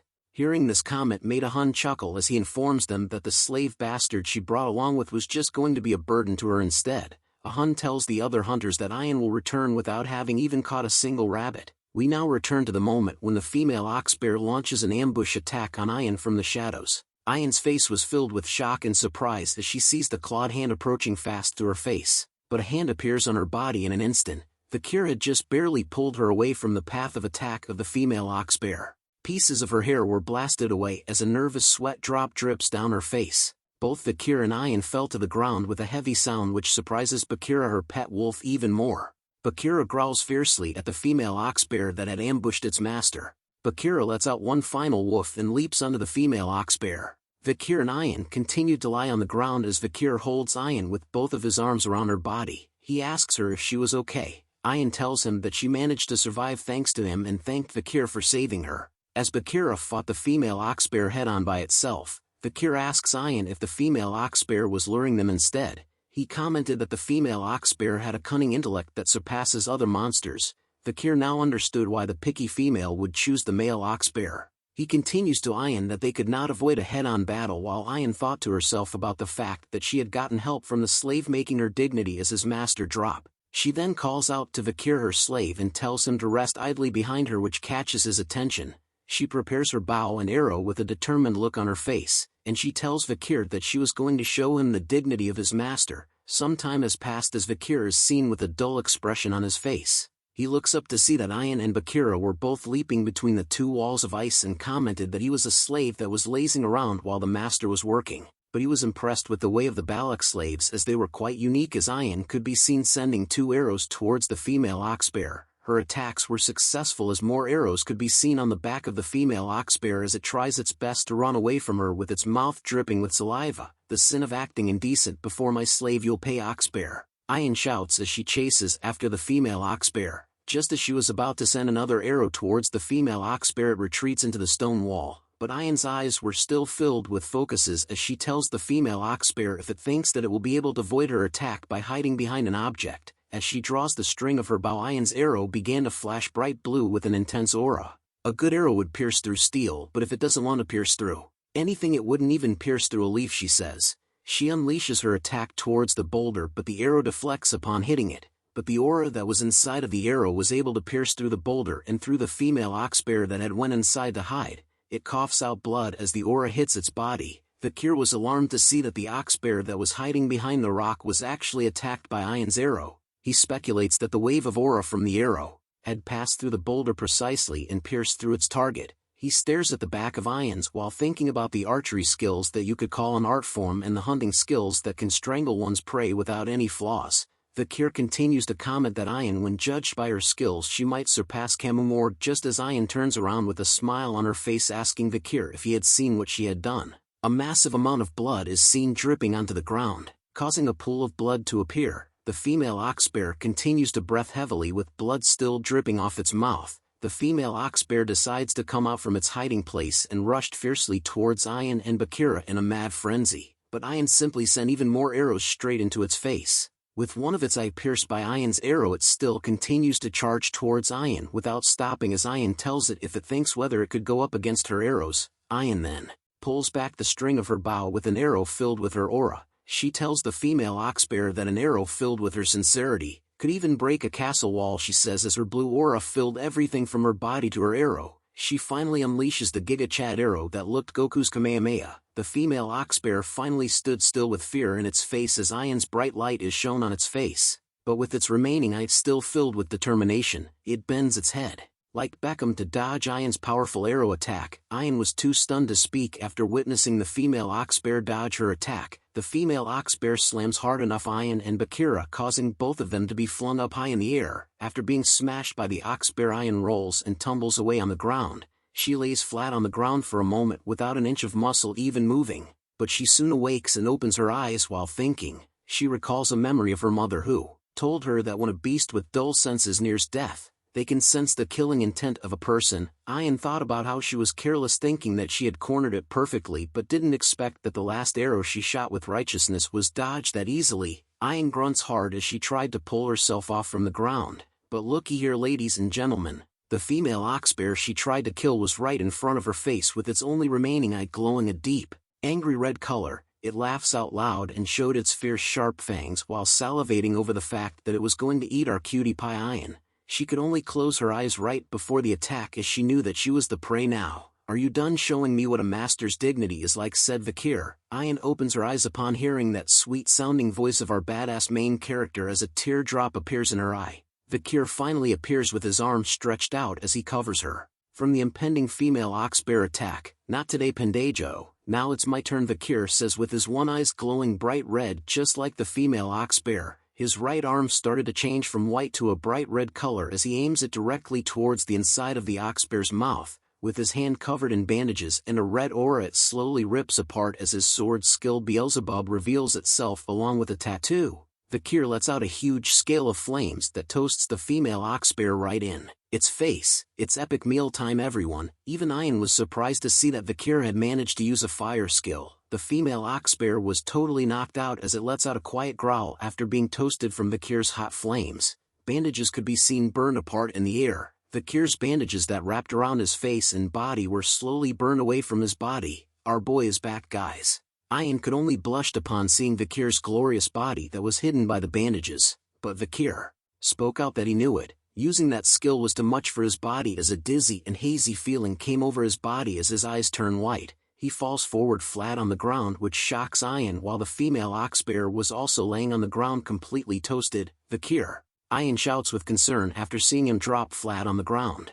A big campfire could be seen lighting the Balak's campsite with ease. The members of the tribe were celebrating by singing out loud and dancing around the campfire. The spoils of the hunting event could be seen everywhere, especially the female oxbear that our boy Vikir had helped Ian to capture from before. Vovs hung at the back of the party. A giant pot of food is seen being lit by a fire as the member of the tribe hands out bowls of food to the others. A weird tribal mask with teeth is seen as Ian explains to Vikir that the hunter who catches the largest prey receives the villagers' respect and admiration. Vikir and Ian are both seen wearing the mask on their heads. Ian asks Vikir about how he felt about becoming the hunting hero. Vikir takes a look at the mask and tells her that it was nothing much. Hearing that comment made Ian tell Vikir that as a slave his issue was his half-assed reactions. As they continue to talk, Ian explains to him that the female oxbear wasn't just strong and fierce but was also highly intelligent, making it an honorable catch. Those were the reasons why they were chosen as the main figures of this pillaging ceremony. She looks up with a smile on her face as she tells him that it was different from a boar that was sluggish, scared, and poops whenever it runs away. She then asks Ahun if he agrees as he was seen standing beside Vikir with a disgruntled look on his face as he had no choice to agree with what Ian had said. "Here, this is yours, slave," Ahun said to Vikir as he hands him a bowl of stew. Vikir looks at the bowl of food that was handed to him, asking what it was, which causes Ahun to shout at him about what he meant. Vikir then asks him why he couldn't get lots of meat, but Ahun assures him that it was because the little amount of meat in the soup represented the worth of his honor. Ian explains to Vikir that it was a tradition of the Balaks. The one who contributes the most in the hunt gets the least amount of meat and gains that much honor in return. Ahun leaves angrily and shouted at Vikir that he too wanted to give him lots of meat. Vikir thought deeply about how being more honorable meant having less meat. He He wonders what use was some useless honor over having lots of meat instead. Ayan giggles to herself because of a hun as seeing his sour expression meant that he was really pissed. Vikir continues to think to himself that the meat wasn't what he really wanted to obtain in the hunt, it was the 600 kilogram stability which stems from Beelzebub after catching the ox bear. He looks at his hand with his Beelzebub skill activated. His first slot contained the flame Cerberus skill rank A+, while his second slot was filled with the 600 kilogram stability ox bear rank A, with his last slot filled with durable life Merciel rank A. He wonders if the ox bear skill would allow him to increase his weight by 600 kilograms while holding his breath. As he ate the bowl of food given by a hun, Vikir notices that after Beelzebub absorbed the ox bear his body had recovered a lot. Hey slave, Ayan says as she presented to Vikir a bowl. The bowl contained things so nasty that the artist himself had to vomit after drawing it. The studio had to censor how it looked to save you guys watching this video. Ayan blushes slightly while asking Vikir if the bowl of food he had wasn't enough and that the bowl she was giving him was taken away from the shaman who wanted this particular meat, but instead she had taken it to give it to Vikir as it was his hunter's right. Vikir brushes her off by telling her that he had already gotten a portion of meat, a bowl of blood and a portion of intestines. Ayan shouts at him that he has to eat what she was giving him. She continues to scold Vikir by saying that if his eyes were bad he should eat the eyes, and that if his heart was weak he should eat the heart, and if he had weak limbs he should eat the legs. As Ayan continues to scold him, Vikir thought about how the long, purple censored thing was the intestine, and if it meant that his insides were weak. 3 female barbarians appear behind Ayan. They boot her together and stated that they knew what she was planning on doing to Vikir and could see through her motives. Ayan hears their shouts and seems and tells them to shut up. Vikir takes a bite of the censored food and thought about how it was very chewy. He soon swallows the food down his throat, which Ayan spots and smiles happily. She continues to smile and giggle while telling Vikir that since he ate the food he would be able to fulfill his duty. Vikir continues to chew on the food while thinking about how he was done with his part of the hunt and wondered what else she wanted from him. Comment below what you think Ayan wants from Vikir. The sun shines brightly in the morning. Vikir takes a few steps before stopping in front of a massive stump. Smoke was coming out of it along with a long scratch mark. Vikir continues to stare at the smoke. As he thought about what Ayan had told him yesterday was true, a flashback is seen where large amounts of meat are piled on top of one another. Vikir asks why Ayan was placing so much good meat over here. He tells her that the village was going through a food shortage, but Ayan tells him that they were doing this as an offering, as a sacrifice, to Madame Eight Legs, to whom the Balak tribes were asking for permission to live in the dense forest. Vikir thought about how Madame Eight Legs was the horror of the dense forest where you couldn't survive after running into it. A flashback to when Vikir unleashed his most powerful attack on Madame Eight Legs' body run through his mind as he knew that after seeing the Balak's villagers' behavior towards the Madame he understood how reckless his actions were. Vikir then tells her that Madame Eight Legs was an annoying monster. Back at the tribe nobody could be seen walking around. Vikir walks past a certain tent before noticing something. He stares at a long line that extends all the way outside of the chief's house made up of the members of the tribe. Vikir wonders if there was still another ceremony or something. The members of the tribe queuing outside the tribe chief's house were talking about how some of them had been in line since dawn, others were glad to be at the front end of the line, while another stated that they had stayed awake the entire night. The female members talked amongst themselves about based on the results of yesterday's pillage there was a high possibility that Vikir might be able to become a commoner. Another member commented that they were sure that a woman from the village will become his wife, while the last one commented that if he was strong enough to hunt an ox bear it would mean that Vikir was really strong. These girls seriously shouted a voice that startles the ladies who were talking about Vikir. Ayan had appeared with a deer that she had just hunted. She tells them that she had given Vikir that specific stew yesterday, and yet she sees that someone else was trying to take her property away. The girls continued to argue with Ayan over the fact that she should have left some of the stew for them as well, and that she was being so stingy for keeping it all to herself. Hearing their complaints made Ayan throw down her prey to the ground. She tells them that if they felt that it was unfair then they should set up a trap to catch one for themselves. The girls tells her that they had gone out there so many times already. They even shouted at Ayan that they had went to the Empire's border but there was no one there like Vikir. Hearing those words made Ayan upset as her face turned into a stone-cold killer's look. She readies her fist and warns them that there might be some in hell as her aura turned black all over. Seeing this caused the girls to scream out in fear and to run away from her. Ayan was glad that it was over with the girls as she touches her head. She spoke out loud about how she was waiting for Vikir to recover and that those cunning girls might take him away. Add onto the fact that she had fed him with the ox bear's penis in order to get Vikir to carry out his manly duties. The time is near, gentlemen, for our boy to reap the fields. But Ian was unaware that Vikir had overheard what she was saying out loud as she turns around. Ian asks him nervously if he had seen or heard everything from before. Vikir gave out a mean face as he realized what part of the animal's meat was in the stew that he ate yesterday. Ian quickly changes the topic and mentioned to him that last night she had heard that her mother had called a meeting among the elders and that Vikir would be able to request something from her mother as the honorable hunter of the pillage. She blushes once again before telling Vikir that when her mother calls for him, she had already thought about what he should ask her. What she tells Vikir to ask her mother catches his attention as his ears perk up upon hearing it. The long line outside of the chief's hut was gone now. The elders and other members of the tribe were gathered inside. Vikir is seen holding a kneeling position on the ground with his head lowered in a serious manner. He greets the matriarch, who is seen sitting on her throne with a calm expression on her face with the eagle above her. She asks Vikir if he was the one that had caught the ox bear as it allowed her to eat good meat. Vikir tells her that he just did what he needed to do. She tells Vikir not to be modest as he had done well. She also noted that it seemed like he had recovered a fair bit too, which was fascinating as she didn't expect his recovery rate to be this quick. Vikir grew nervous upon hearing those compliments but assures her that it was all due to her care. He also thought about how he had felt this way before, which was interesting. The night fox Akia was a genius archer who scares the people of the empire despite having led the Balak tribe that had less than 300 members. She was as dignified as Hugo but was warm and soft like a buttery croissant. Akia then tells Vikir that she should reward him for his contributions yesterday and was willing to change his status. She informs Vikir that he was no longer a slave but a part of their family. Hearing those words caused the shaman to cough a bit.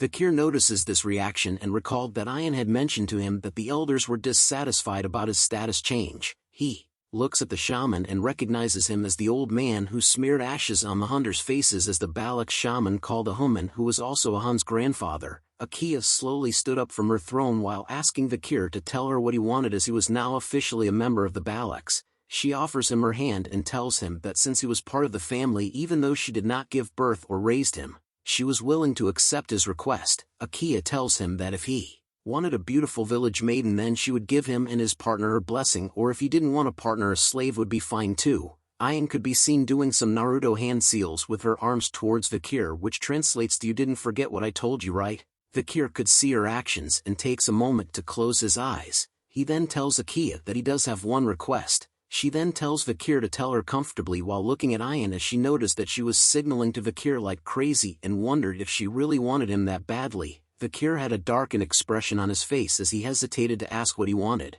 but with a determined look on his face he tells Akia that he would like to bathe in the hero's spring. The elders and other members, including Hun, were shocked to hear about what Vikir was requesting from their leader, while Ian was smiling from ear to ear. "The hero's spring," said Akia with a serious look on her face. "Are you aware of what you're requesting?" she said sternly to Vikir. Silence filled the room after Vikir had told his request to the leader. "You bastard!" shouted the shaman, who asked Vikir if he knew whose presence he was in to display such arrogance. The shaman complained to the matriarch that the people who are able to bathe in the hero's spring are high-ranked warriors, and that there was no need to listen to the trash known as Vikir request. Hun agrees with what his grandfather is saying. He added on that only heroes who have proved their incredible strength can enter the hero's spring, making Vikir an ignorant bastard for asking such a question that was not in his place. But Ian disagrees with Hun and his grandfather. She argued that Vikir had already proved his strength by catching the ox bear at the pillaging ceremony. Akia the matriarch take note of their worries and arguments. She then looks at Vikir and asked if he even knew that the hero's spring is. Vikir, our boy, just looked straight at her and told her that he knew what the hero's spring is. "But let me do the explanation. The hero's spring, it's the Balak shrine where only the strongest Balak warriors are submerged in. It's also a hot spring where both internal and external injuries recover just by bathing in it." Vikir knew some other facts from what Ian told him. It takes a long time for the water in the hero's spring to accumulate, and only warriors who have made a special contribution can go there. Akia continues to stare at our handsome boy in silence. An elder with a mohawk haircut spoke out. He tells Akia that they couldn't send an outsider who just became a commoner to the shrine. An elder dressed like a mage beside him spoke out as well. He notes that Vikir has a promising future and that it wouldn't be such a bad idea to send him to the hero's spring once to motivate him. Another elder burst out in anger. "Wondering when was the hero's spring a waterhole that anyone can enter?" Another elder states that since Vikir's body was in a rough shape and also a part of the family, then they should treat him well too. Akia overhears the various arguments and statements made about whether Vikir should be allowed into the hero's spring. Deep in her thoughts, she wanted to agree with Vikir's request, but it's also true that there wasn't a good enough reason to, and that it can't be helped since the shaman and guards were so against it. But a constant bell ringing soon catches her attention. The ringing noise can be heard throughout the Balak's camp. Vikir notices the sound as well and wonders if the bell meant it was time for war. Ian tells him that it was a signal that meant that the tribe has a guest, and that there was no way any insane bastard would pick a fight with the Balaks in the forest. Akia begins to leave the tent first, but before leaving she tells Vikir that they would discuss this matter another time and that everyone should return to their duties. The shamans and elders continued to remain silent and seated as Akia left the tent, but soon a human's face was filled with anger and disgust as his eyes began to glow bright blue. Members of the Balak's tribe could be seen gathering in huge numbers. Vikir and Ian had arrived on the scene. Vikir asks Ian if that was their guest, to which she says yes. Human beings were everywhere carrying crates of goods with horses bringing more into the tribe area. Ian explains to Vikir that the humans were merchants that could bring the Balaks things that couldn't be found in the forest. The Balaks would then anticipate and count down the days until the merchants comes. Vikir was not listening to what Ian was saying as his attention was drawn to a certain symbol. He recognizes it as one of the 7 merchant families, called the bourgeois family. Vikir thought deeply about how the bourgeois family had to come here from the imperial capital, which meant that they had to cross either the Baskerville or Morgue family's territory. But how did they get here was the question that stuck in his mind, as Vikir knew that there was no way either of those families would permit their crossing. Vikir then thought that the bourgeois family had smuggled themselves in. A man with a huge mustache arrives and announces to everyone in the tribe that the 5-day market has arrived. He tells the tribe members that if there was anything they wished to barter, then please bring it here. The tribe members could be seen happily bringing over various things to barter with. A market is made with merchants calling out to the tribe members. The merchants introduce cosmetics and even a glass orb that makes you have sweet dreams when placed on your bed, as well as grains. Vikir continues to hang back and monitored the situation that was unfolding in front of him. He could see that the merchants had brought food and daily necessities that are distributed throughout the empire, but wondered what the tribe members were bartering rare items that come from the dense forest for those measly things. Vikir knew that the merchants had no way of not knowing the value of the items the Balaks were trading with. He continues to question if the merchants were using the Balaks who were ignorant about the current market prices.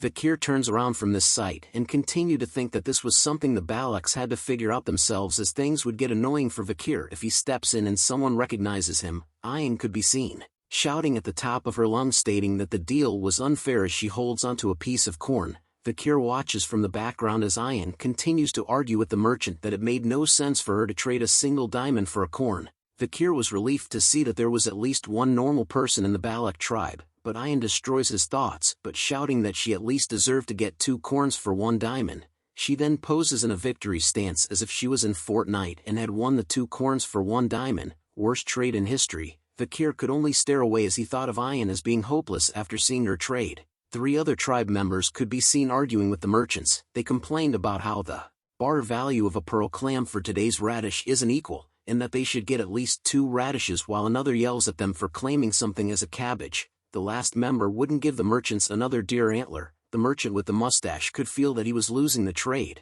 so he tells the 3 members that he couldn't go against the Balak warriors and would give them what they wanted. The 3 members celebrated over their victory with a victory pose as well. The merchant smiles to himself as he thought of the Balaks as stupid bastards for celebrating, since they didn't even know the value of the items they were offering. Just then a little girl calls out to the merchant asking him if she could please have 1 glass orb. The merchant tells her that he had brought many with him, but asks about what she could give in return. The sweet little girl opens her hands and reveals a sun dung beetle larva. She explains to him that they were rare, yummy, and nutritious, but the merchant responded with a disgusted look on his face. May this guy end up in the deepest part of hell. Comment below if you agree with me. He immediately swipes the precious sun dung beetle larva that the little girl had brought off her hands. A sad look grew on her face as she watched it fall to the ground. The merchant left her and thought about how pretty she looked for a stupid barbarian. As the little girl began to cry tears over her little dung beetle, the merchant thought about how she could be sold for a good price as a slave.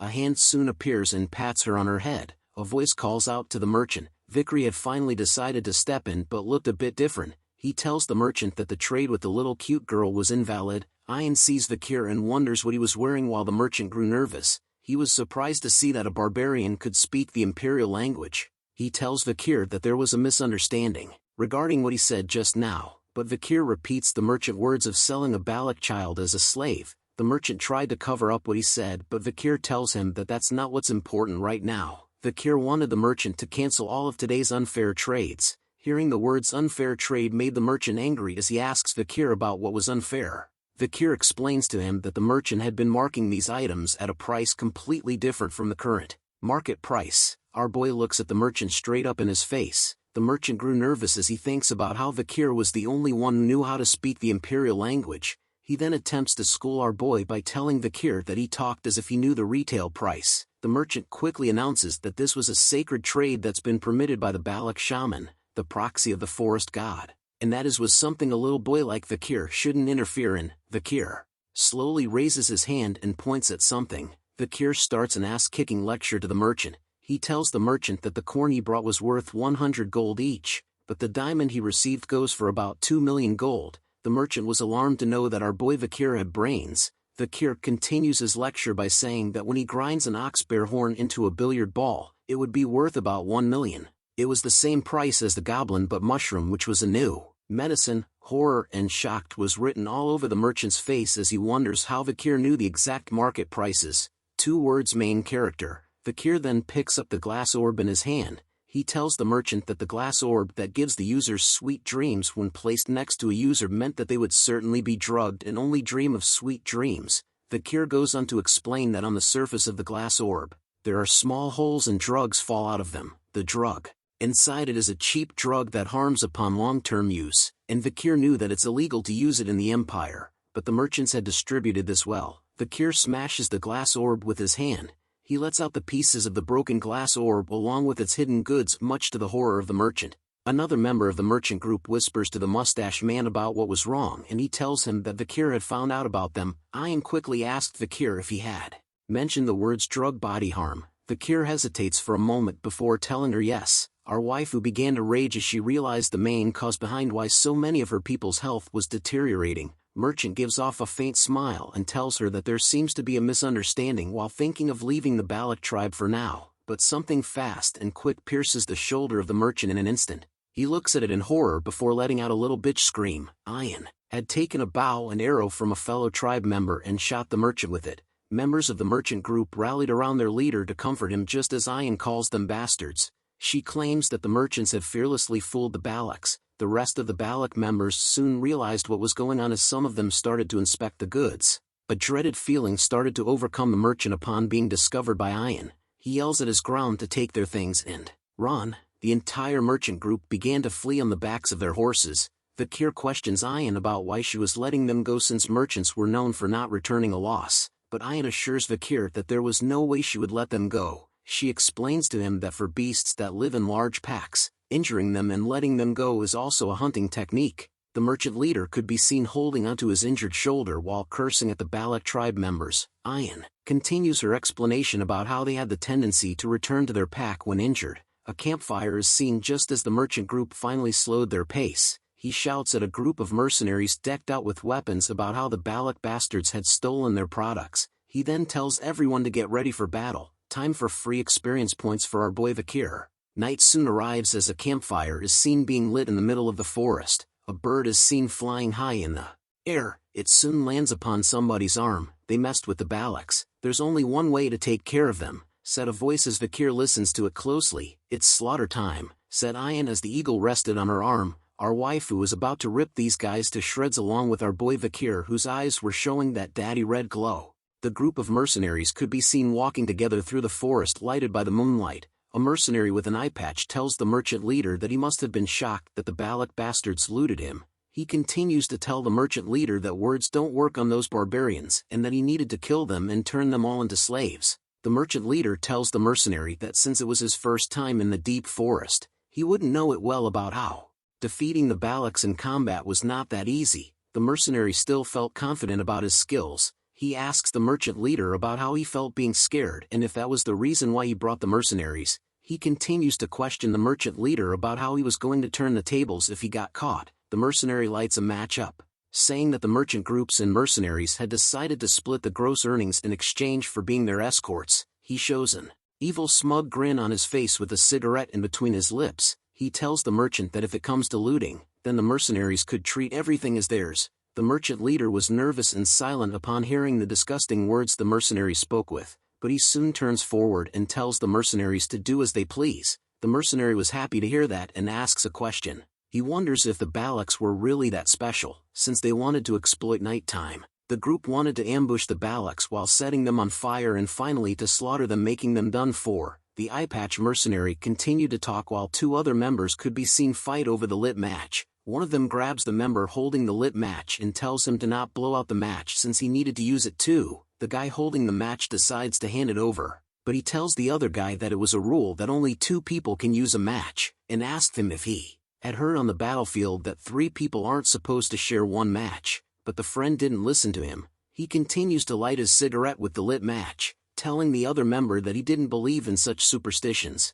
Lucky for him, he gets to meet God straight away as an arrow flies directly into his skull, just before he could blow one puff of his cigarette. The mercenary with the eye patch continues to talk to the merchant leader about his history and how he caught barbarians and sold them as slaves, but the man didn't even realize that his party was being sniped one by one. Even an arrow reached inches from his face. The merchant leader could only look in shock as blood spilled everywhere from the mercenaries being sniped by arrows. The group of mercenaries began to cover themselves with their shields, but they were still getting sniped by the Balaks. The merchant leaders yells at them to extinguish their cigarettes as the Balaks had found them. Ayan and her Balak tribe had appeared with their bows drawn and ready to fire. She commands her troops that she wouldn't allow any of them to hit the mercenaries and merchants anywhere else but their heads. She tells the Balaks that it's time to show them how scary the Balaks are. Vikir stares in amazement and wondered if the light from the cigarettes was all the Balak warriors needed to shoot their arrows so accurately. Another member of the tribe appears while carrying 2 barrels. He calls Vikir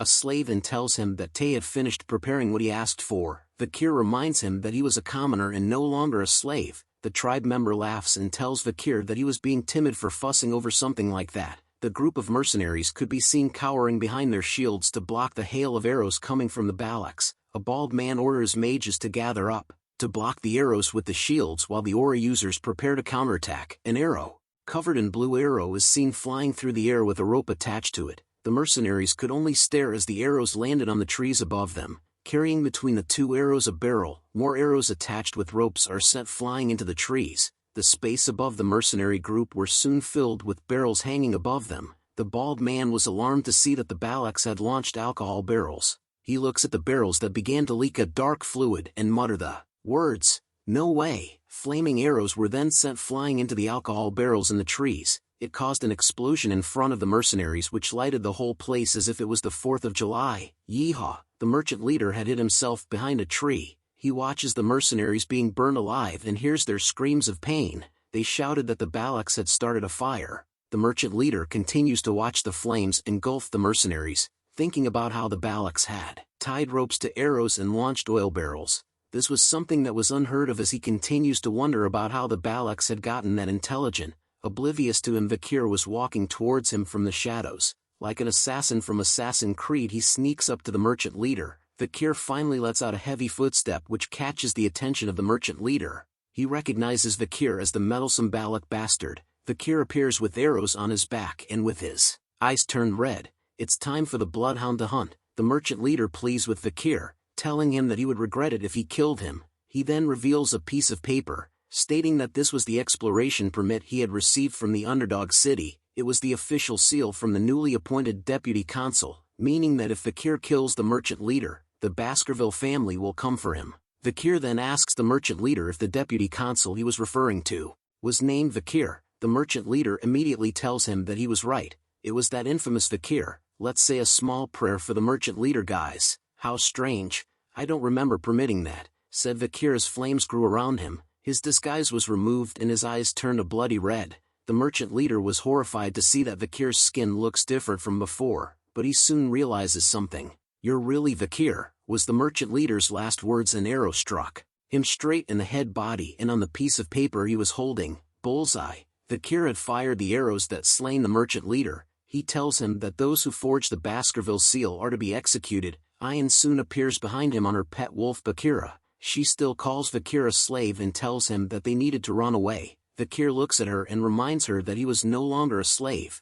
Multiple arrows could be seen stuck onto various shields. The mercenaries soon realized that the hail of arrow attacks from the Balaks had come to a stop. They rejoiced in joy and shouted out to one another that the Balaks were retreating. They stated that the fact that the Balaks attacked with fire meant that they were not confident. The mercenary group decides to chase after them right away. A member of the mercenary group shouted that if he catches the barbaric bastards, he would butcher them straight away. But just as he was yelling, a familiar pillar of death covered in a purple aura appeared behind him. It's our queen Madame Eight Legs. She appears and started to rain down pain onto the mercenary groups. Vikir could hear the screams of the mercenaries as they yelled out that there was a monster. Ayan praises Vikir for calculating the madame's appearance and for thinking of using fire as a tactic. She states that Vikir had become a great Balak now. Vikir continues to look behind and tells Ayan that was how he felt every time he sees her. He looks at the numerous legs of Madame Eight Legs as they reached high into the sky while being covered in a deadly purple aura. He tells Ayan that that was a disaster.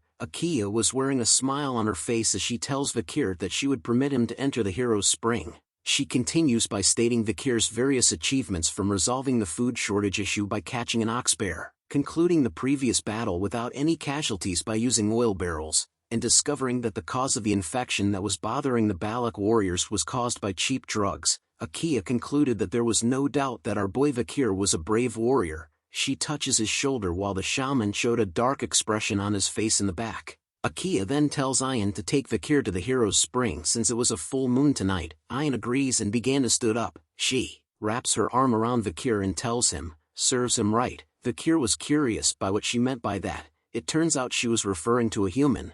She tells Vikir to look at a human, not saying a single word.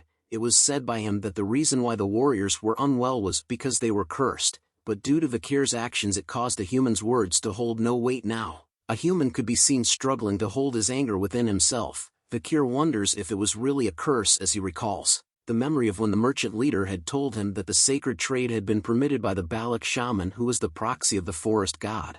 Night soon arrives as a full moon lights the skies. Vikir's bubblicious body could be seen submerged in green water. He takes a deep breath and chills in the waters where other animals could be seen floating around as well. He takes a scoop of the water in his hand. Thinking that his mana was taking a step closer to purity, he could feel his broken bones and muscles starting to heal. He noted that the old shaman didn't cause a fuss without a reason, as he probably wanted to come here himself. Although it was not as effective as the river of sticks at the Baskerville side, the hero's spring was better since there was no age limit. Vikir then asks Ayan, who could be seen soaking in the waters of the hero's spring beside him, lucky main character. Comment below how many of you guys want to take a dip in those waters as well. He asked her about whether the efficacy would be halved since she was inside the waters as well, and Vikir was certain that the matriarch mentioned that only he could go in. Ayan wonders if that was really important since real Balaks do not fuss over minute things like that. She then tells Vikir to thank Sir Adonai for finding this hot spring.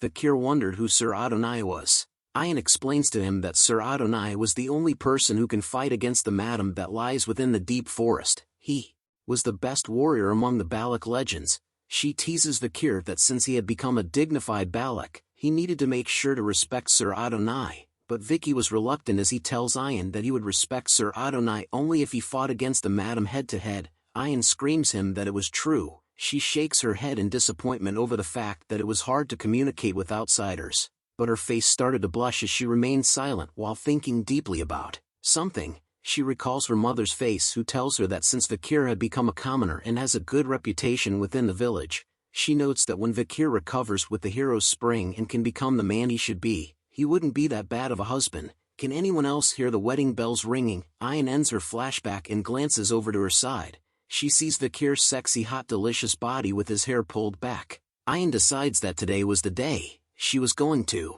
make Vikir hers. Guess someone wants that Baskerville D.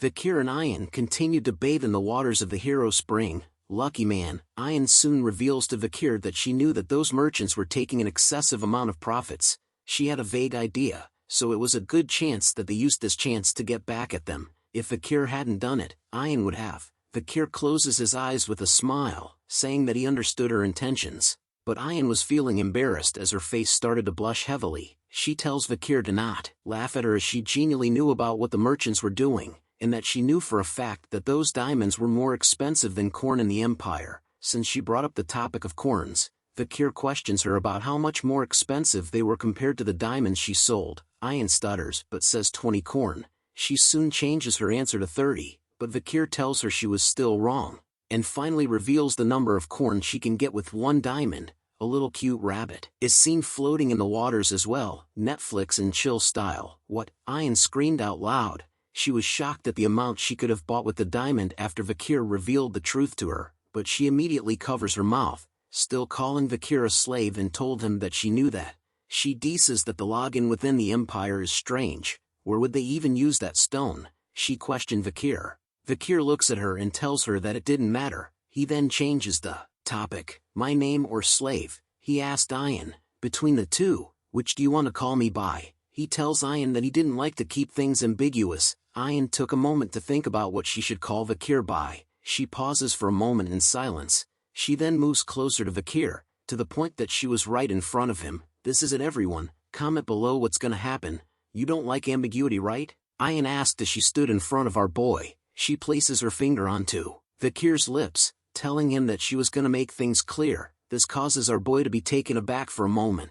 I don't want to call you slave or Vikir, said Ayan as she looks at Vikir with innocent eyes and a blushing face while the waters of the spring drip down her body slowly. She pulls her face closer to his, whispering to Vikir, what I want you call you is. But a bunch of kids appear suddenly behind her. They jump with joy and laugh out loud as Ayan was stunned and embarrassed. The kids come up to Ayan and greeted her as Commander Ayan. They also called out to Brother Vikir. Ayan looks at them and questions them about how they managed to get here, but the kids didn't bother to answer her. Instead they just wanted her to play with them together in the spring. Vikir watches from the back once again, thinking about how if it's neither his name nor slave, then how does Ayan want to treat him? Our boy Vikir is dense like a rock. You rascals, shouted Ayan as she splashes the waters. She tells the kids that if they enter the spring, its efficacy will reduce by half. Vikir cuts in and repeats what Ayan said to him. He tells her, didn't someone say a true Balak wouldn't be stingy regarding such things? The kids hid behind Vikir and agreed to what he said.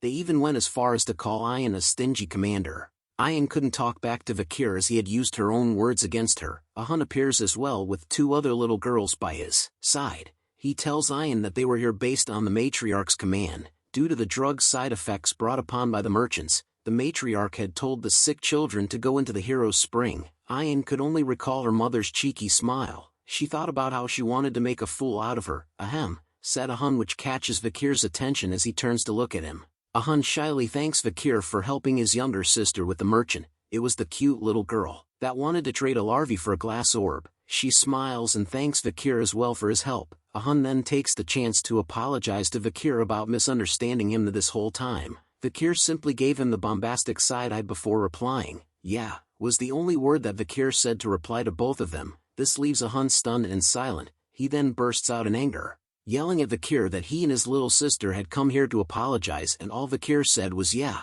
Vikir continues to chill in the water. He tells Hun that he has too much anger inside of him. Ayan watches the 2 boys talk to one another. She showed a relief expression on her face as Vikir had finally become a part of the tribe, and that the tribe members were slowly accepting him as one of their own. She continues to think about how there would still be a lot of time to continue what she tried to do. Comment below if you are jealous of our boy right now. She then calls out to Vikir, cheers to you for becoming an official Balak member, Ayan announced out loud as she stands in front of him, posing with a bright smile on her face. The kids in the back cheered on as well. 2 years has passed by. A barbarian could be seen getting his face being rearranged by a powerful blow straight to his face. The barbarian falls back onto his ass as another member towers over him. Other members were alarmed to see the interaction as the barbarian continued to sat on the ground with a bloody nose. You're more of a crybaby than I thought, said a voice as a familiar fist is seen pointing outwards. It was our boy Vikir van Baskerville with a ponytail now. He had finally reached the age of 17 years old. He relaxes his fist as he called out to Hun,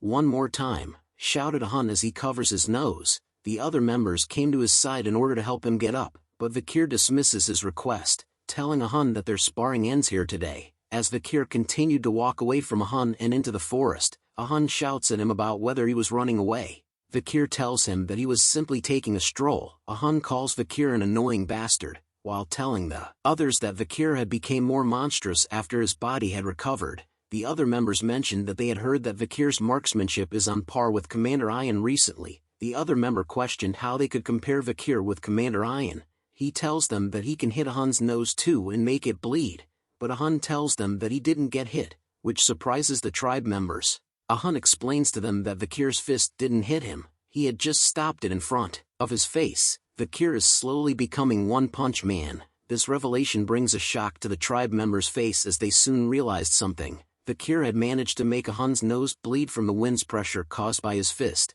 Vikir could be seen sweating all over as he continued to breath hard. He looks up at something, saying that he could do it perfectly now. The sixth technique, Vikir can perfectly bear the sixth fang.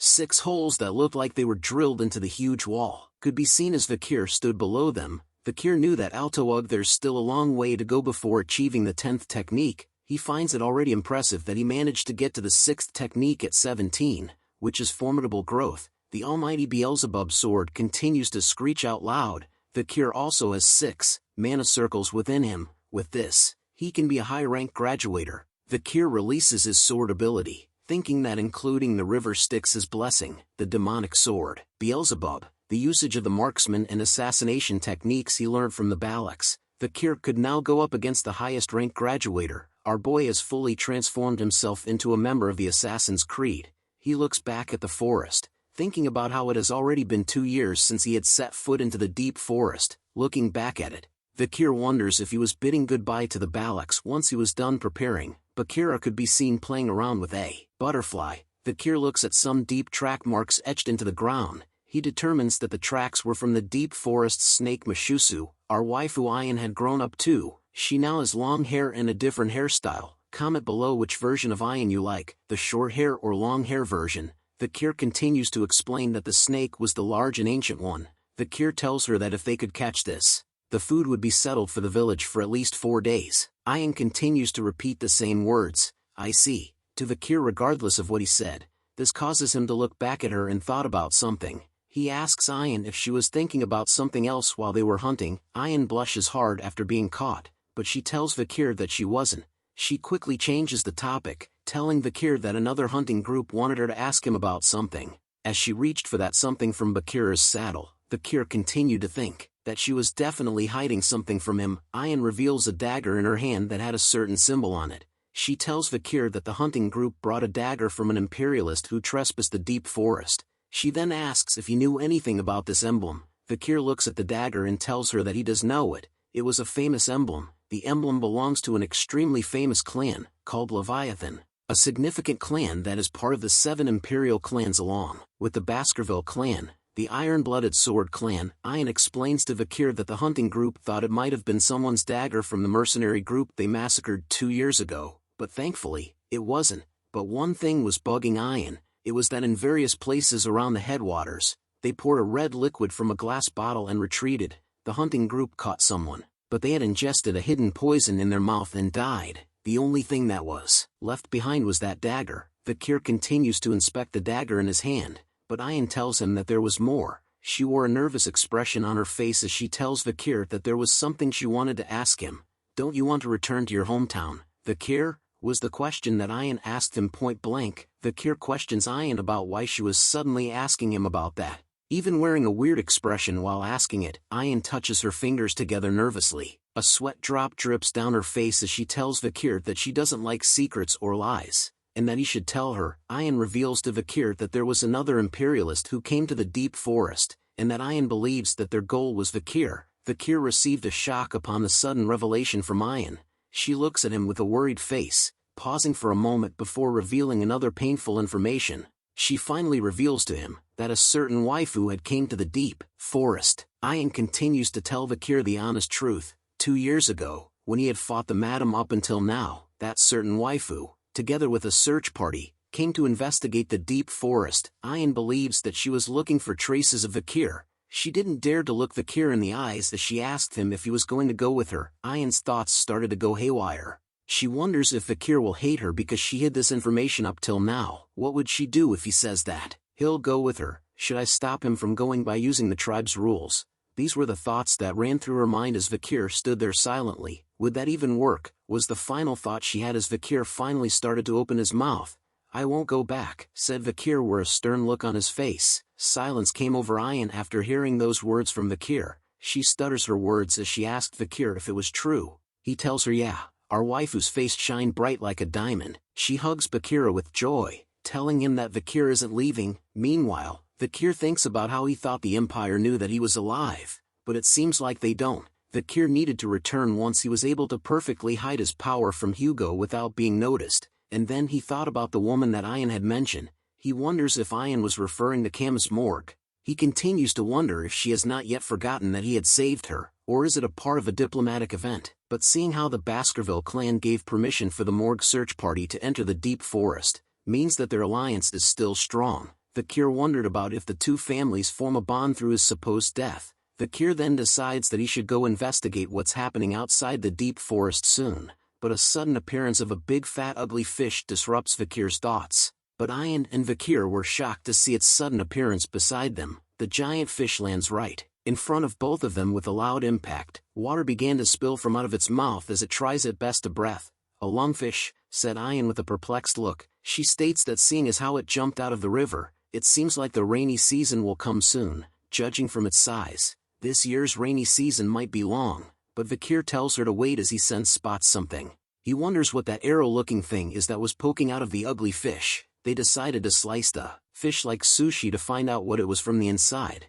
They were surprised to see a skeleton holding what looks like a spear from inside of the fish. Ayan looks at the skeleton and figured that it was a Lococo bastard based on the clothing. Since he stabbed the fish with an arrow and there are traces of resistance, it seems that the Lococo bastard was quite surprised after being eaten. She explains to Vikir that a lungfish was a stupid beast that eats dead things, but this was a little strange to her. Vikir states that the Lococo bastard might have been very weakened to the point where the lungfish thought it was a corpse. Ayan then questions why would such a weak person be hunting. Vikir looks at her and answers her question with a question. What if their tribe's situation is that bad? He continues to tell her that something might have happened within the deep forest, and that it was not a bad idea to investigate. After walking a far bit distance, Vikir and Ayan were taken back as they witnessed something that causes Ayan to shriek. The scene before them was like from hell. Dead bodies covered with red marks could be seen around the Lococo village that Vikir and Ayan had stumbled across. They wondered if all the Lococo warriors were dead.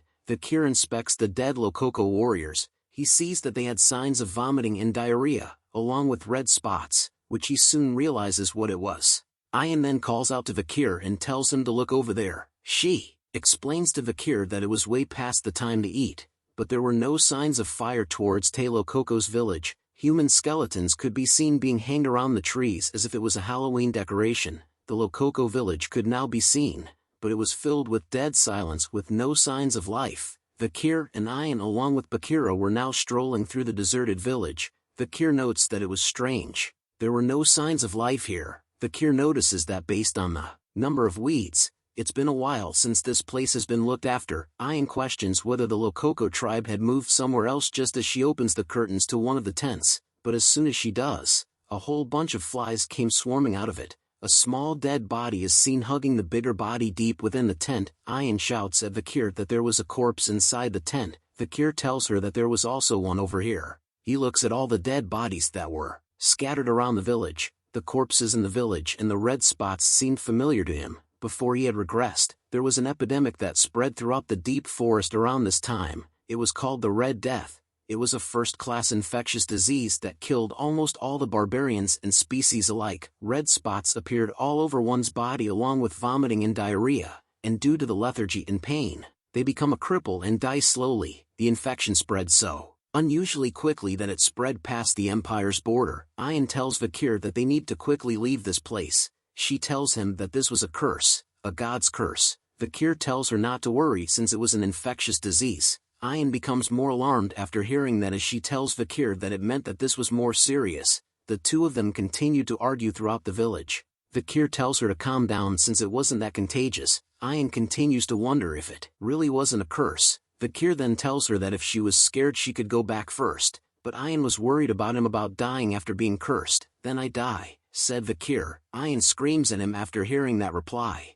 Who said you can go ahead and die? Her face was pissed off. A true waifu. Vikir thought that it was him obviously. Vikir went on to state that from the number of corpses, it seems like the whole Lokoko tribe wasn't annihilated. They had probably moved somewhere else, leaving the dead and sick here. He then tells Ian that he was going to take some of the usual things in their barracks, so Ian could go first and rest somewhere. She looks at him with concern while thinking that Vikir really isn't sensitive at all, but a chill went down her spine. She turns to see what it was that sent shivers down her spine.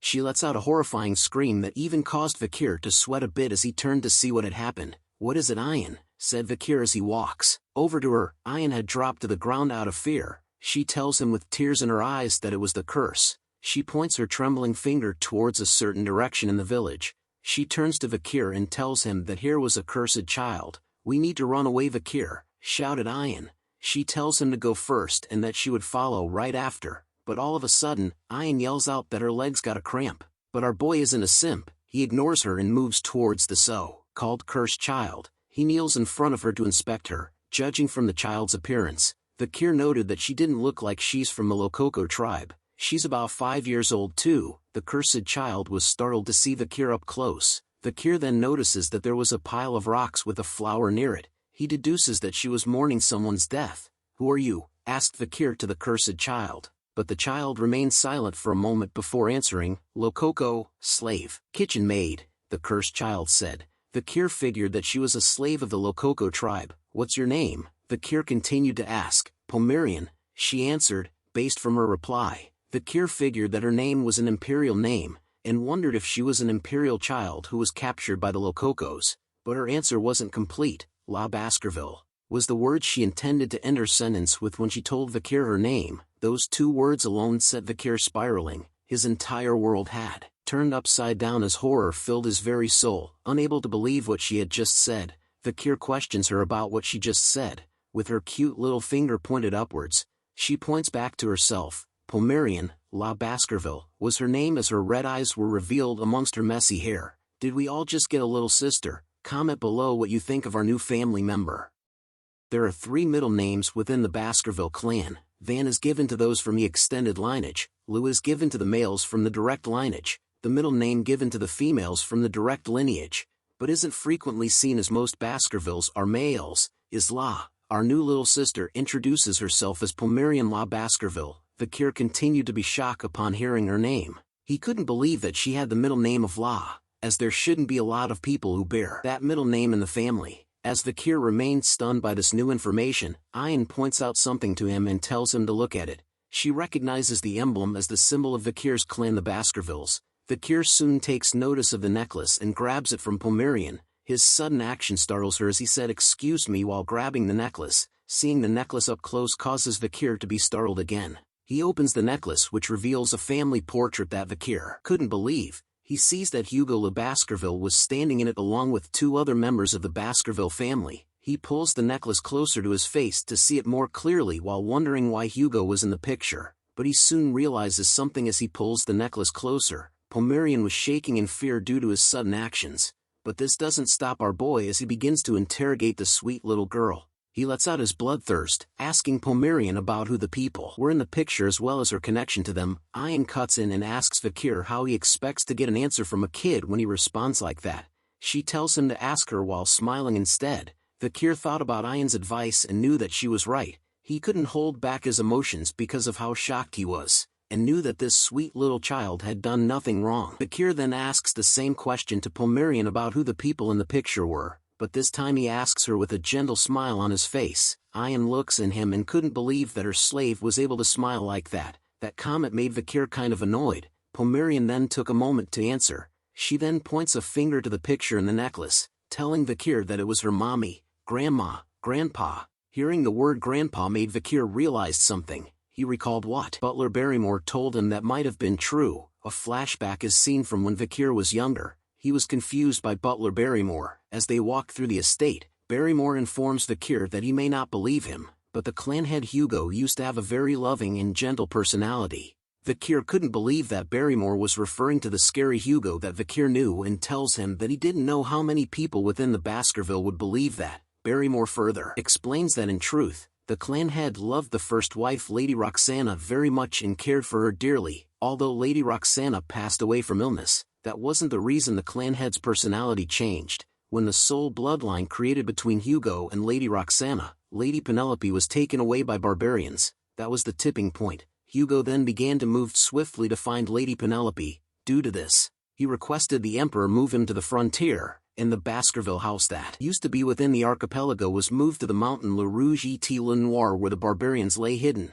But no matter how many hunting dogs he sent, he wasn't able to find any traces of Lady Penelope. As time passed, without being able to even confirm the life or death of Lady Penelope, the clan head ended up being filled with rage and sadness that caused him to cry tears of blood over the loss of his precious daughter. After that incident, Hugo's rage against the barbarians neared madness, and he became a cold, calculating killing machine that lived only to destroy barbarians and demonic creatures. Vikir thought about how he ignored Barrymore's story of Hugo because he just couldn't believe it due to its absurdity, but upon seeing the appearance of Pomerian in front of him, she was the living proof. Penelope is the daughter of Lady Roxana, the only woman that Hugo loved, and the daughter of that Penelope is Pomerian. If Vikir had to guess if he was correct, then it meant that this girl here was Hugo's direct granddaughter. If Hugo, who currently treats our own children as tools while raging against the barbarians, saw his granddaughter who has barbarian blood mixed into her, what expression would he make? Wondered Vikir.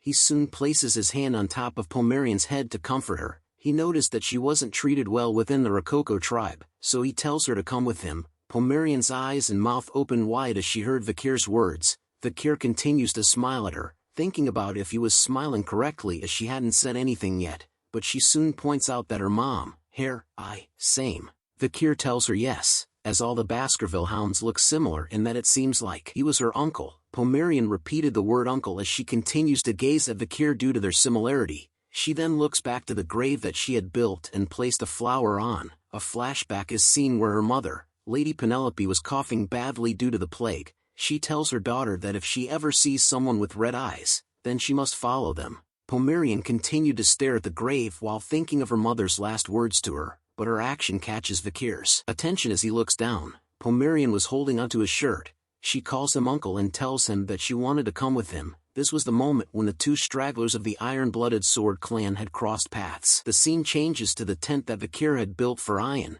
A cutie pie pops her head out from the tent, asking her uncle about where he was going. Lads, we must protect her at all cost. Comment below if you wish to protect this sweet thing. Vikir tells her that he needed to go since he had a meeting to attend to as the matriarch had called for him. Pomerian wails out loud as she chases after Vikir, telling him that they should go together. Vikir agrees to her request and carries her up with his arm while thinking if she was scared of being alone. He thought about how it was great that she opened up, but looking after a child was harder than he thought. But there was nothing he can do. Vikir looks back at Pomerian who had nested herself onto his back. Her face was filled with joy as she hugged Vikir as he carried her. As Vikir walked through the village to the meeting, he thought about how he couldn't raise her in the Balak's village. He needed to raise her somewhere Hugo's eyes can't reach, in a place where the Empire's civilization grazes. He looks back at her and could see that she was sleeping and snoring peacefully. This made he think about Chihuahua and to ask him for a favor. Vikir also noted that he needed to leave the forest and stop by the city later. We soon arrived at the matriarch's tent. She was alarmed to find out that there was an infectious disease going around. She tells the people who had gathered in her tent that it was bad, since the rainy season was approaching. If the disease is still present during the rainy season, the damage done would be even more lethal. But the shaman elder shouted out to her that it was not a disease but a curse instead. The elders on his side agrees with what he said.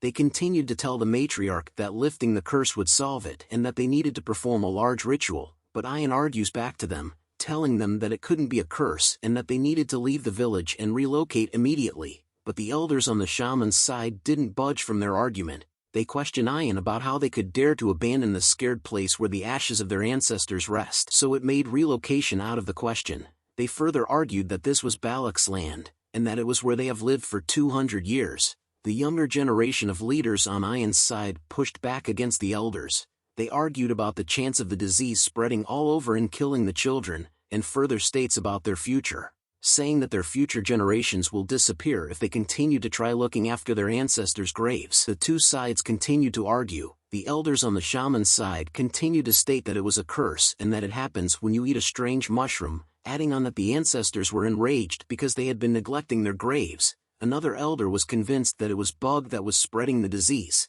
The elders soon asked the matriarch to choose, but all she could do was remain silent as the two sides continued to battle against one another. Vikir sat at the back of the meeting with Pomerian sleeping peacefully on his lap, so freaking cute. He thought about the Red Death. He knew that the infectious Red Death was comparable to the Black Death that had spread throughout the Empire. This formidable disease was rampant and had spread to the Empire's border. The reason why the Empire was safe was due to Camus from the Morgue clan. She had casted a firewall to stop the spreading of the disease. It was also thanks to Dollars, the dispatched female saint from Quo Vadis. With the help of her powerful divine power, they purified the disease. However, that treatment method was only restricted to the Empire. Most barbarians who lived in the Le Rouge et Le Noir mountain would die, but that was favorable for the Baskerville clan, since the barbarians who played an important part of the forest's ecosystem disappeared. A monster wave occurred due to the influx of low-ranked monsters.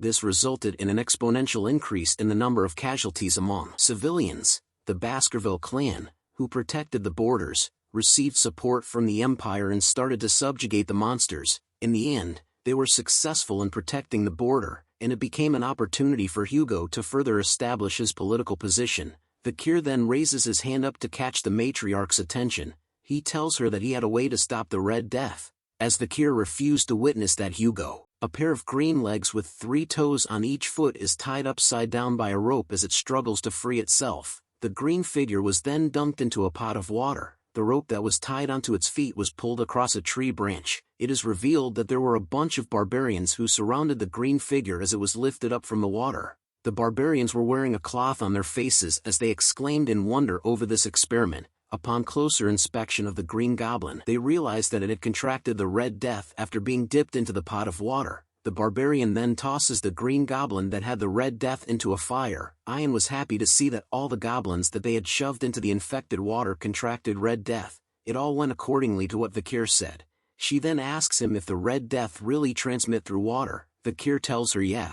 He explains to her that the infected water was the biggest cause of the infection, but once they boil the water, there shouldn't be any problem. Ian smiles and looks at the 3 other green goblins that they had captured, thinking that boiled water was fine. Seeing her happy expression and what they did to their comrade causes the remaining green goblins to be startled. Soon enough, one of them was tied to the rope once again and lowered into a boiling pot of water. It lets out a scream as its head enters the pot first. As soon as they pulled the green goblin out of the boiling water, Ian points out to it and tells Vikir that it had died immediately. Vikir tells her to put the green goblins into the cold water with a "I can't believe this dumbass did that" kind of face. Once again, the remaining green goblins were dipped into the cold water that Vikir had asked them to do. The tribe members couldn't believe that it was true. Even after some time passed, the green goblins didn't contract the Red Death. The tribe members were happy to have found a way to conquer the Red Death, as the answer was water. They also asked that if they were to drink boiled water, they could prevent the infection. The matriarch appears with a smile on her face as she tells Vikir that he had done a good job. She informs him that it was thanks to him that they were able to see the light at the end of the tunnel, and for that she was grateful, but Vikir warns her that they couldn't let their guards down yet. He explains to her that the water cannot enter their eyes or any mucous membranes, as the Red Death can be transmitted through the respiratory system, so the tribe needed to be careful when the fog is present at dawn. Ian could be seen teasing the shaman over what he said about how the Red Death was supposedly a curse. All the shaman could do was grunt as he did nothing to help, but he soon questions Vikir on whether the solution to the Red Death was just to avoid water, as the rainy season would soon arrive. He then asks about how they should avoid the waters when it happens. Vikir tells the shaman that what he said was true, that when the rain comes, there will be an overflow of water from the river and the air will become humid. There will be limitations to the methods of how they could boil water and wash up as they go according to the preventative measures. Kind of sounds like they have COVID. Hearing Vikir agree with him brought a smile to the shaman's face, as he was right for once, but then Vikir tells him that they needed to relocate the village. Hearing that causes the shaman to be startled. He yells at Vikir that he had already told the tribe that they couldn't leave the place where their ancestors lie. He then questions Vikir if he was choosing to ignore the words of the Council of Elders. But Vikir remained determined with his words. He tells the tribe that there was a method such that they won't have to move from the Balak territory. The rainy season approached the Le Rouge et Le Noir mountain as dark clouds filled the skies with a heavy downpour of rain. The river flooded, and what was once flatlands became vast torrents of swampy terrain. Within the deep forest, the torrential rain was something that even the elderly had never witnessed before, and that's how everything within the deep forest became flooded.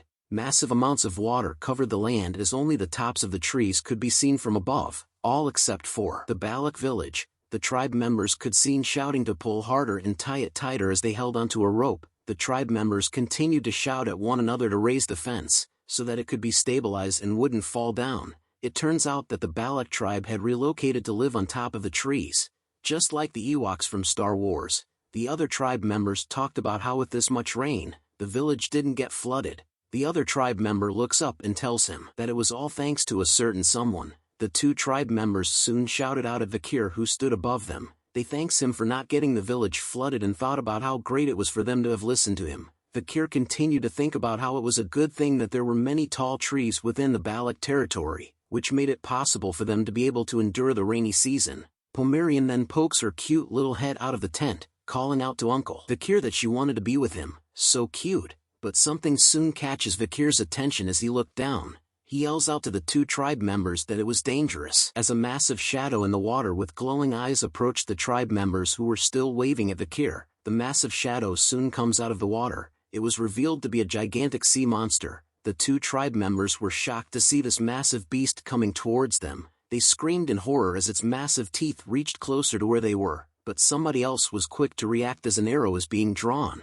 A powerful blow manages to land itself right onto the gigantic sea monster's body that causes its face to go like, WTF. Ayan had appeared with her bow in hand. Get lost, you damn catfish, said Ayan. Vikir then asks her if that monster was the Mashusu. Ayan explains to him that it was the one known to be the king for dozens of years around this area. She tells him that the tribe calls it Ka. It kind of looks like a mix between Gyarados and Magikarp from Pokemon. Comment below what you think it looks like, but the Ka doesn't retreat even after being hit by Ayan's arrow. It slams its tail into the buildings that the tribe had built. It then sends the two tribe members flying through the air. Vikir immediately leaps down from his home.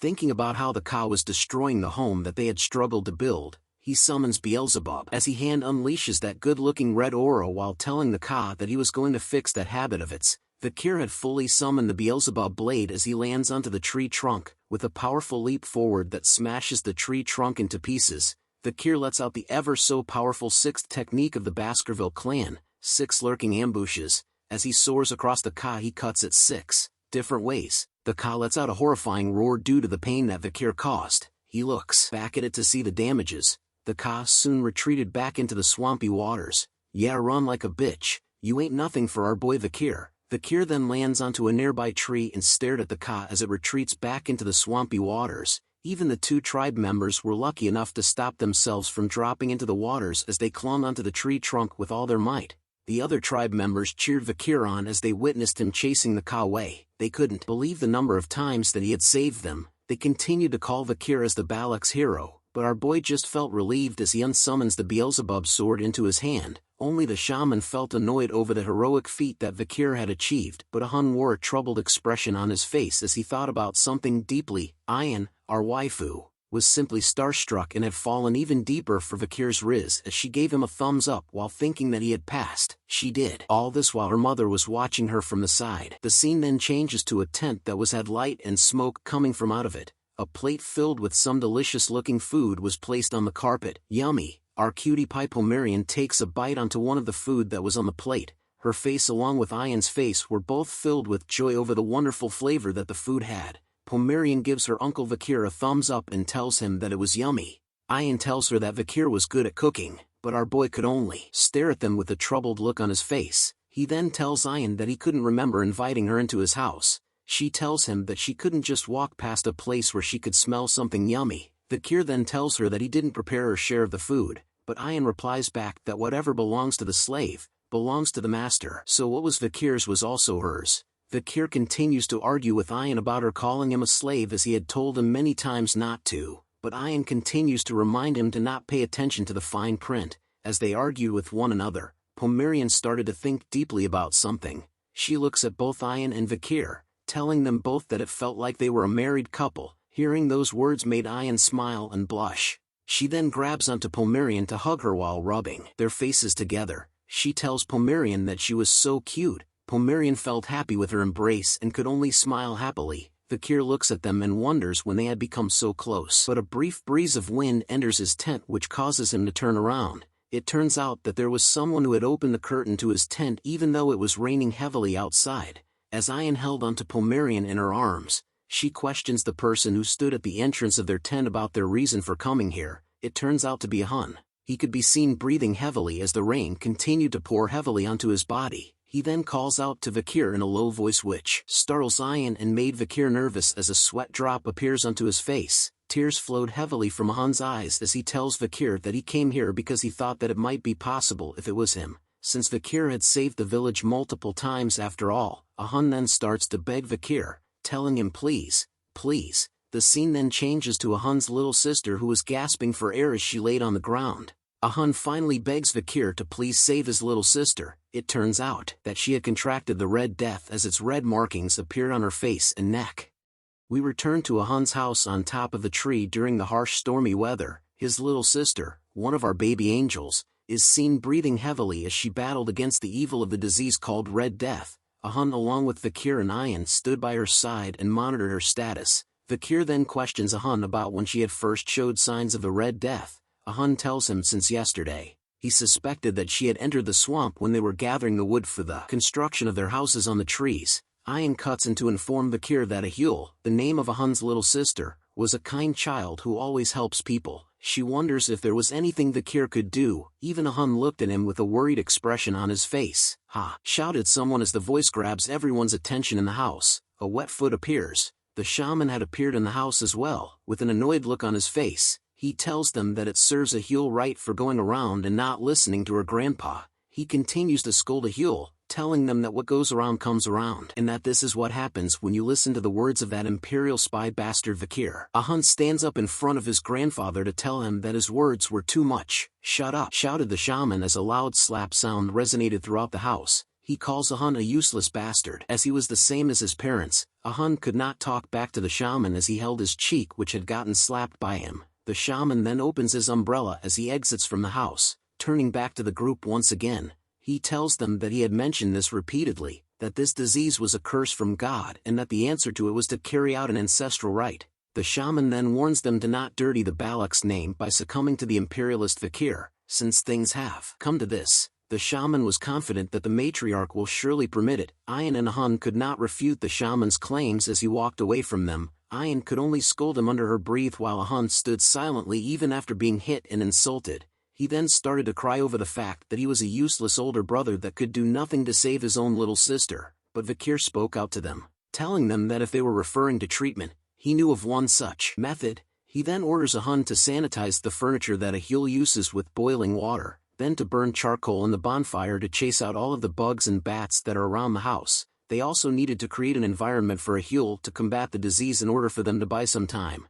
"Can you do that?" asked Vikir to a Hun as he looked at Vikir with tears in his eyes. He quickly rubs the tears away, telling Vikir that he could do it as he turned around. Ian was surprised to hear that from Vikir. She walks over to his side to question him if he really knew about a way to save Ahul. Vikir replies that he did, but he needed her to do something for him. Ian was glad to hear that she could help, so she tells him to ask her for anything. "Bring me out of the deep forest," was Vikir's request to Ian, who then wore a shocked expression on her face after she heard that. He looks at her with a serious look on his face, telling her that by doing that for him, Vikir would be able to get the medicine for the infection.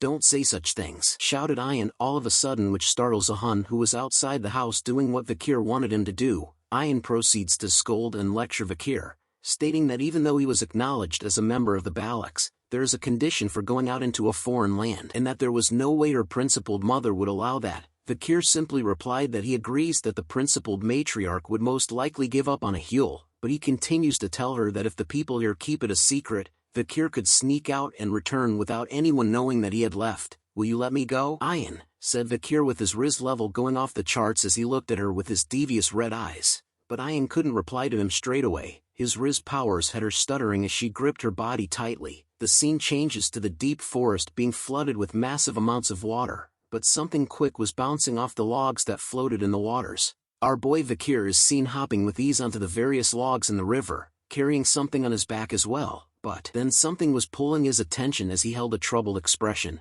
Vikir then comes to a screeching halt. He turns around to ask someone about why they were following him. "Didn't you let me go?" questioned Vikir, as it is revealed to be our waifu Ayan who was following him from the start. She tells him that they should go together, but Vikir replies that she would only get in his way. Ayan asks him to tell her where he was going, but Vikir replied with a stern no. She then questions him about why he was taking Pomerian. It turns out that it was our cutie pie Pomerian who was being carried by Vikir all along. She was still sleeping peacefully on his back as Vikir didn't reply to Ayan's answer. She talked to Vikir about how she saw him using a sword that came out from his arm and the fact that he knew about Red Death. All these things happened, yet Ayan didn't ask him about any of them. The rain continued to pour down heavily onto the pair as she recalled their memories together. Ayan knew from the first time that they met, from when he had rescued her from being a slave, that she would always give in to Vikir. And the fact that she couldn't ask him anything is that she knew that Vikir would disappear once he tells her the answer, so she just wanted Vikir to answer one thing. With a sad look on her face, Ayan asks him, "You'll come back, right?" Afraid of hearing the worst answer from Vikir made Ayan close her eyes. "I will," said Vikir, which made Ayan open her eyes just as she was about to cry,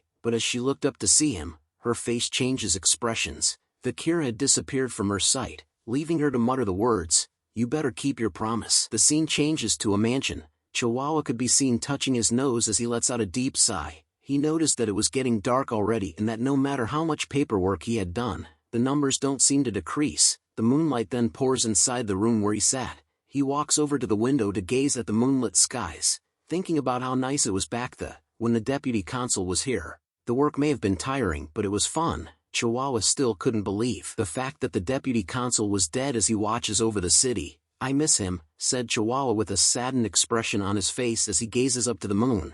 "Did you call me?" asked Vikir as he appeared right in front of Chihuahua's face the same way Spider-Man did to Mary Jane in the first ever Spider-Man movie. Comment below if any of you could hang yourself upside down by just grabbing onto the window like Vikir is doing while holding Pomerian with his other arm. Chihuahua could only stare at the sudden appearance of Vikir with a shocked look on his face. But a sudden flurry of emotions combined with shock and fear overtook Chihuahua as his mind tried to process what was going on right now. Vikir finally lands down from his hanging position. In his Spider-Man pose, he looks at Chihuahua with a smile on his face while Pomerian continued to sleep peacefully on his back. "How are you, Secretary General Chihuahua?" Vikir asks him. Chihuahua had finally calmed down after seeing the so-called dead Vikir alive right in front of him now. He then recalls the events that Vikir had explained to him, from Vikir confronting a monster from the deep forest, having received a critical injury and having to stay with the barbarians. As he sips his tea, Vikir agrees with what Chihuahua had summarized while Pomerian continued to sleep by his side peacefully.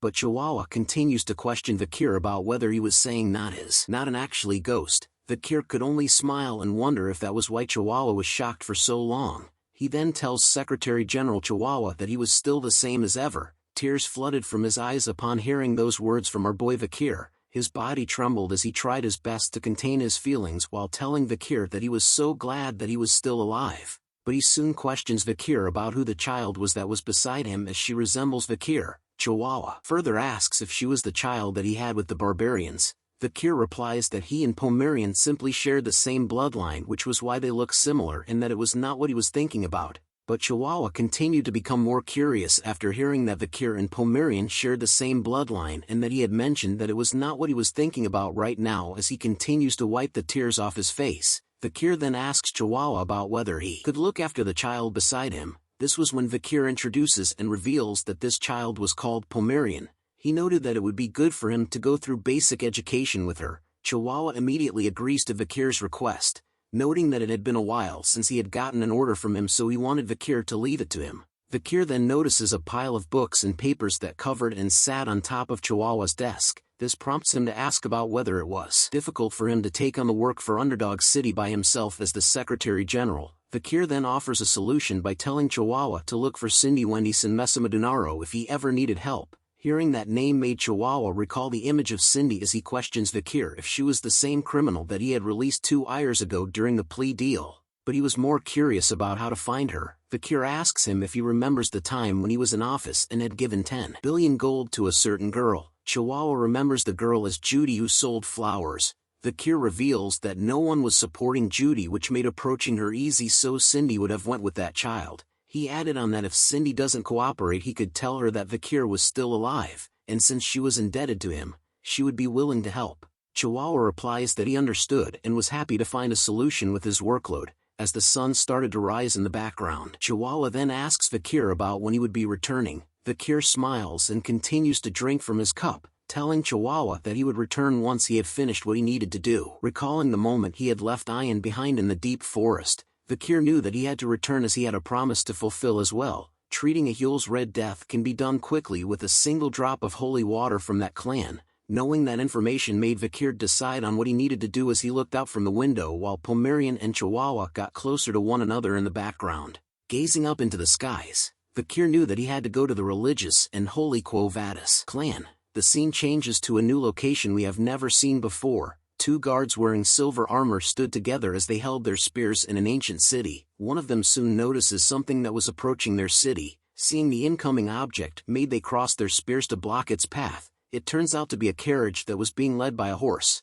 The guards announced to the driver that they would be carrying out an inspection. One of the guards recognizes the driver as Sir Joseph, who was the one that manages the oil shop on the first floor. They soon question him about what he had brought with him this time. Joseph smiles and reveals a letter in his hand informing the guards that he had brought oil as it was written on his import permit. One of the guards steps forward and asks him if he could check what was inside. Joseph chuckles nervously while telling the guard that he had come here really often and wonders if there really was a need to check it, but the guard refuses his request by telling him that the higher-ups take importance in formalities. Seeing his request denied started to cause Joseph to sweat a bit. The guard continued to look amongst the various barrels of oil that were on the carriage, thinking about which one of them he should open. He finally picks up a single oil barrel and noted that this one looks good. Panic and fear started to set inside Joseph as he couldn't believe that the guard had chosen the single barrel that was the most important to him. The guard soon opens the lid off the oil barrel, looking inside of it with an intense gaze. He then commented out that it was fine as it was revealed that the oil barrel contained nothing else but oil inside it. The guard walks past Joseph and informs him that he can pass.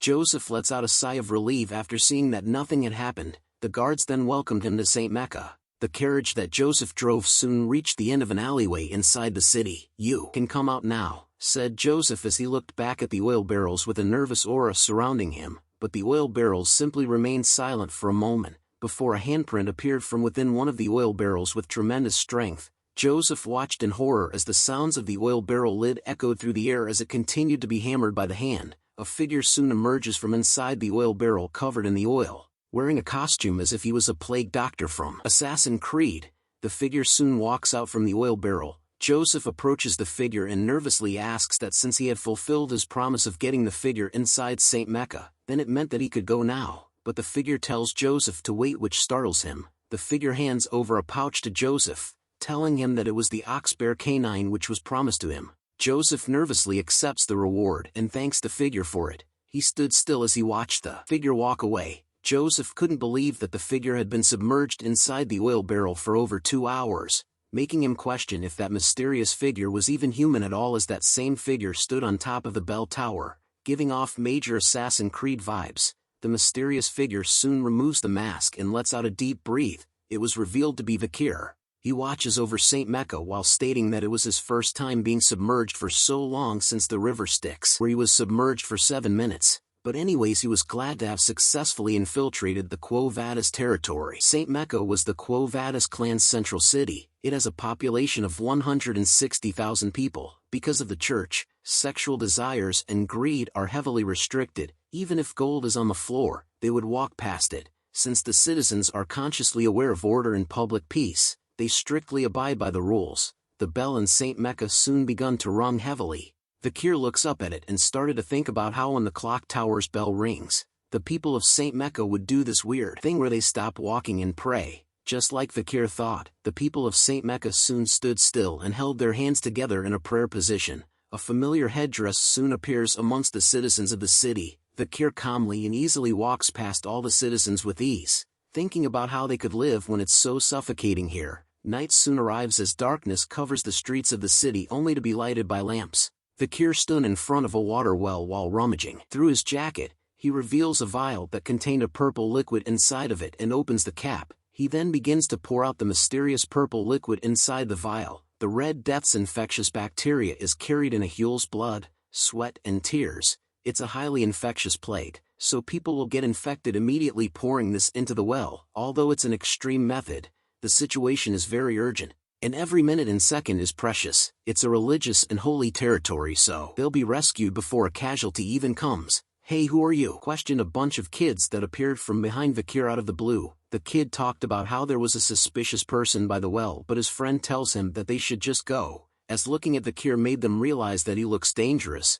Vikir lets out his bloodhound Riz aura, which envelopes the entire area around him in a red murderous color. He calls out to the children and tells them to listen carefully. He warns them that this well was cursed, and that those who drink the water from this well will not be spared by death. "Heed my words well," warned Vikir. The kids immediately tried to get the F out of there as they screamed out in horror. They shouted out that there was a ghost and that the ghost had placed a curse on the well. Another kid began to cry as he shouts that he would never drink from that well. As the ball that the kids dropped rolled over to Vikir, he was glad that with this, the children wouldn't drink from the well. Such a nice guy. A dagger soon appears and stabs itself deep into the ground. Vikir had placed the dagger near the water well, noting that a dagger left by the Leviathan clan, a clan famous for its deadly poisons, and that, judging from the situation, the ones who spread the Red Death in the deep forest were none other than the Leviathan clan. Vikir smiles deviously over his mastermind plan, knowing that since the religiously holy clan and the deadly poison clan hadn't had a good relationship since long before, he knew that a huge fight will probably break out with his actions,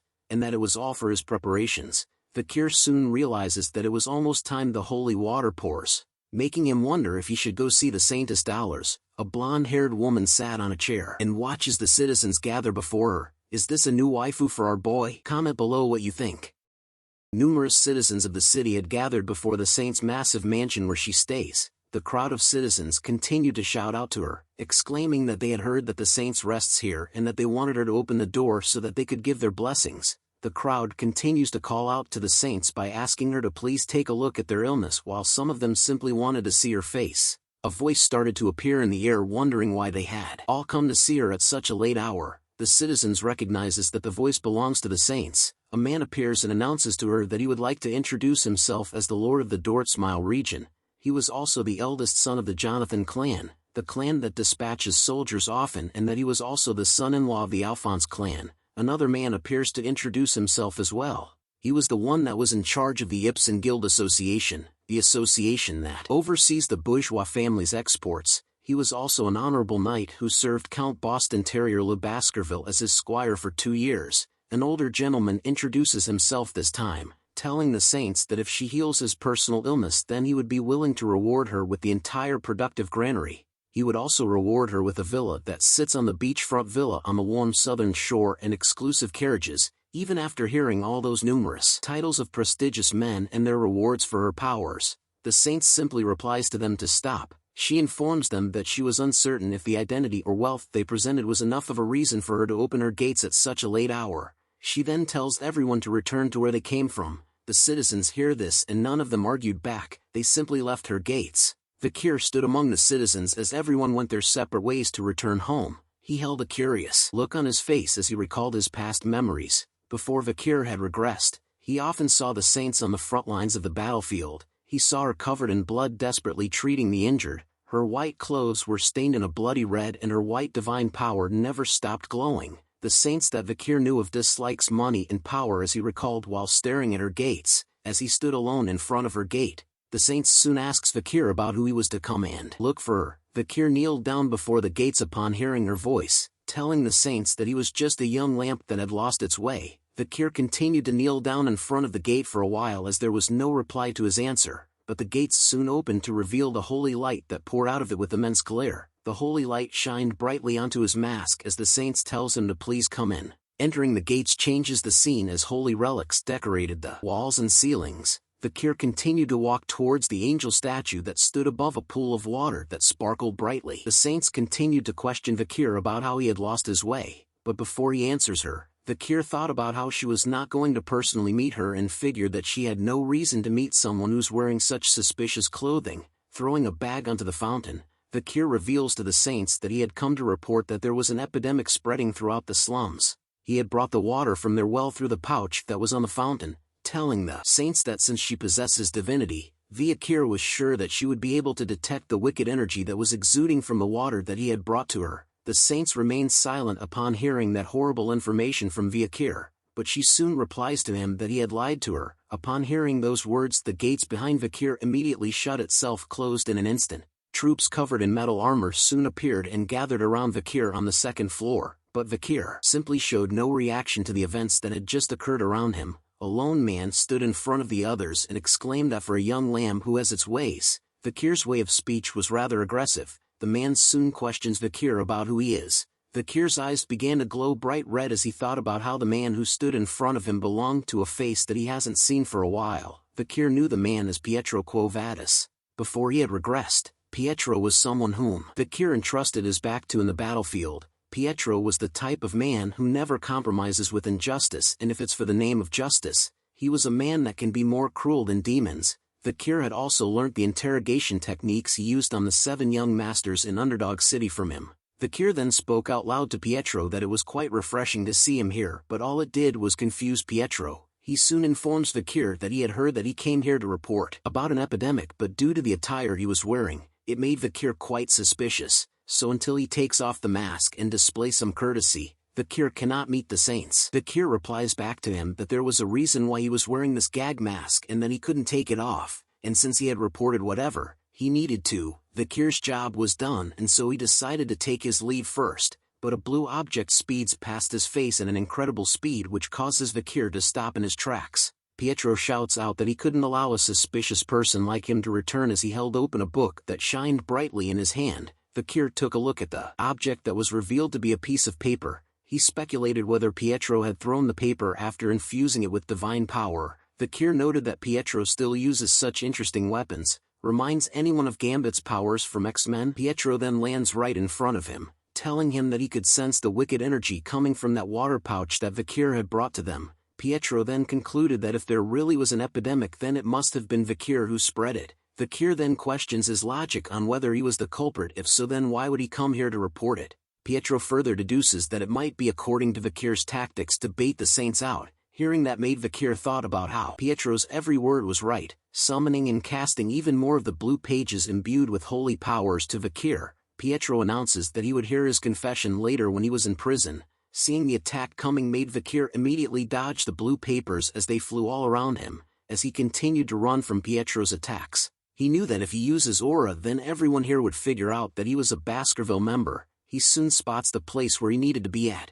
He leaps onto the balcony of the second floor and into the air to dodge the blue paper attack. Vikir then continued to fly towards Pietro, who simply stood in the same spot while casting even more of the blue papers towards Vikir. With a heavy downward strike, Vikir lands a hit onto Pietro, who still manages to block the powerful attack. But he was shocked by the weight of the attack as he noted that it felt as if there was a boulder that fell on top of him. Feeling the intense weight behind Vikir's attack made Pietro wonder where such strength was coming from due to Vikir's small physique. Seeing that the attack had failed to land properly causes Vikir to leap backwards from Pietro. As he leaped through the air, Vikir noted that it was the skill that he had obtained from killing the ox bear 2 years ago. The skill was called 600 kg stability. He also noted that it was his first time using it and that the skill wasn't that bad. The moment he landed on the ground, Vikir took no chance and instantly rushes towards Pietro once again. This time he lets out a mad flurry of punches that seemed to stop Pietro from casting his skills. He could only stand still and block Vikir's attacks.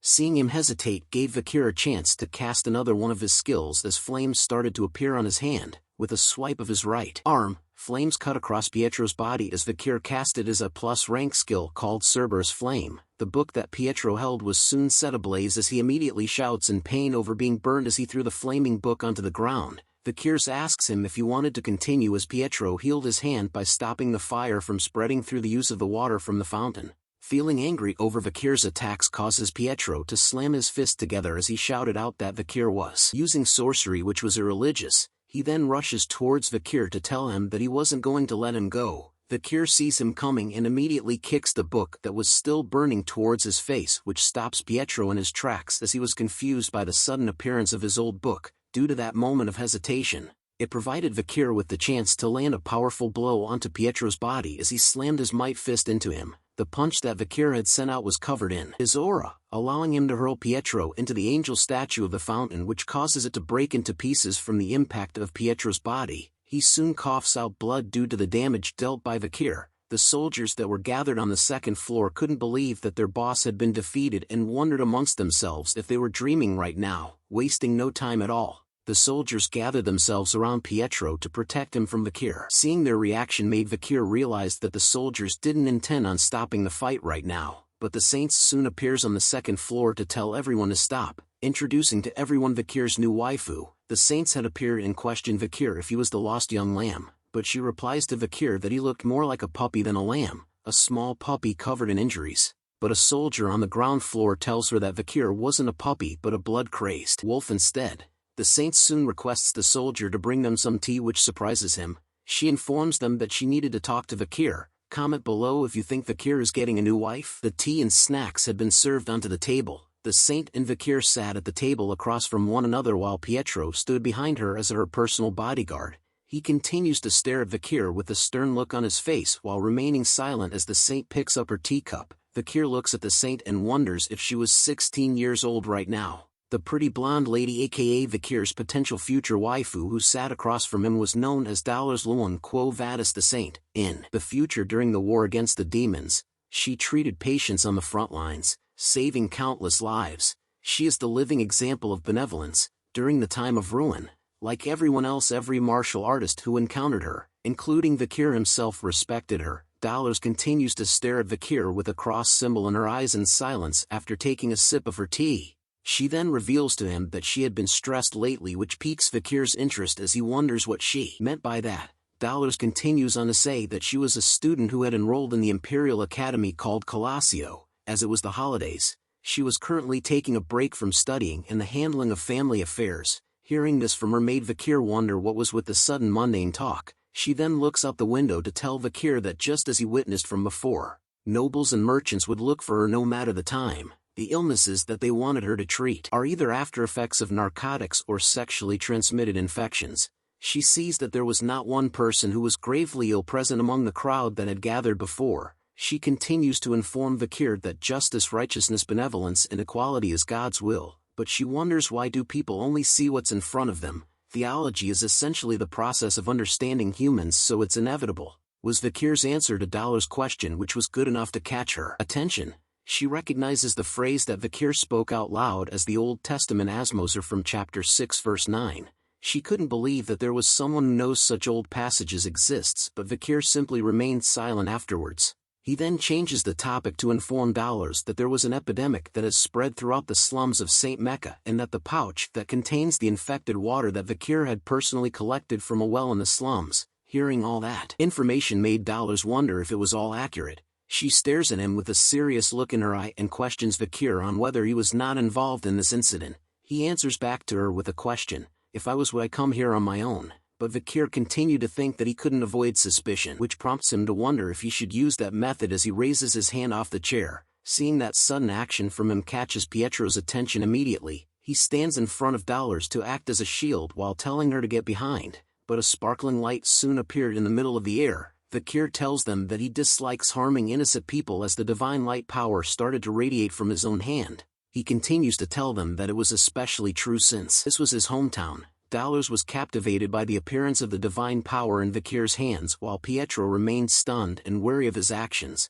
Dollars couldn't believe that Vikir was a believer of Luan. He then stops showing off the divine power and questions them on whether they would listen to what he has to say now. He informs them that he had spotted some suspicious people pouring liquid from a glass bottle into the slum's water, and that those people were criminals. Hearing this made her worry as she continues to doubt Vikir's words while asking him if he knew what their motives were. Taking out a scroll from his jacket, Vikir tells her that the criminals were probably those who wish for the decline of the Quo Vadis family and those who will benefit from that. Unrolling the scroll onto the table revealed marked territories of the land. Vikir points to the section marked with Leviathan and continues to explain to Dollars that firstly, the ones who will benefit most are the deadly and poisonous Leviathan clan as well as the conglomerate bourgeois family. The Leviathan clan will use the epidemic as an opportunity to collect samples from countless patients and use them as research. Moreover, once the divine Quo Vadis family falls, There is no other method better than this for the Leviathan family who are hostile towards them. There is also the bourgeois family. Valuables don't disappear during an epidemic. With the death of labor's landowners will become bankrupt. With the presence of empty fields, factories and stores, the family will consume a variety of real estate and start a new business. Vikir knew for certain that the ones who spread the Red Death are the Leviathan bastards, and the ones who cooperated with them so they could reap the benefits are the bourgeois merchants. The natives of the deep forest become scapegoats in order for both clans to benefit, so after explaining the reasons, Vikir concluded that they were the ones closely related to the epidemic but reminded Dollars that it was just his hypothesis. Hearing all that explanations and information made Dollars think that it was all possible while wondering how it was possible for someone to predict future incidents so accurately to exist, making her question Vikir about who he was as his shadow was revealing a strong energy. Vikir then tells them to just call him the Night Hound. Hearing that name sounded ominous to her while Pietro commented that Vikir had picked a name that suits what he was wearing well, which was utterly blasphemous. Moving on to think about what Vikir said made her note that it was quite possible. She then informs Pietro that they needed to visit the slums as they needed to investigate the epidemic and to report it to her father. Pietro hears her orders and replied back that he understood. Seeing her take action made Vikir realize that he was lucky to meet the saint and that with this, things will be able to progress much faster. Dollars continues to look at Vikir and wondered what it was. Why does the man who defeated the unrivaled Sir Pietro and the Holy Knights look so small and pitiful? Staring deeper into our boy's soul with her crossed pupils, Dollars could sense the smell of a beast exuding from his soul, the smell of blood oil and stell as well as violence and pent-up anger, the color of hatred. In deep whirlpool of numerous emotions within that lies immense sadness. Who is this person was the question that continued to linger in her mind. The scene then changes back to the slums where Vikir had poured the infected water into the well. We arrive at a rundown church whose lights were turned on. A group of nuns were alarmed by something as they appeared with masks covering their faces. They couldn't believe that the saint herself had arrived to their church. One of the nuns began to cry as she begged Dollars to please save them from the horrific epidemic as numerous people laid on the ground covered in blankets. Seeing this sight made her realize that what the Night Hound had said was all true. Vikir stood at the back and was still able to see what his work had done. He apologizes in his head towards the people who had gotten infected due to the lack of time he had, but he was thankful that there were at least no children who had gotten infected, making him wonder if the fear he instilled among the children at the well worked. But Vikir was thankful again that the infected civilians were at the initial stages of the disease, so he had no choice but to leave the rest to the saint. Seeing the infected civilians up close made her note them as pitiful people. She held the hand of an infected person to tell them that they didn't have to worry as the Godluan's most sublime love will heal all of them. Dollars then began her prayer. The light of my light, the flame of my life, my sins, my soul, witness these pitiful people who have gathered here. A teardrop started to appear on her eye which slowly dripped down from her face. As it touches the ground, a golden light started to appear and shined brightly. The effects of the prayer was intense as a holy light started to cast itself onto Dollars as she prayed. The light was strong enough to be seen from the outside of the church from where everyone was.